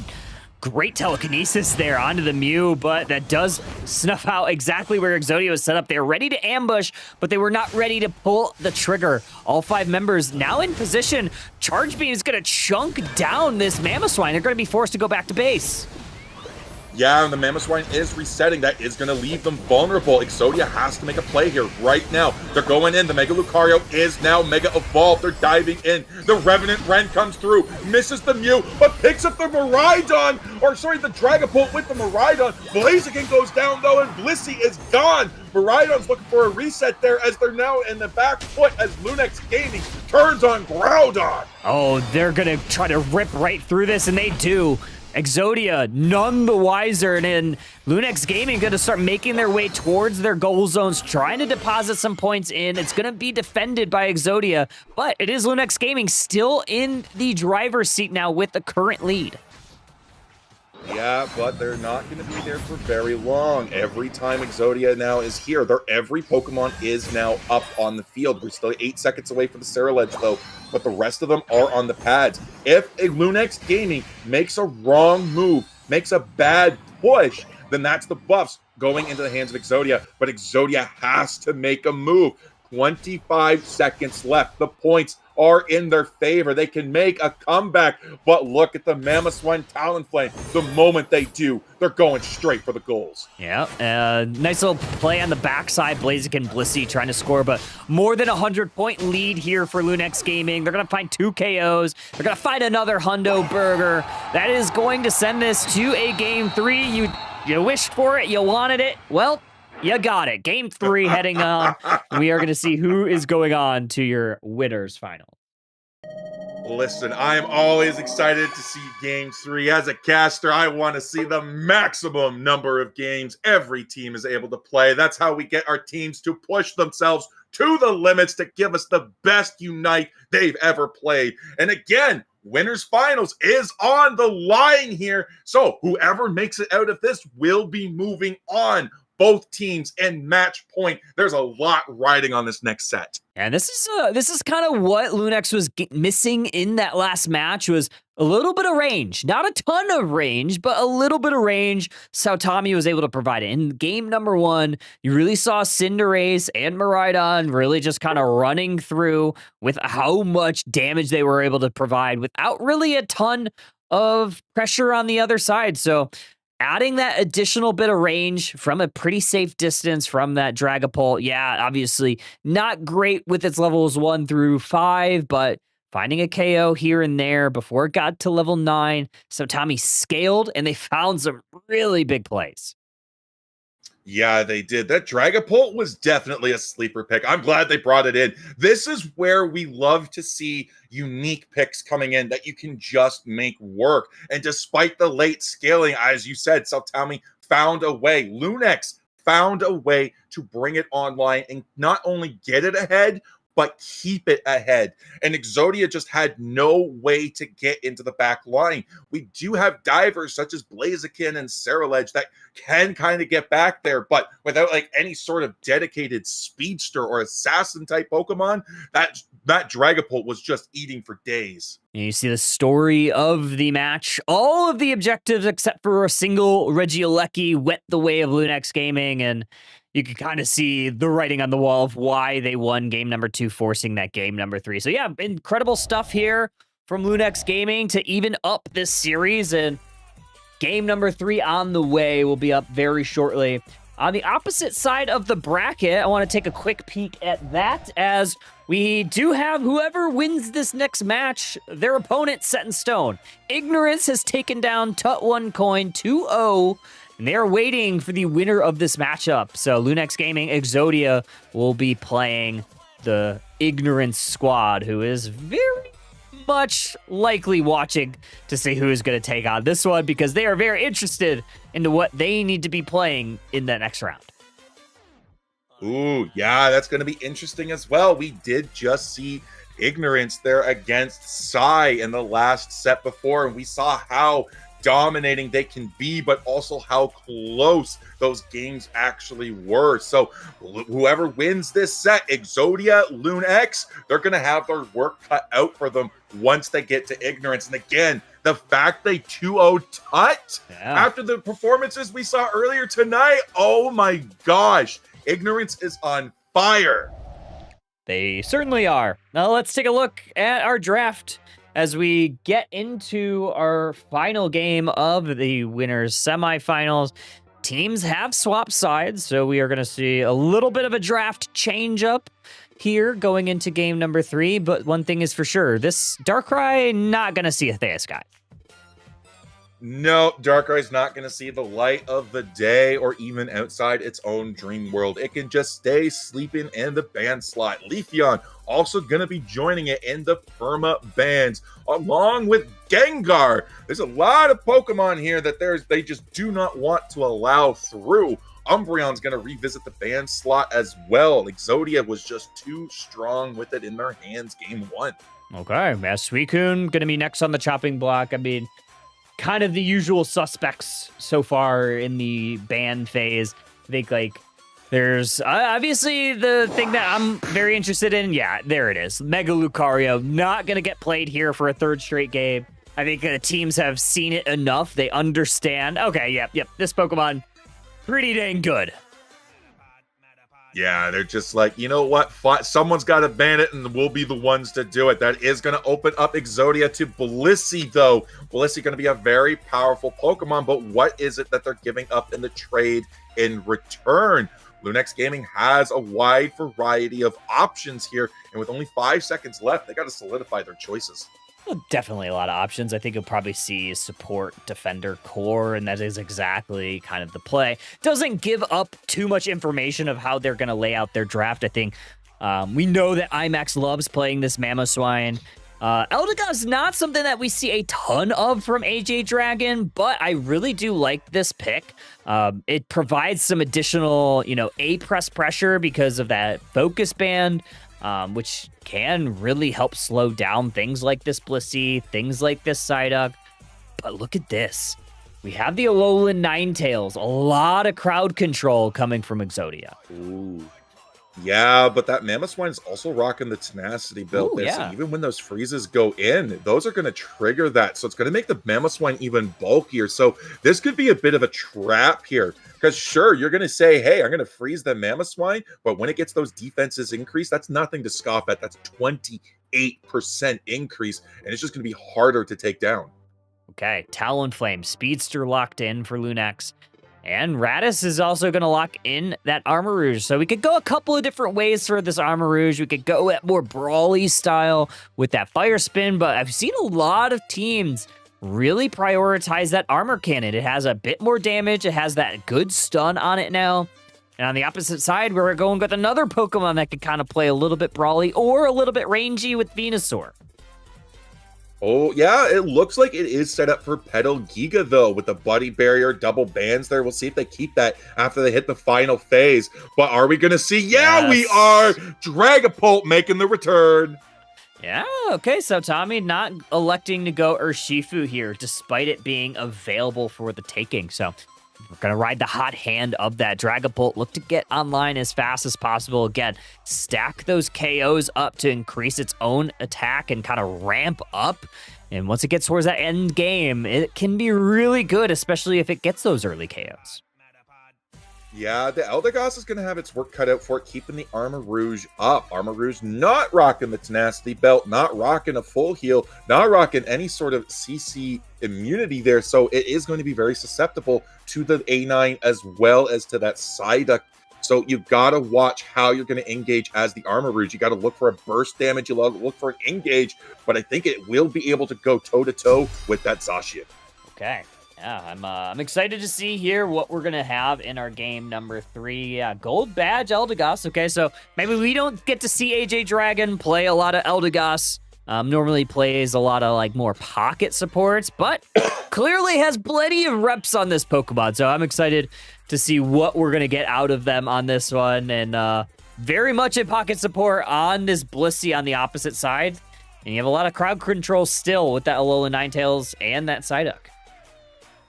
Yeah, that Venusaur does not look like it's going beam. It's got full heal, Kyle, so I believe that is going to still be that double there. And it's got Big Root as well. They made the swap. Nice. Oh my gosh. So that means that now our Dragapult is going to have even more of an advantage because there's not a whole lot of range that's able to come out.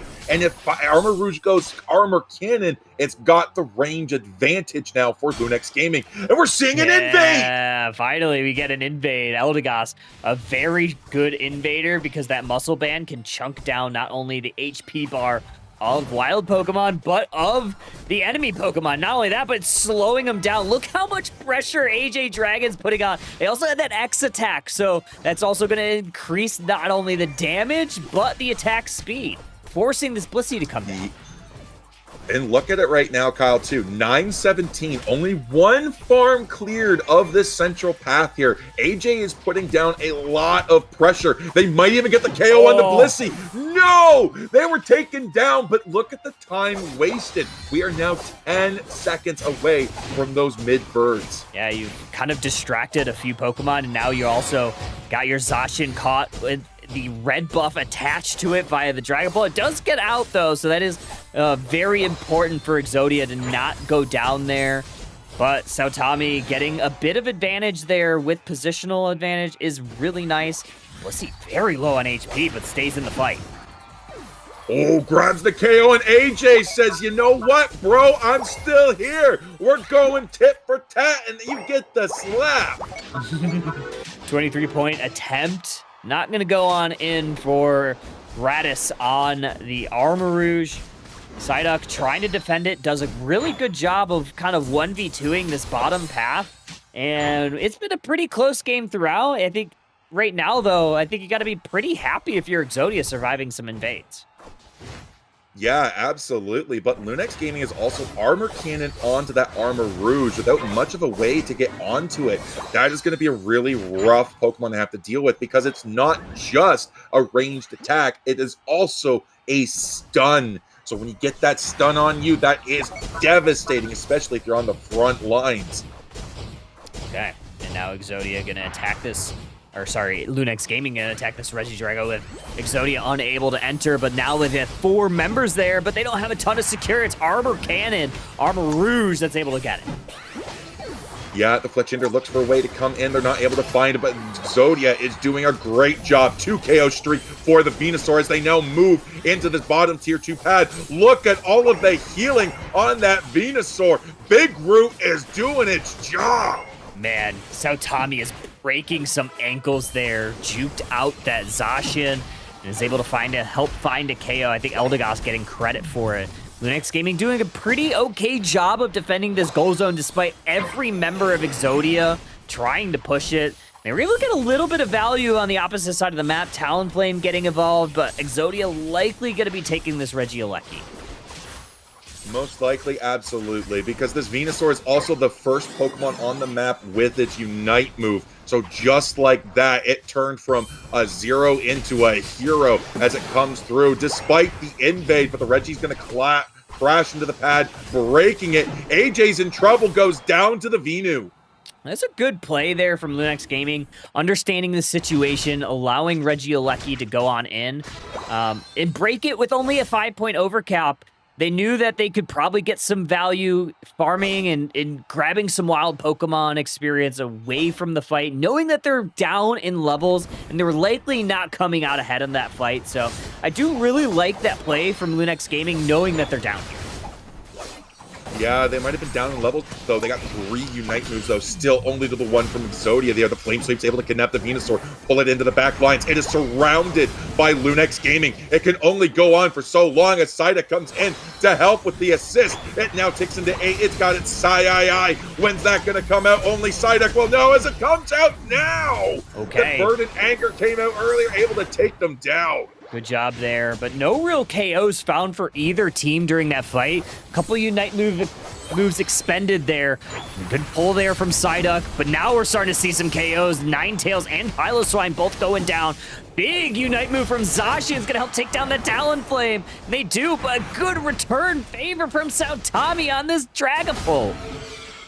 It's just 2 supports and a dream now as the points start raining in for Lunex Gaming. They're not going to hesitate. They're going to break this pad, take the lead to 149, and now they're going to work on the top Reggie. Yeah, this is kind of what you're worried about if you're Exodia, is this Dragapult starting to get online, yielding a couple KOs. I thought for a second Exodia was going to come out ahead of that fight, but the last hitting ability, the execution damage from Dragapult with their Dreep and Destroy Unite move, it's kind of a Unite move, kind of just an execute button, is just so strong, and they found the KOs at the exact right time. Yeah, they did, but speaking of KOs, the Armor Rouge is down. The Talonflame goes for a Flame Sweep, but it's now Blissey Psyduck down. Loon Exodia is now fighting Loon X with no supporters, no XP shares, as the Venusaur is taken down. The Zacian gets dealt with 1 HP in a dream, and more points raining in, further extending Lunex Gaming's lead. Ooh, could have been a scary situation there with Dragapult not scoring, but still able to get it in despite a little bit of pressure from Exodia. Now they're going to be able to rip this Regieleki for free. It's going to walk towards that T2 goal zone. And Lunex Gaming, 4 minutes through this match, while the first few minutes were really rough for them, they have really pulled ahead. Level 13 on this Dragapult, highest level in the game. Not only that, but they also have a level 12 on this Talonflame and this Armor Cannon. Armor Rouge still doing a ton of damage from the backlines. Yeah, Exodia has lost their momentum there. The Regidrago, the last one on this map here, going to go to Loon X Gaming here. Regieleki still crashing on the tier 2. That is an opportunity they could take here, but they're looking at the real estate. That's an opportunity for them, and they're looking at this T1 pad as Eldegoss tries to get away from the Zacian. Yeah, AJ Dragon grabbing some vision for this Talonflame might be going on in. They do. Very much damage through this Zacian. Also pull the Venusaur with that Unite move, pull them into a little bit of harm's way, because here comes Sautami with a lot of damage from downtown. Psyduck going to be the casualty. Yeah, taken out by the Dragapult. That's just one more KO to feed its Phantom Force if it's not already maxed out. Venusaur does have that Safeguard Shield, though, onto the Mamoswine. Mamoswine does have the Tenacity Belt. That is going to be activated there, but the defenses weren't enough. But were they enough to stall for time? Talonflame's diving in with the Brave Bird, isn't able to grab a KO. The Blissey is down, but so is the Talonflame. AJ is next, and huge experience swing back towards Exodia. Okay, you got the KO that you needed. Triple KO for this Venusaur. You get the main damage dealers. Not only that, but Sautami is going to be down for the very start of this the Groudon fight. But let's play here from Mamoswine. They find that Venusaur right back, take them down, double KO. Armor Rouge gets that Psyduck, so Lunex Gaming flips that card right over. Yeah, that Dragapult was going to be out They might right rip. to Groudon, which allowed Exodia to come in and just take that down. But now Exodia is back in the field here with all their members, and Lunex Gaming has everyone back up as well. This fight is going to be down to the wire. 100 points separate them. Lunex in the driver's seat. They also have a ton of rip. You got to watch out because they have vision. You could really see this Dragapult go really right for it if they have the vision on where Exodia is setting up. Everybody on Exodia fighting through this top path. It's going to be a brawl. Invisible Dragapult looking for a KO.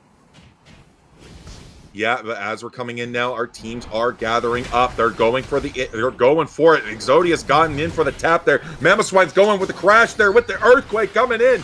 They're diving in. There's the AJ coming in with the Cotton Spore and the Cotton Cloud Crash to get out. It is not going to be enough. Our teams are going in. Exodia's full sending it. The Venusaur's gone. There goes Miss Blissey. The Flame Sweep comes out. Oh my goodness. An incredible Brave Bird right there from Talonflame. It's only the Psyduck gonna try to surf away, but it's gonna be a Cowabummer. Lunex Gaming gonna full rip this Groudon with 40 seconds left. Psyduck nowhere in sight. They are going on to your winners finals unless they fold. Yeah, I mean, there's still a possibility. Psyduck, Blissey, a very powerful combo, as we know, dishing out the damage there. The Venusaur's back, but they're not defending. They're going in. That's a 100 burger for AJ. Can the rest of Lunex get them in? I think so. There's double KO right there. Psyduck, along with Zacian, Venusaur the next to fall. Blissey very low. Alola, Ninetales. They see the writing on the wall. They're going to hold on to that home goal zone. And, man, what an incredible showing here from Lunex Gaming. Late into this game, they found their footing, despite a little bit of a stumble early on, letting that Venusaur get online. Despite a little bit of a good push there from Exodia at the end. Lunex Gaming holding tall, holding strong, and they're going to meet up with Ignorance in your winners finals. Yeah, absolutely. Ignorance, this is for you. If we see Dragapult in the next game and you didn't ban it, that's all you got. It's like, that one's on you guys. We showed you what your opponents are capable of. It's on you to make sure you can deal with that Sautami on that Dragapult there. But oh my gosh, that was nasty. Also, Kyle, I just realized Urshifu wasn't banned this game, and Sautami still went for the Dragapult. Yeah, I think I mentioned that in the draft, I think. Despite Urshifu, which is kind of like almost like what he always plays. I just see AJ Dragon in the chat. Sal doesn't play Urshifu anymore. He only plays Dragapult. He's the Dragapult guy. Okay, good to know. Sautami, no longer Urshifu guy. He is Dragapult guy. And you know what? I'm here for this Dragapult arc. Yeah, Dragapult has a powerful showing. Again, the damage doesn't really reflect the impact that it did. 63k is still nothing to scoff at there. But oh my gosh, with the damage that it was able to output, the KOs that it grabbed at the crucial moments, Lunex was just able to fly through with the Dragapult, and they were able to capitalize on a Petal Dance Venusaur's one major weakness. Yeah. Burst damage. Burst, yeah. It kind of just can't heal itself enough at that point. So yeah, I really love the pick of the Dragapult there in games 2 and 3. But that's it. We have one final set in the winner side of the bracket. It's going to be Lunex Gaming, Ignorance, two very notorious squads here in North America. I'm excited to see it. We've seen them in Underdunk plenty of times at this point. It's going to be a Titan battle, but as we get into that, we are going to take a quick break before we get into that. Exclamation point, AJ just dropped it. Exclamation point Spraggles is going to get you the link to our Underdunk, Overdunk, Content Cowboy Corporation tournament this Saturday. $800 prize pool. Make sure to tune in on Spraggles YouTube and Twitch. So we're going to be there all weekend. So with that said, we're going to take a quick break. So don't go too far, folks. Winners Final is going to be up next. The great Stoic philosopher and Roman Emperor Marcus For a rip here on Aurelius Groudon, it's getting close left to us half. with the famous It's already at half, very Live low. each Here comes a day fly from as Talonflame. if it is They're gonna look for it, but the Oh! Coup de And I Grace! do It's gonna be believe Aegis Slash he that was secures it. Now specifically Sugar Rush referencing is getting this absolutely Pokemon dissolved. in 4 KOs. Snorlax In gonna be life, the next to you fall. have very Adorable few Wolves. moments They're gonna win where you this can set really 2-0. achieve. That was a truly really dream tough one. I mean, the Talon, I thought for actually sure the play fly ended up having it, but it really did just come down to that flip in the end. Before The call LAIC from- and all the Gonna get some shielding to quote-unquote Ian, and with 2 down, tournaments, Ian's gonna look to we towards will bring onto this you a Groudon. tournament Already at half so HP, epic that it Smuglax will trying to make get in. Marcus Liko Aurelius trying to line up a turn snipe over in shot. his grave, Cute Charm is gonna wherever pull that him is. away, but it is Spraggles Liko! presents Just in time, in they steal the association with the Groudon. Content Cowboy Version 1 Corporation. wipes Said that him from the wrong. map, The and they are first gonna and win. last Your annual Underdunk 61. Underdunk Groudon Push forward, Gauntlet. Garchomp move, Unite move into the back line. final Gonna reckoning. damage the Suicune, send them back to the Pokemon Let's Center. They prove weren't able to Marcus use that Unite move. Aurelius Groudon now at half right. HP. I'm Zoroark, oh, they losing get the caught out, plot of unable to this. use their Unite move. It's a And big Sus has Pokemon one Unite final shot to tournament. try to steal this away and November salvage the 8th. game. Do they have it in them? They If do! it's Huge I'm Garchomp sorry drag. for you. Damage, But unfortunately, this lead I will feels also quite a hold lot it by this against Clefable. Horse. Wanted engagement there by the Garchomp. my. Takes down Lucario. Various. Yeehaw. Talonflame goes down as well, though. Purple Kevin on this Hoopa is bringing in the team with the rings unbound. They're dangerously low, but Regieleki gonna walk towards that T1 goal zone. Hoopa is down. Rest of the reinforcements are here for version 1. And it is gonna be the Blaziken getting a double KO. And a snipe shot finds the back line, too. Focus Blast is going to force out a Unite move from Glaceon. They're going to be able to find any damage anyway. Oh, the Hornleys misses the Hoopa portal, and Blaziken gets to safety. Here's that Unite move from Trevenant. Oh, Zacian's going to be the first to fall here. Trevenant also getting chopped down to size. Glaceon down as well in version 1. Scrambling, trying to find anything on Bibs in full control of this game. Yeah, just kind of getting picked apart. I do got to admire Smuglax's attempt there on the Trevenant.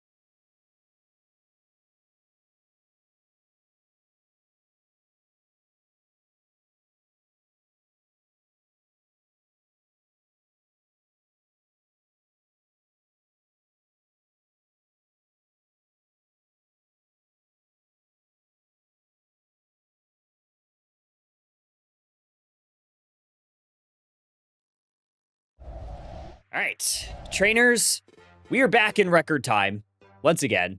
Teams are ready. My hair's like all over the place. Teams are ready. We are ready.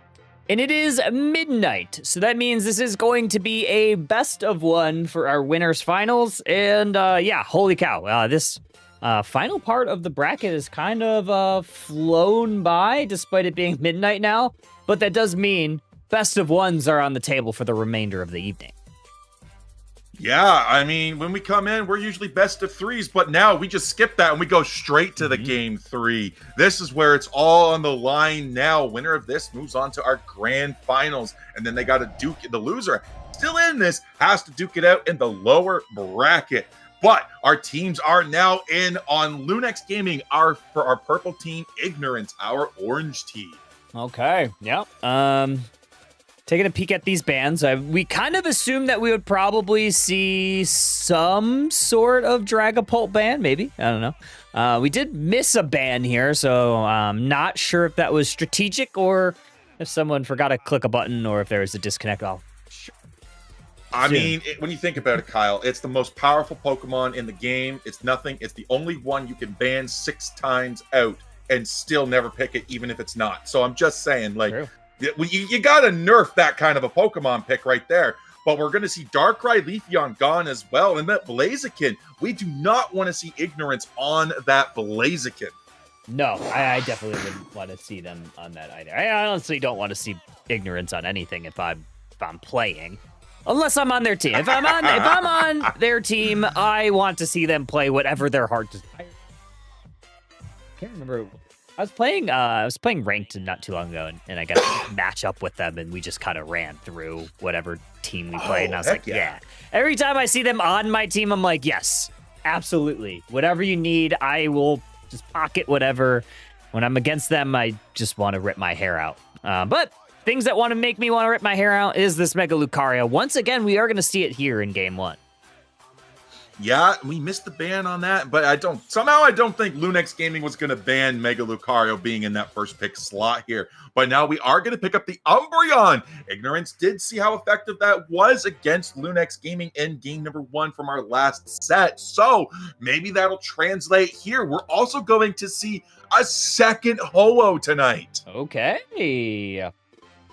Yeah, we haven't seen a ton of Ho-Oh, but I think in the right hands, it can be very good. I think it was actually Ignorance that played it a little bit earlier this evening. So once again, we'll see Scribblenaught on that. And okay, the Dragapult guy is now playing Urshifu.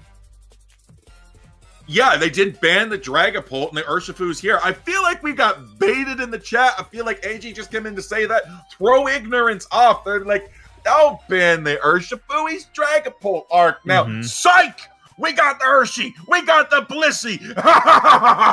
Yeah, I mean, it's just a combo that's really tough to deal with. I mean, Sao on the Urshi is always tough to deal with, but then you kind of have that pocket support of the Blissey. Seen a Comfey a few times. We actually saw it earlier this evening where we saw Urshi Comfey. It didn't quite work in their favor, but still very strong.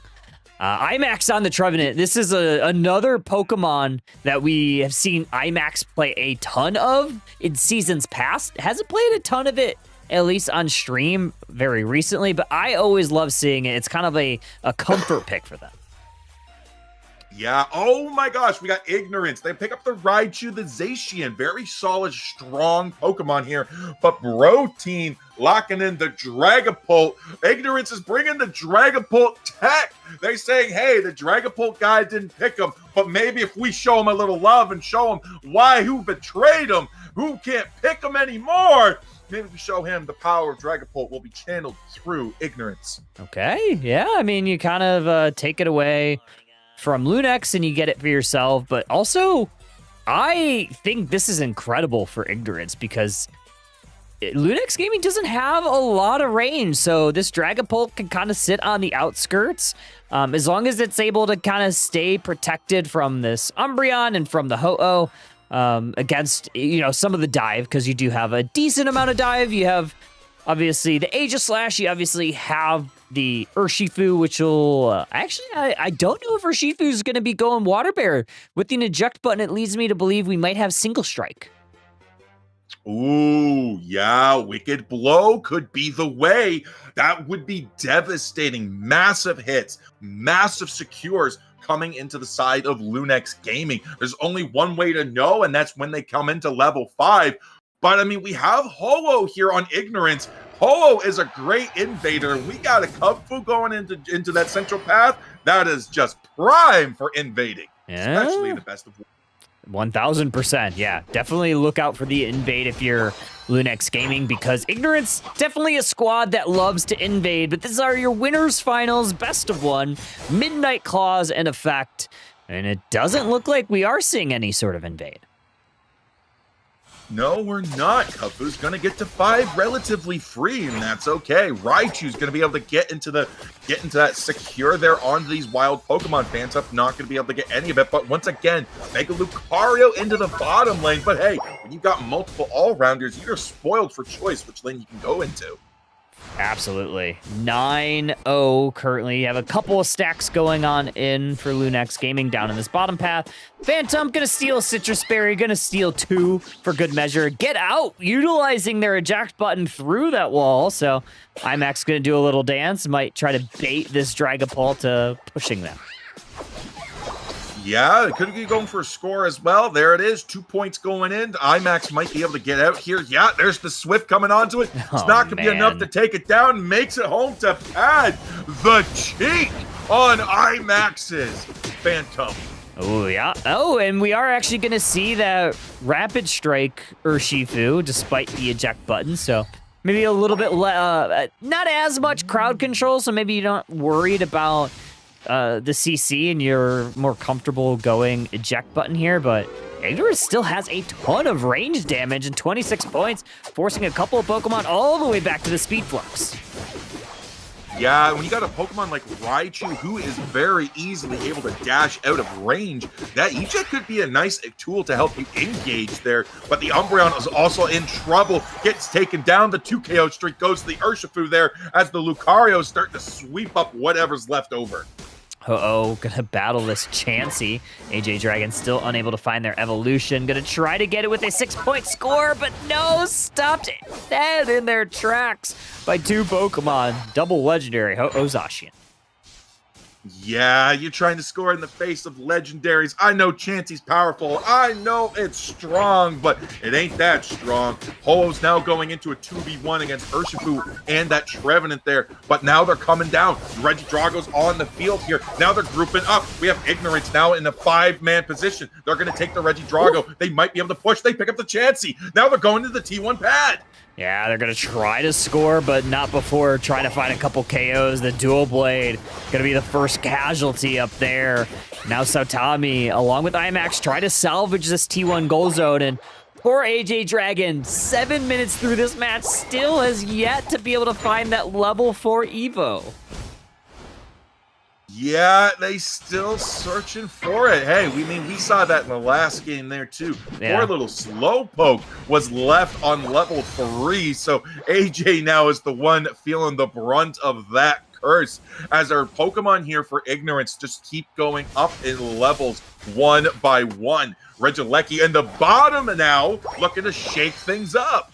Okay, yeah, Regieleki gonna get leashed and head back down towards that bottom path. So both of these squads not really ready to take it just yet. Zacian gonna go ahead and attack Radis on that Lucario, sending them back to that goal zone to probably refresh, try to grab a Citrus Berry, but in the top hat it's Scribblenaught stealing a Citrus Berry away from Lunax. That is going to give the Aegislash their evolution that they absolutely needed. And AJ also finally found it, hit level 6. They're back online and they're climbing once more. Both of these objectives still yet to go down. Neither team really wants to make a move. Being a little bit cautious, a little bit timid here, but Lucario not going to be timid at all. They're going to go ahead and Mega Evolve.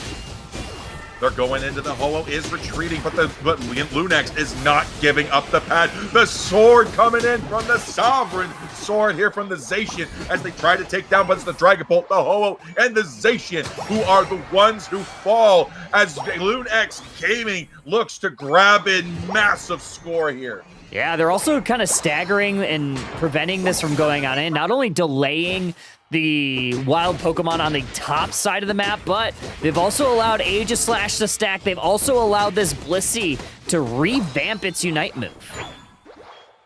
Yeah, and those are important aspects to look at as well, because when you come into a fight like this, you want as many resources at your disposal as possible. Umbreon's already had to burn one in that XP just to escape a very dangerous situation here, as Regieleki has spawned into the bottom side once more. Oh, I'm starting to see why we're probably eject button, because we are Safeguard Blissey, allowing that extra essential full heal for this Urshifu, and there is that Unite move directly on Sautami, but it's going to be the Regieleki going the advantage Ignorance. Yeah, that Zacian is able to get the last hit, but the Ho-Oh comes in with the Kindling Fang. They're bringing back everybody that fell Zacian just goes down with the Dragapult once more. What was once experience is once again experience. It's just additional KOs for Lucario and this Urshifu just to grab an additional couple with those revived Pokemon. So very unfortunate timing there for Ignorance Unite move, but you got to use it at some point. They're going to look to recharge their Eos energy and maybe have another Unite move. Maybe before. No, actually, I think based on the timing, I don't think you're going to see another Ho-Oh Unite move until Groudon.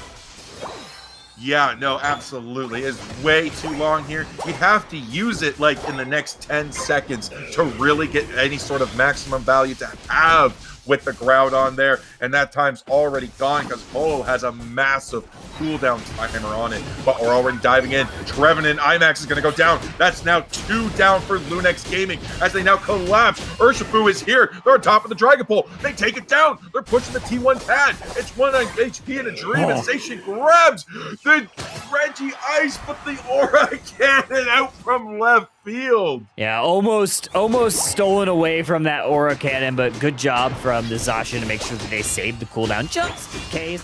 Blissey is able to take out that Zacian along with that Lucario. They're going to try to push in this T2 goal zone, but a good defense from this Umbreon is going to prevent at least some of those points from going on in. Blissey, though, able to get a couple of stacks in, probably just to refresh that Unite move one more time. Absolutely. Umbreon doing everything they can to stop it, but it's not going to be enough. Now the Zacian is here. Can they get the KO on Blissey? If they do, that's great. Experience in the pocket. But if they do also do, great for Blissey because that's a massive charge spike to its Unite move. Look at the score line right now. 251.99. Lunex Gaming in the driver's seat. And you also have a level 15 Urshifu to deal with. That could have been a detrimental KO if Saotami goes down there, but they don't. 40 points in on the top side, 20 seconds until Groudon, win conditions on the field. Lunex Gaming obviously in the driver's seat. They could potentially go for some scores here, maybe with this Regieleki push, but I doubt that they want to do that. They probably just want to get set up in this Groudon area just to make sure that Ignorance can't just rip and turn. Yeah, but here we go. IMAX connects with the Horn Leech. They're going in. The Mega Lucario comes out, and they take down 1, 2, and 3. 4 down for Ignorance here as the 5th one. Umbreon gets taken down despite the Moonlit Trance. They're going to go on the Groudon. They're at 271 to 139. 5 members with 50 points apiece coming in. Lunex Gaming could have scored, but they didn't because Ignorance says you take the win. Holy moly. Yeah, Ignorance got absolutely demolished by that Lucario. And I mean, I think we've kind of had a good lesson on why this Pokemon is so ban-worthy. Not only that, but Saotami on the Urshifu, despite him being Dragapult guy now, still Urshifu guy. Yeah, and you can't even blame Ignorance for taking the Dragapult because you took the Urshifu long before Dragapult was taken. Oh my gosh, AJ, you liar! Yeah, AJ just baited all of us by calling Saotami Urshifu guy. Yeah. I mean, Ignorance had a good showing there, but yeah, Lunex Gaming just kind of, despite not having any range on their team, they were still able to get to a lot of these damage dealers, kind of prevented Protein from scaling. Neon obviously had a very good showing on this Alolan Raichu, but just wasn't enough. I think you just needed something to get to this Urshi.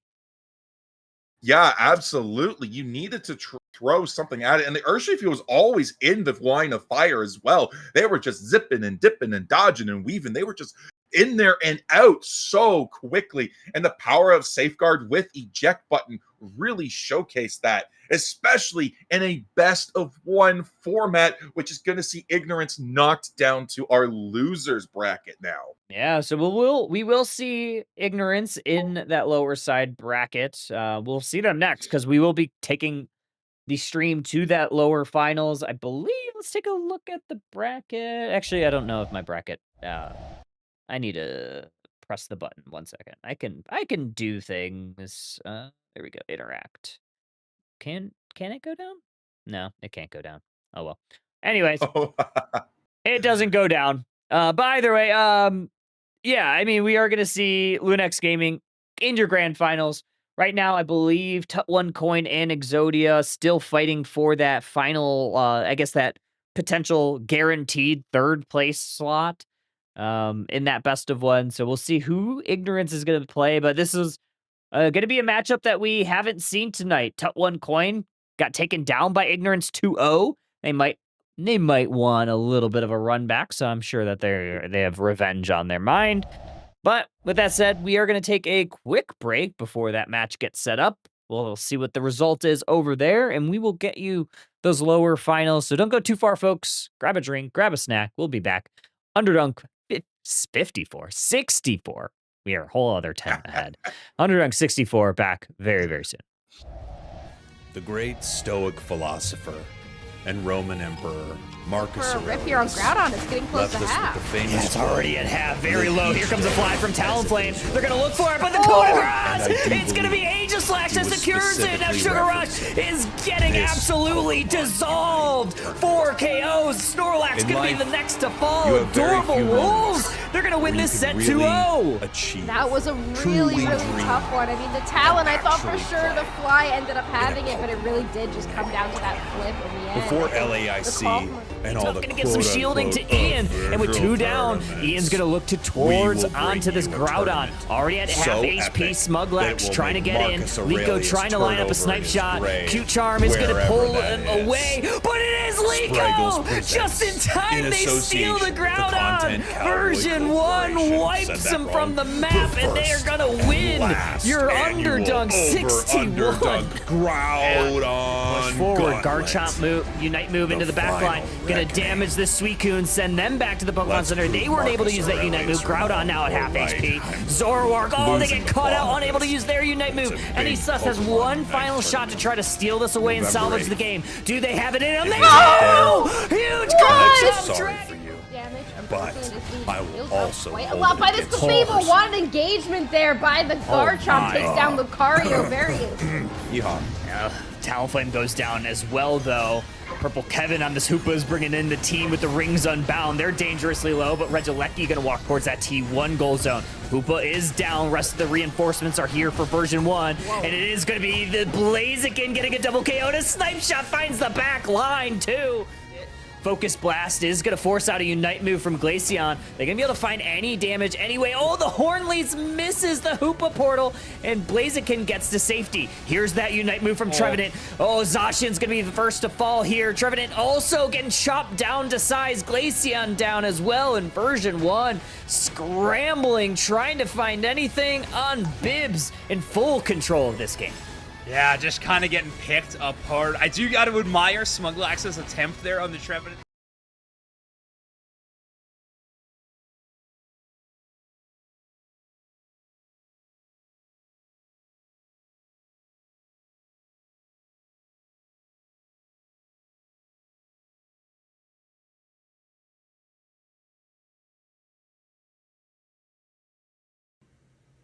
The great Stoic philosopher and Roman Emperor Marcus Aurelius left us with the famous quote, "Live each day as if it is your last."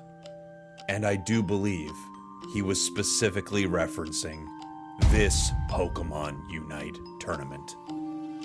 In life, you have very few moments where you can really achieve, truly dream, and actually play in a Pokemon Unite tournament.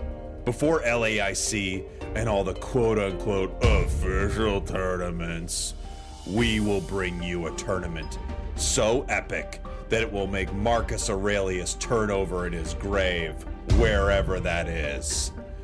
Spraggles presents, in association with the Content Cowboy Corporation, said that wrong, the first and last annual Underdunk Groudon Gauntlet. The final reckoning. Let's prove Marcus Aurelius wrong or right. I'm losing the plot of this, but it's a big Pokemon Unite tournament. November 8th. If you're not there, then I feel sorry for you, but I will also hold it against you personally. Yeehaw. Yeehaw.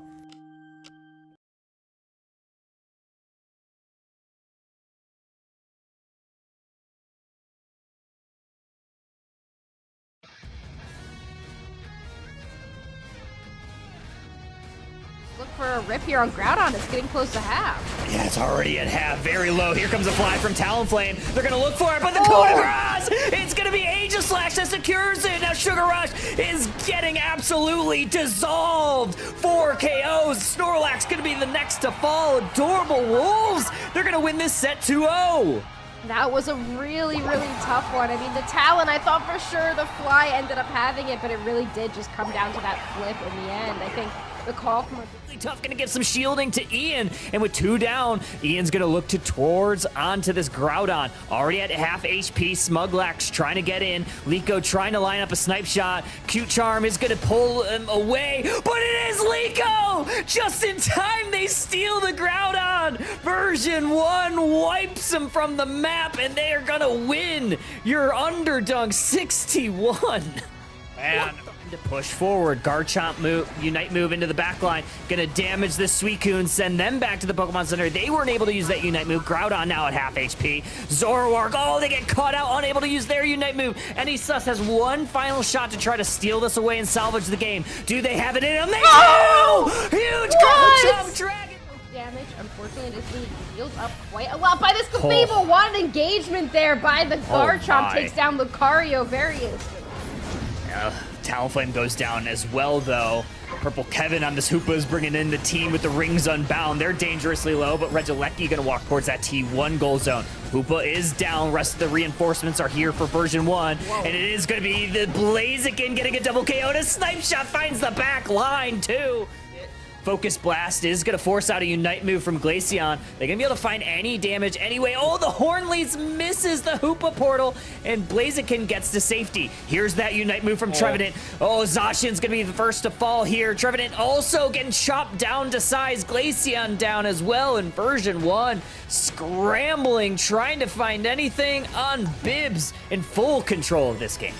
Yeah, just kind of getting picked apart. I do got to admire Smuglax's attempt there on the Trevenant. The great Stoic philosopher and Roman Emperor Marcus Aurelius left us with the famous quote, "Live each day as if it is your last." And I do believe he was specifically referencing this Pokemon Unite tournament. In life, you have very few moments where you can really achieve, truly dream, and actually play in a Pokemon Unite tournament.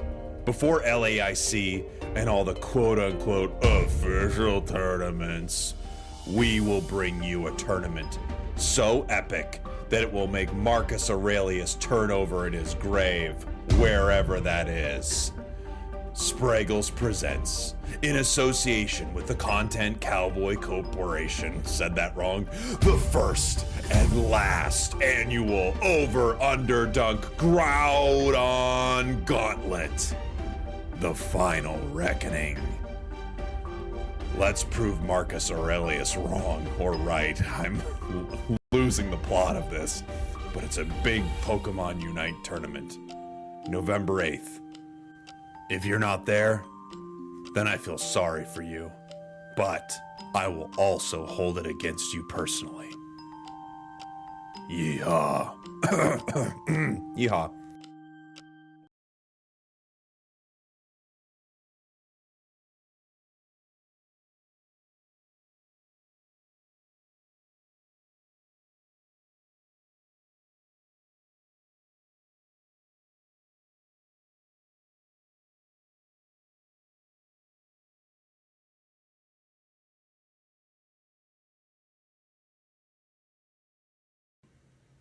The great Stoic philosopher and Roman Emperor Marcus Aurelius left us with the famous quote, "Live each day as if it is your last." And I do believe he was specifically referencing this Pokemon Unite tournament. In life, you have very few moments where you can really achieve, truly dream, and actually play in a Pokemon Unite tournament. Before LAIC and all the quote-unquote official tournaments, we will bring you a tournament so epic that it will make Marcus Aurelius turn over in his grave, wherever that is. Spraggles presents, in association with the Content Cowboy Corporation, said that wrong, the first and last annual over-underdunk Groudon Gauntlet. The final reckoning. Let's prove Marcus Aurelius wrong or right. I'm losing the plot of this, but it's a big Pokemon Unite tournament. November 8th. If you're not there, then I feel sorry for you, but I will also hold it against you personally. Yeehaw. Yeehaw.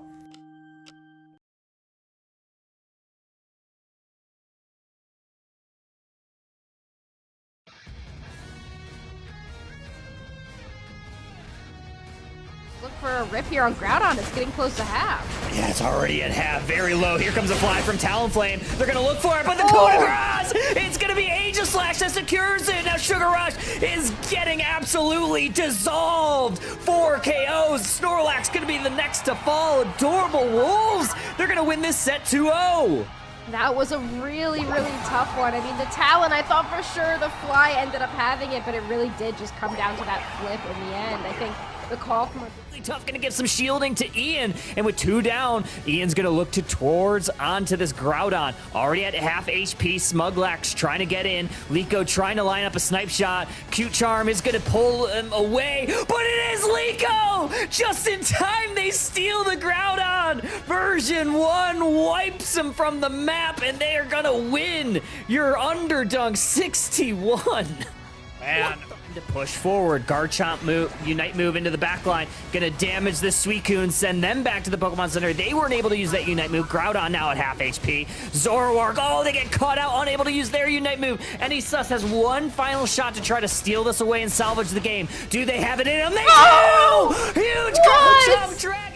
damage. Unfortunately, it is being healed up quite a lot by this Clefable. What an engagement there by the Garchomp. Takes down Lucario very instantly. Talonflame goes down as well, though. Purple Kevin on this Hoopa is bringing in the team with the Rings Unbound. They're dangerously low, but Regieleki gonna walk towards that T1 goal zone. Hoopa is down. Rest of the reinforcements are here for version 1. Whoa. And it is gonna be the Blaziken getting a double KO. And a Snipe Shot finds the back line, too. Focus Blast is going to force out a Unite move from Glaceon. They're going to be able to find any damage anyway. Oh, the Hornleys misses the Hoopa portal, and Blaziken gets to safety. Here's that Unite move from Trevenant. Oh, Zacian's going to be the first to fall here. Trevenant also getting chopped down to size. Glaceon down as well in version 1. Scrambling, trying to find anything on Bibs in full control of this game. Yeah, just kind of getting picked apart. I do got to admire Smuglax's attempt there on the Trevenant.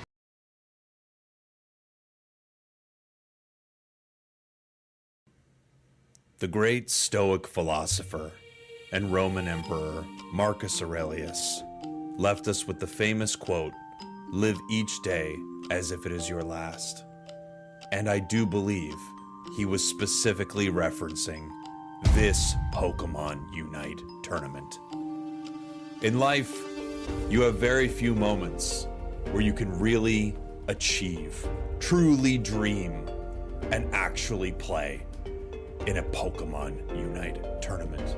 Before LAIC and all the quote-unquote official tournaments, we will bring you a tournament so epic that it will make Marcus Aurelius turn over in his grave, wherever that is.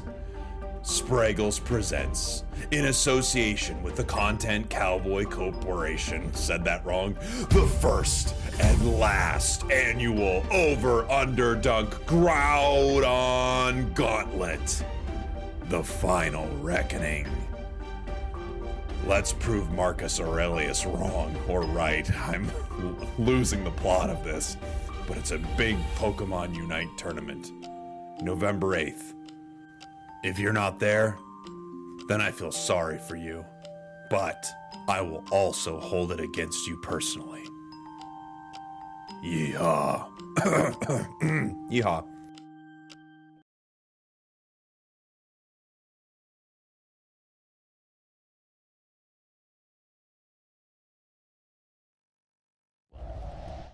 Welcome back in Pokemon Unite trainers. We have a lower final matchup. There was a little bit of time in between these matches, but I promise we have one. Ignorance is going to have a rematch, or I guess Tut1 Coin is going to have a rematch against Ignorance, who sent them down to that lower bracket, so they're going to want that revenge match.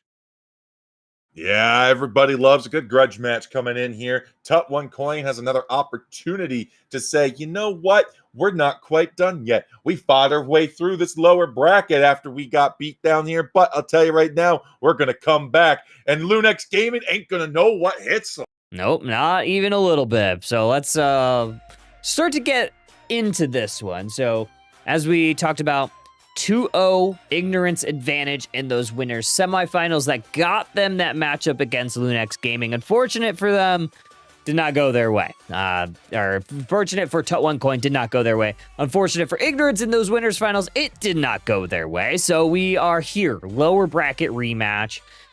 And it's the best of one. So obviously anything can happen.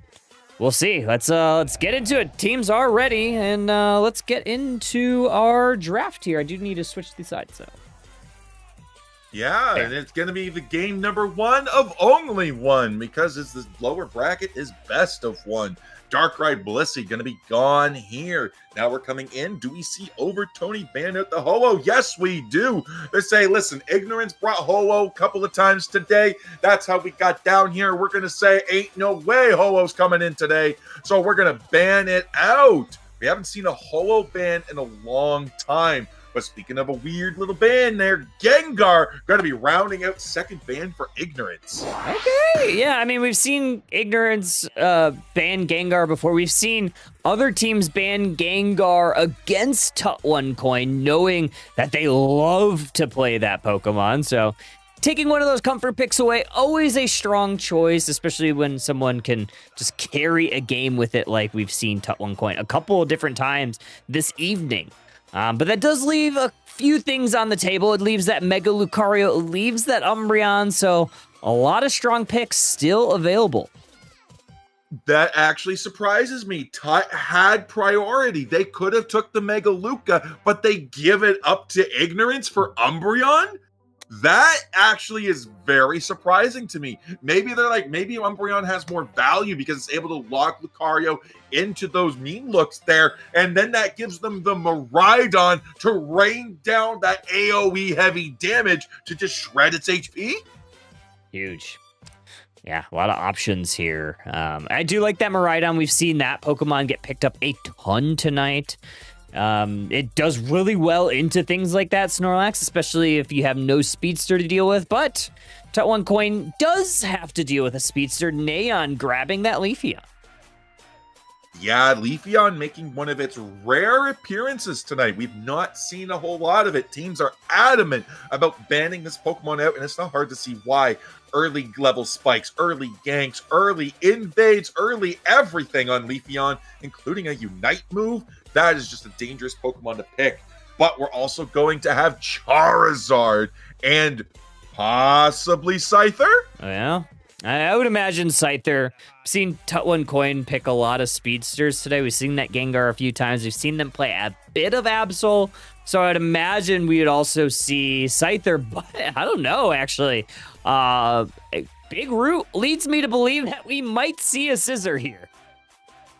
Oh, yeah, that could be definitely Scissor. Attack weight with the full heal, though. That is a weird one to have on the full heal, especially when there's not a whole lot of stuns or CCs on the side of Ignorance right now. Maybe they're just like, you know what? We pop the full heal anytime that this Blaziken tries to Blaze kick us, because that is a dangerous move to have to try to get kidnapped by. But as we're coming in now, again, we got 13 seconds until our teams lock in their final move sets. And I'll tell you, these teams look cracked. I mean, they're obviously some of the better teams that we see from time to time again here at Underdunk. Ignorance always puts up a good showing. Obviously, one of the better teams in North America. One Coin has performed quite well in Underdunk in the past, and they're looking for another date back in those grand finals, this time against Lunex Gaming, who has tend to found themselves in that driver's seat many, many times before. Yeah, and I think it's going to come down to a nice little battle of where they're going to be able to put these core Pokemon. So we got the Snorlax and the Latias for the side of Ignorance there. They're going to be able to come in and do a lot of great things. Damage reduction, peeling, engagement, on a lot of good stuff here on the side of Tut. We got Hoopa able to portal around, heal up, teleport, and then we do have the Umbreon. Nice wishes and being able to pivot Pokemon into a room in Mean Look there. So vastly different strategies. There's only one way to find out which is going to come up on top, and that's to watch the full 10 minutes of this match, Kyle. Yeah, and we have the first partner fire Pokemon in the central areas on opposite sides, so there's going to be a battle in that regard. But in the top path, Luca, along with that Latias, are going to be battling over these top Baltoys. Luca actually mostly just staying on their side, trying to gobble up as much experience as they can. Yeah, and that's what you want to do really early as well. You want to gobble up as much as you can there, but the Luca does have 14 points. Hard to put that in very quickly as you go in for stacks. That means you've got to look for the KOs. Already the Blaziken tries to eject into that. It is in a dangerous situation as Tut is ready to punish the Combuskin. Rotation from this Leafeon. No one of the Wives, actually Miraidon might have peeked them out a little bit before that, and they are going to put the pressure on Latias. Very dangerously low. Neon, a little hesitant to go on in there. They do not want to get ganged up by Tut1 Coin, who has a person advantage. Yeah, very important to note also this Leafeon wasn't in the central path there. It was the Combuskin. They were in the lane the whole time, going for a nice little stack here for 8 points, but they are stuck in the Mean Look. Yeah, stuck in the Mean Look, but they are able to get away from it, and good peel there from Soup Chef to make sure that no one was able to pounce on that Leafeon. And like we thought, with that big root, it is going to be a scissor here for Tut1 Coin. Yeah, we're looking for sustain over burst on this side here, and that Scissor's definitely going to be able to provide that, especially into a Mega Lucario, who wants to go tit for tat with the close combat there, that wants to get that HP up, but the nice portal there from the Hoopa is going to allow the Scissor to get a quick reset. Yeah, they get the reset full HP bar. Now they're going to try to attack this Blaziken, steal a Citrus Berry, perfectly timed there. Blaziken met by the opposite fire starter. Charizard takes him down, but Leafeon pays the price right back with a double KO. And now Neon pressing forward. Yeah, that is almost a level 8 Leafeon. Could be the first Pokemon on the map with its Unite move. That is dangerous position to be in there, Kyle. But they're going for the Regidrago. They're able to grab it, and that's going to be uncontested. They're going to take it. That's level 8. It's actually surprising that Regidrago stayed up for as long as it did. At the 720 mark, it was still on the field. Now they have 30 points and a score increase buff that they could elect to do, and they are going to go ahead and deposit 30 along with the additional 30 from this Blaziken. And this basement goal zone very low already, and it's broken. Yeah, and that's going to put their lead at 102 to 23, 3 minutes into this match. Our 7-minute objectives are on the field here. Regilecki shaking things up, going to be in the basement there. That means the Reggie Roulette is in the top. Yeah, I think Ignorance actually kind of wants to push their advantage down bottom, try to get some points in. Reggie steal, oh man, so they get both objectives, does Ignorance. They are going at all cylinders here.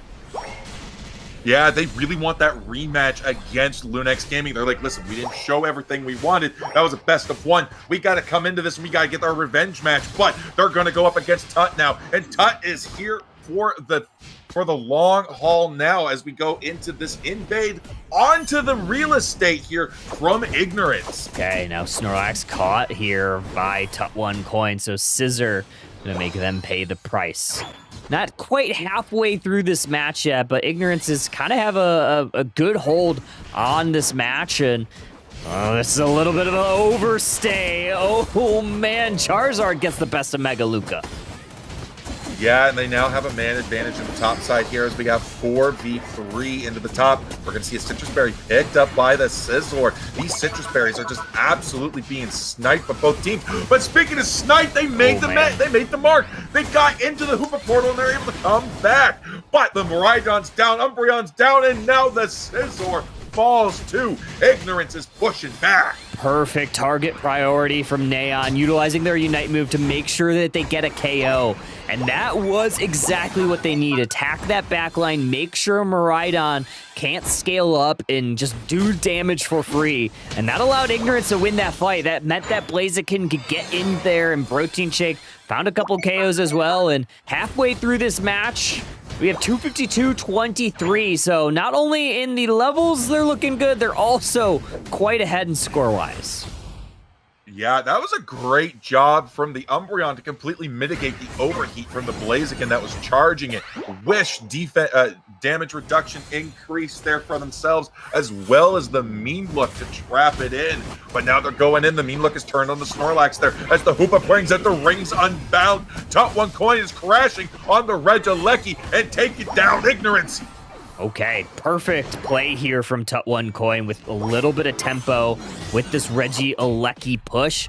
Hoopa Unite move. And also, I had to get shout out Bina on that one. That was a perfect observer change there to make sure that we got all that action. We got another Charizard Unite move. They're going to take out Leafia and Regieleki trying to walk on in. 20 points, it's going to leave it at 4. I'll tell you right now, this may not be a Mega Charizard, but it certainly unites like one. It's got it back up every fight we've seen it in so far. That is massive as the points are now starting to rain in. The point total is closing for Tut as they're rank pulling up, but now they're on the back foot. The Umbreon comes in with the Mean Look and traps them in. The Hoopa Hyperspace Hole comes in, but the Scizor wasn't able to catch the Express straight home. Gets taken down, and they said, you know what? We'll send you back. Here's some change, kiddo. Yeah, I think Ignorance is probably okay with how that ended up. I mean, yeah, they did yield that T1 goal zone, but they were able to find some KOs on the backside of it. Blaziken level 14. Leafeon is able to close out that Miraidon, get an additional KO, utilize that Unite move one final time before Groudon. And we also have this Regidrago that's going to be spawning, and Ignorance very much in position for it. They could potentially grab it, maybe look to push a goal once more, but they also, I think on the off side of the screen, we did see more points go in on that T2 on the top side, leaving it at 11. Yeah, that's dangerous indeed for Tut to be in because, again, double points is going to be hitting in 45 seconds. That means any points scored onto that top side, especially the Groudon buff, is going to be absolutely monumental for Ignorance to further increase their lead. Umbreon going to ignore the portal, though, not going to take it home, but they do manage to survive because of that decision. 30 seconds now until Groudon here, but Regieleki spawning in 5 in the bottom, and a Regiroulette up in 5 in the top. Okay, Tut1 Coin, we're going to see a little bit of a split. They're going to go for Regieleki, maybe push that towards the T2. Ignorance, they want the buff. They want that Registeel, and oh man, they're likely going to get it here. Plenty of time to secure. You have Blaziken, you have Lucario. That's going to be a massive buff going into this fight, especially with the point lead. So they can really pick a fight here. That is going to be their win condition. It's Tut1 Coin that's going to need to make the first move. They could go score on that backside, but they'll still be down. They will indeed, and they're going for it now. The Scizor's diving in deep, looking for the Latias. The portals are going to come through, but the Scizor's not going to take it there. Not able to get to it. The Red Illusion dive is going to come out. They're following through. The Charizard Psychic Slam is here. The HPs are getting low. Someone's going down. It's Mega Lucario, the first casualty of war.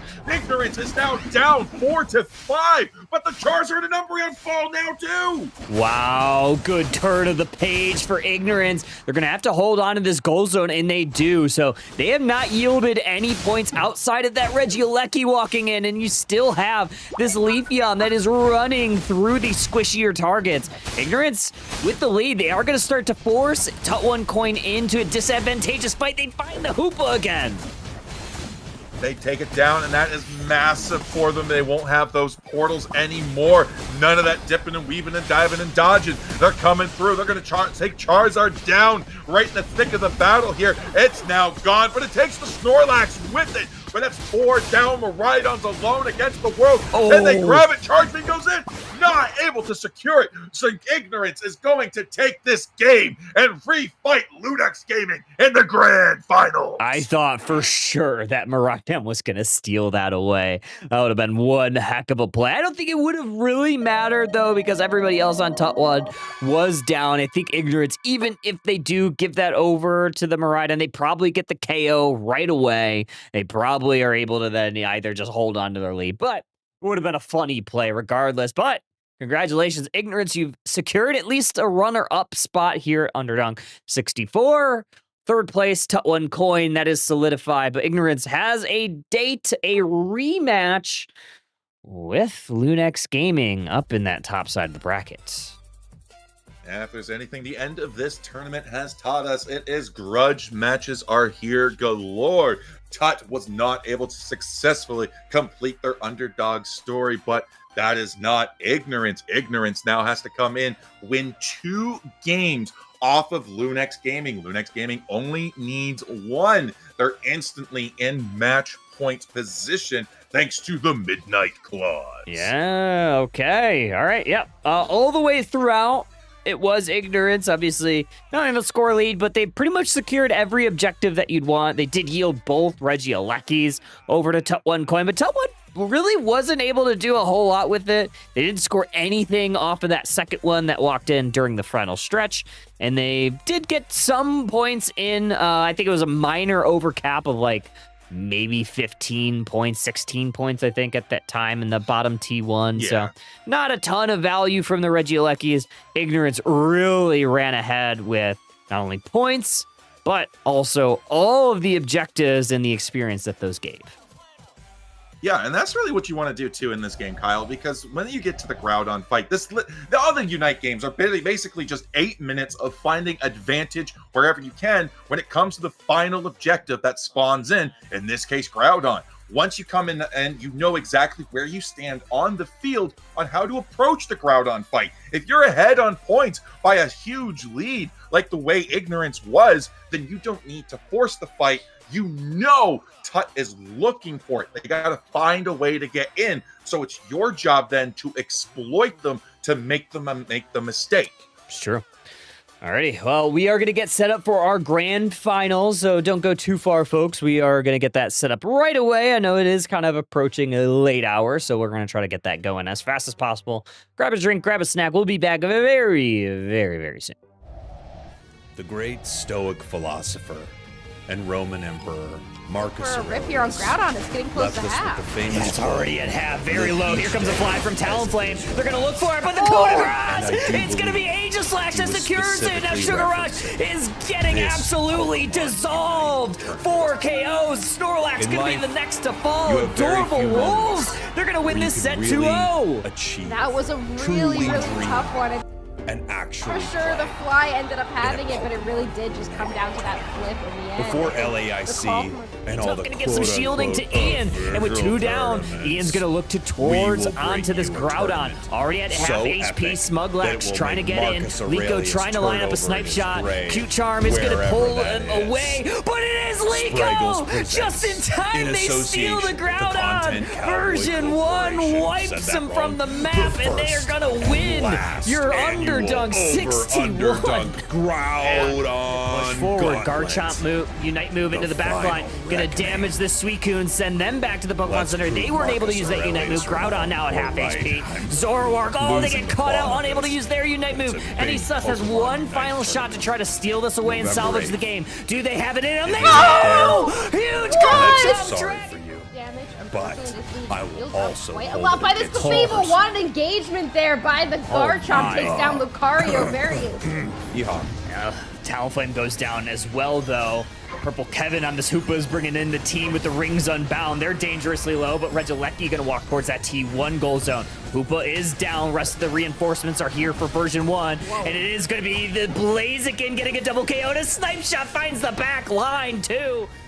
Focus Blast is going to force out a Unite move from Glaceon. They're going to be able to find any damage anyway. Oh, the Hornleys misses the Hoopa portal, and Blaziken gets to safety. Here's that Unite move from Trevenant. Oh, Zacian's going to be the first to fall here. Trevenant also getting chopped down to size. Glaceon down as well in version 1. Scrambling, trying to find anything on Bibs in full control of this game. Yeah, just kind of getting picked apart. I do got to admire Smuglax's attempt there on the Trevenant.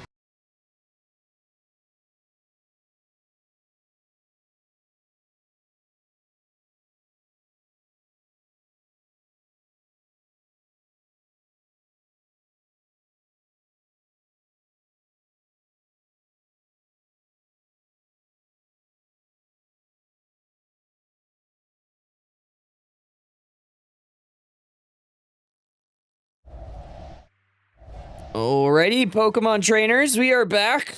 Grand finals time. Lunex Gaming, Ignorance, a tale as old as time.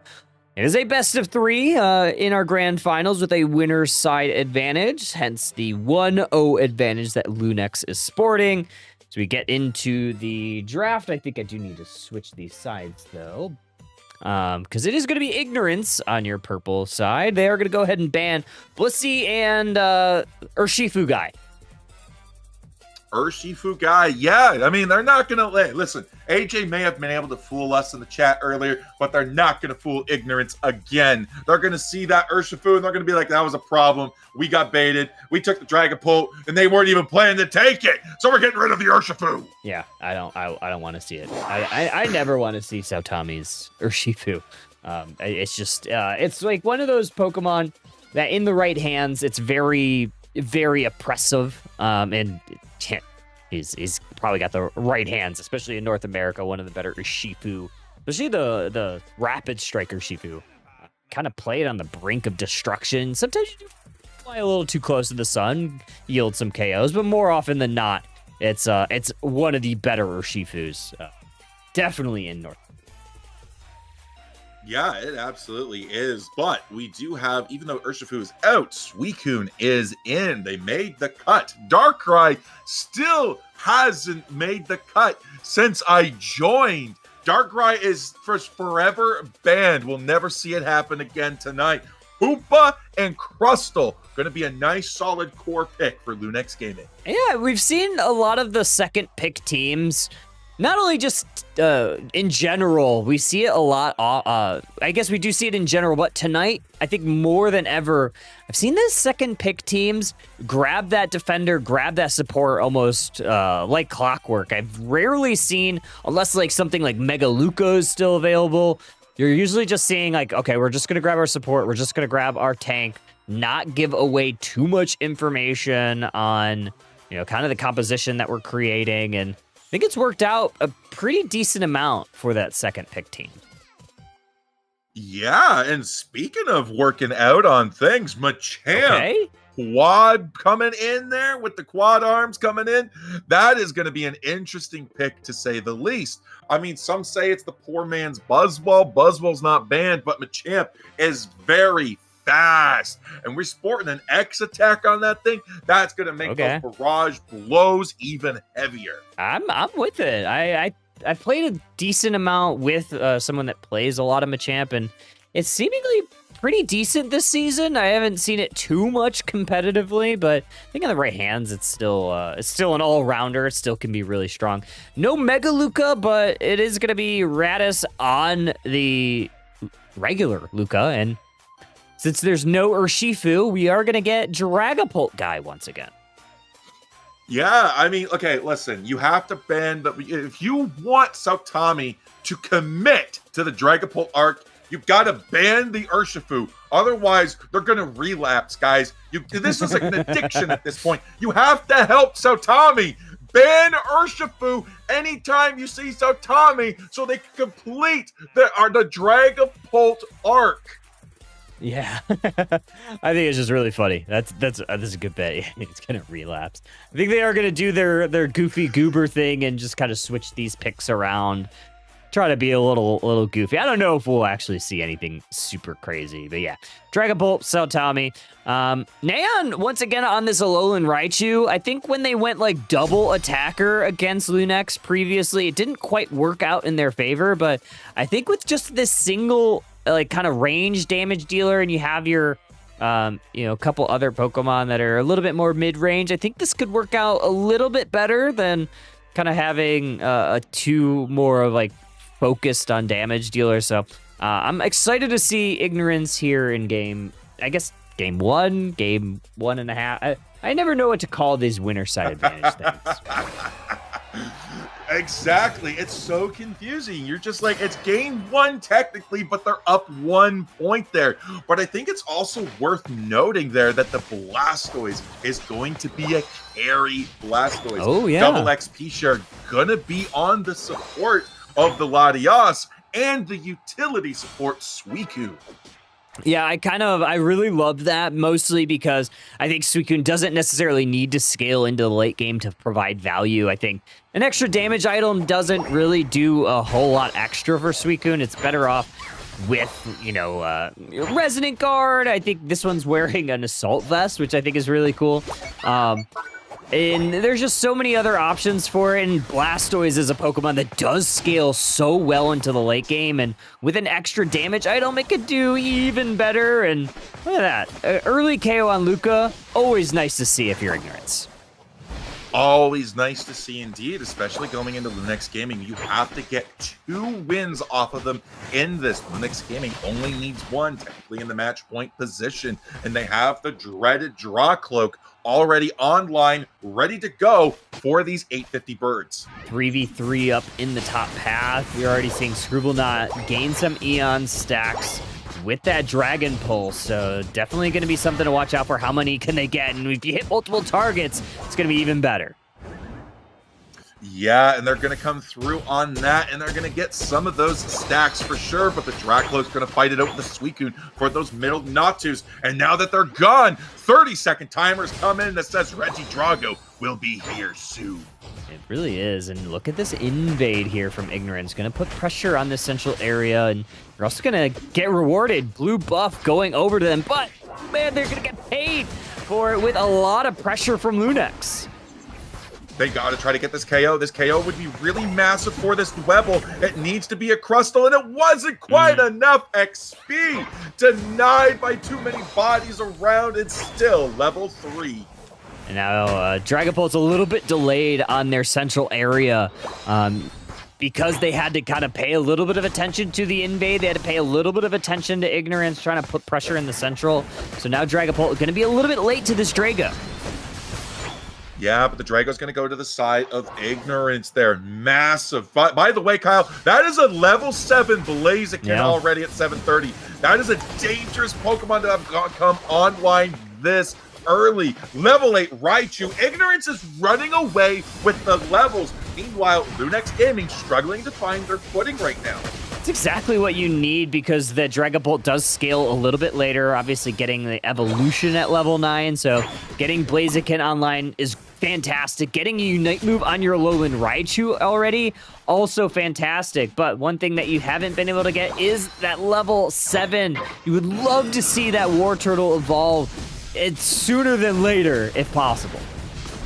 Well, this Reggie Drago could, or this Reggie Rock could change it, and it definitely does. That's now a Blastoise playing for Ignorance. Lucario is now going to fall as Ignorance now crashes onto the T1 pad. Crustle tries for a valiant defense there with the Rock too, but Latias is still going to score for a massive 26 over. Yeah, 116-9. So Lunex Gaming, a little bit of a slow start here. But you do get that level 9 on the Dragapult, so that is a very important power spike for them. As we get set up for this Regieleki fight, I think things that you got to pay attention to. Unite moves available for Latias. Unite move available for Alolan Raichu. So those are really the only ones that you'll have on the map outside of the, I guess, Blaziken sort of, and then sort of the Dragapult as well. Yeah, the Dragapult is 9. They're here and they're throwing down, but the Mist Blast takes it out from the other side of the map. Oh my gosh, Dragapult is now down. This gives the signal for Ignorance to be able to come in and start ripping the Regieleki. Regieleki's now playing for Ignorance and is going towards the T1 pad. What an incredible Unite move from that Latias to ensure the KO. Regieleki walks on in as well, and now you're gonna have Ignorance kind of maximize their points, maybe get a couple extra stacks here, but also maybe stall out the timers so that these wild Pokemon on the opposite side of the map don't go over to Lunex as fast as they could. Speaking of stalling out, that Crustle tried and they couldn't get away. And you're right, Kyle. That was so mean. But someone had to do it. Poor Crustle had to get sent back home somehow. Okay, nice little score here from Blaziken right in front of Machamp's face. Are they gonna pay for it? Submission's gonna be getting right on top of them, but a great Unite move, I guess stance change is gonna get them out of dodge. You're gonna have another basement Reggie down south that really no one's in position for. I think maybe you could get Lucario over there, but I think the thing that you really want here from Ignorance is maybe another KO for this Dragapult. Yeah, Lunex Gaming going to be trying to pick that up, but they ignore the Latios. Oh, the damage was too strong for it. They hit the pad just to be on the safe side. They get the KO, but it wasted a lot of time. Ignorance now has a position in the middle as the Hydro Typhoon comes up, knocks 3 Pokemon up in the air. Surf on the Machamp, locking it in, taken down. Wow, that is a scary moment there.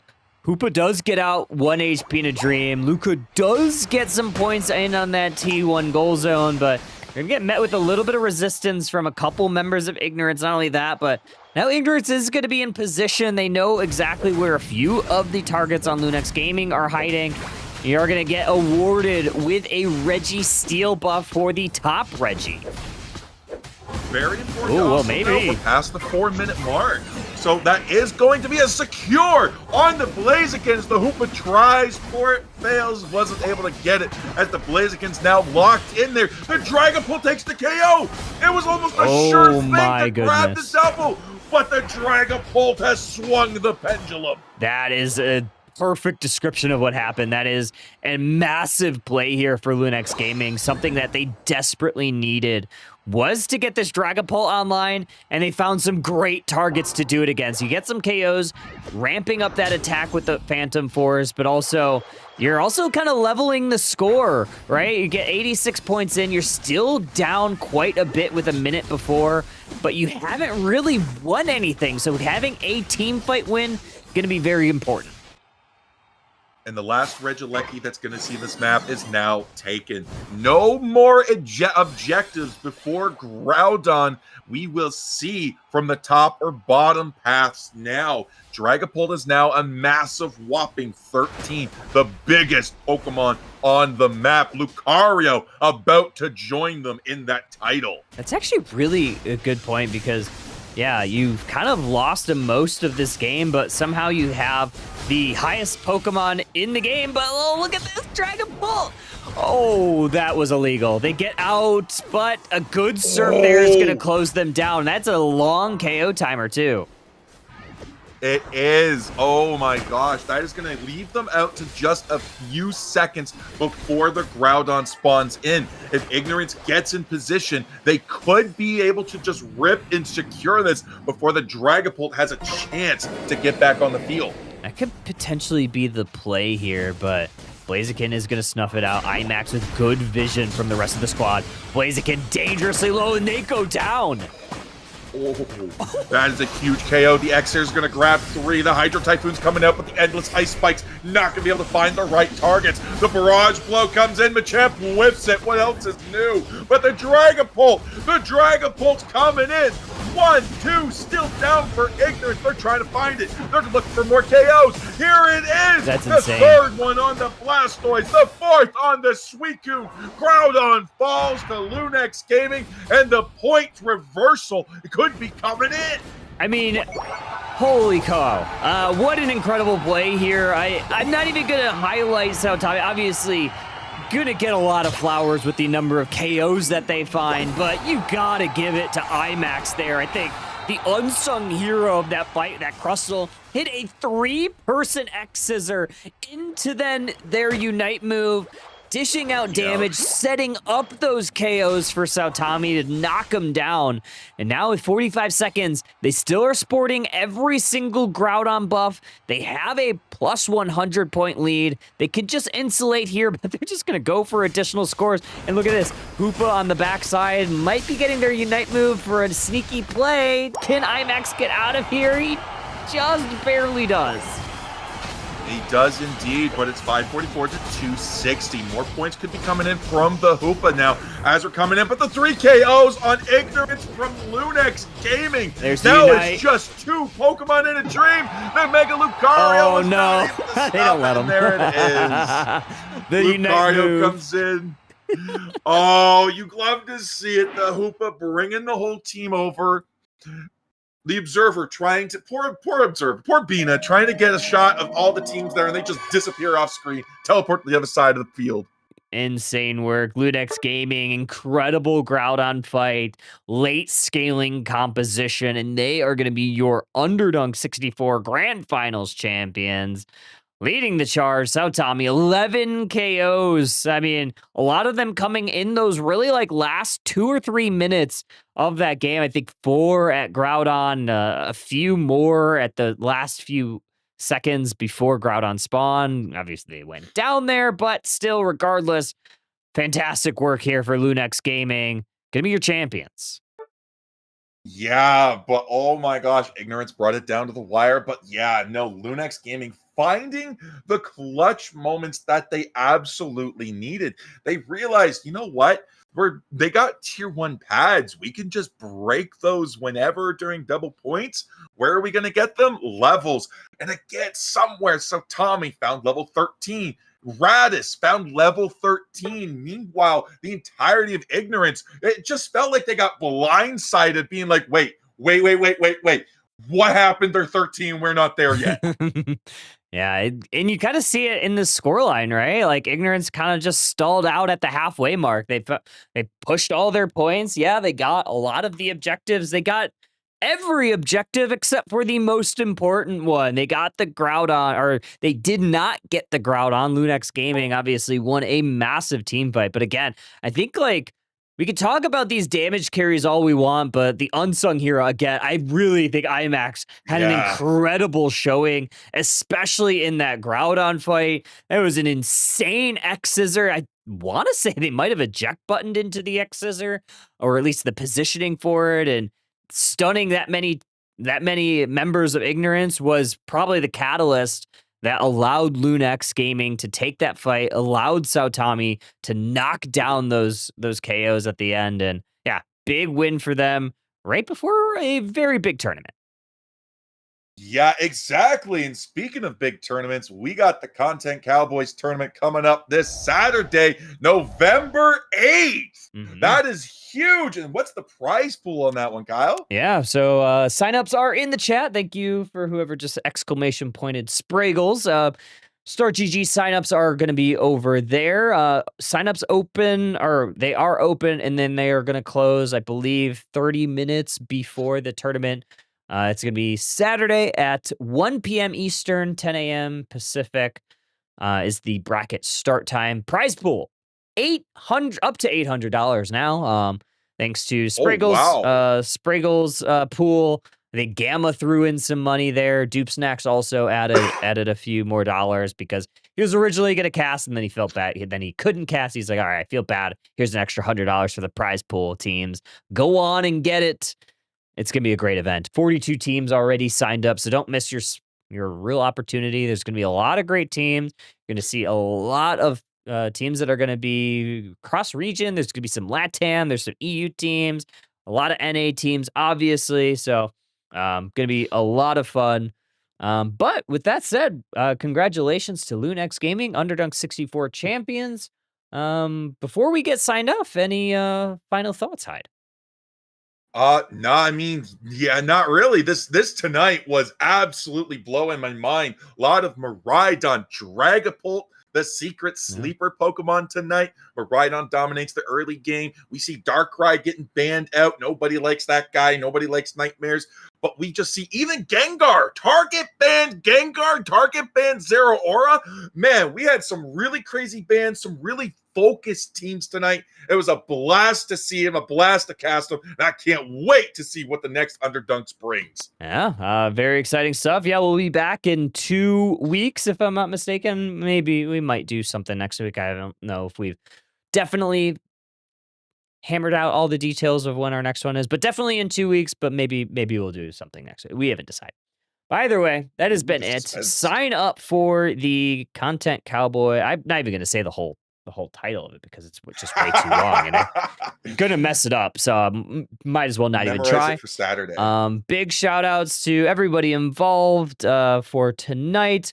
Lordy on the TO desk, Bina on the sticks, fantastic observing as always. Husky for casting with me earlier. Hi, thank you for casting with me now. Big shout out to Shivam. While he was not able to produce today, he helped make a wonderful production sheet for me that made tonight so much easier than my normal setup. So big shout out to Shiv. Other than that, we are going to go ahead and close on out for the evening. So hope everybody has a great, fantastic night. We will see you on Spraggles' channel on Saturday. So until then, we'll see you later. Bye.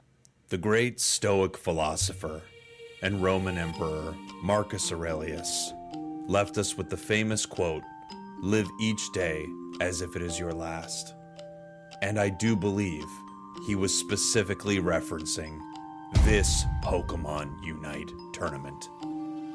In life, you have very few moments where you can really achieve, truly dream, and actually play in a Pokemon Unite tournament.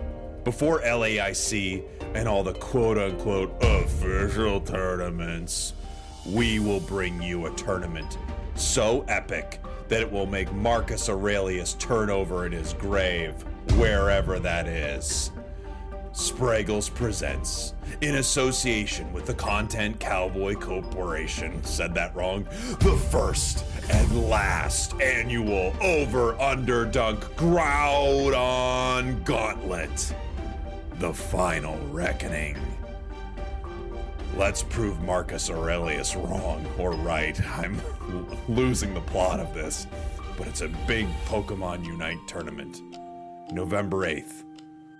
If you're not there, then I feel sorry for you, but I will also hold it against you personally. Yeehaw. Yeehaw.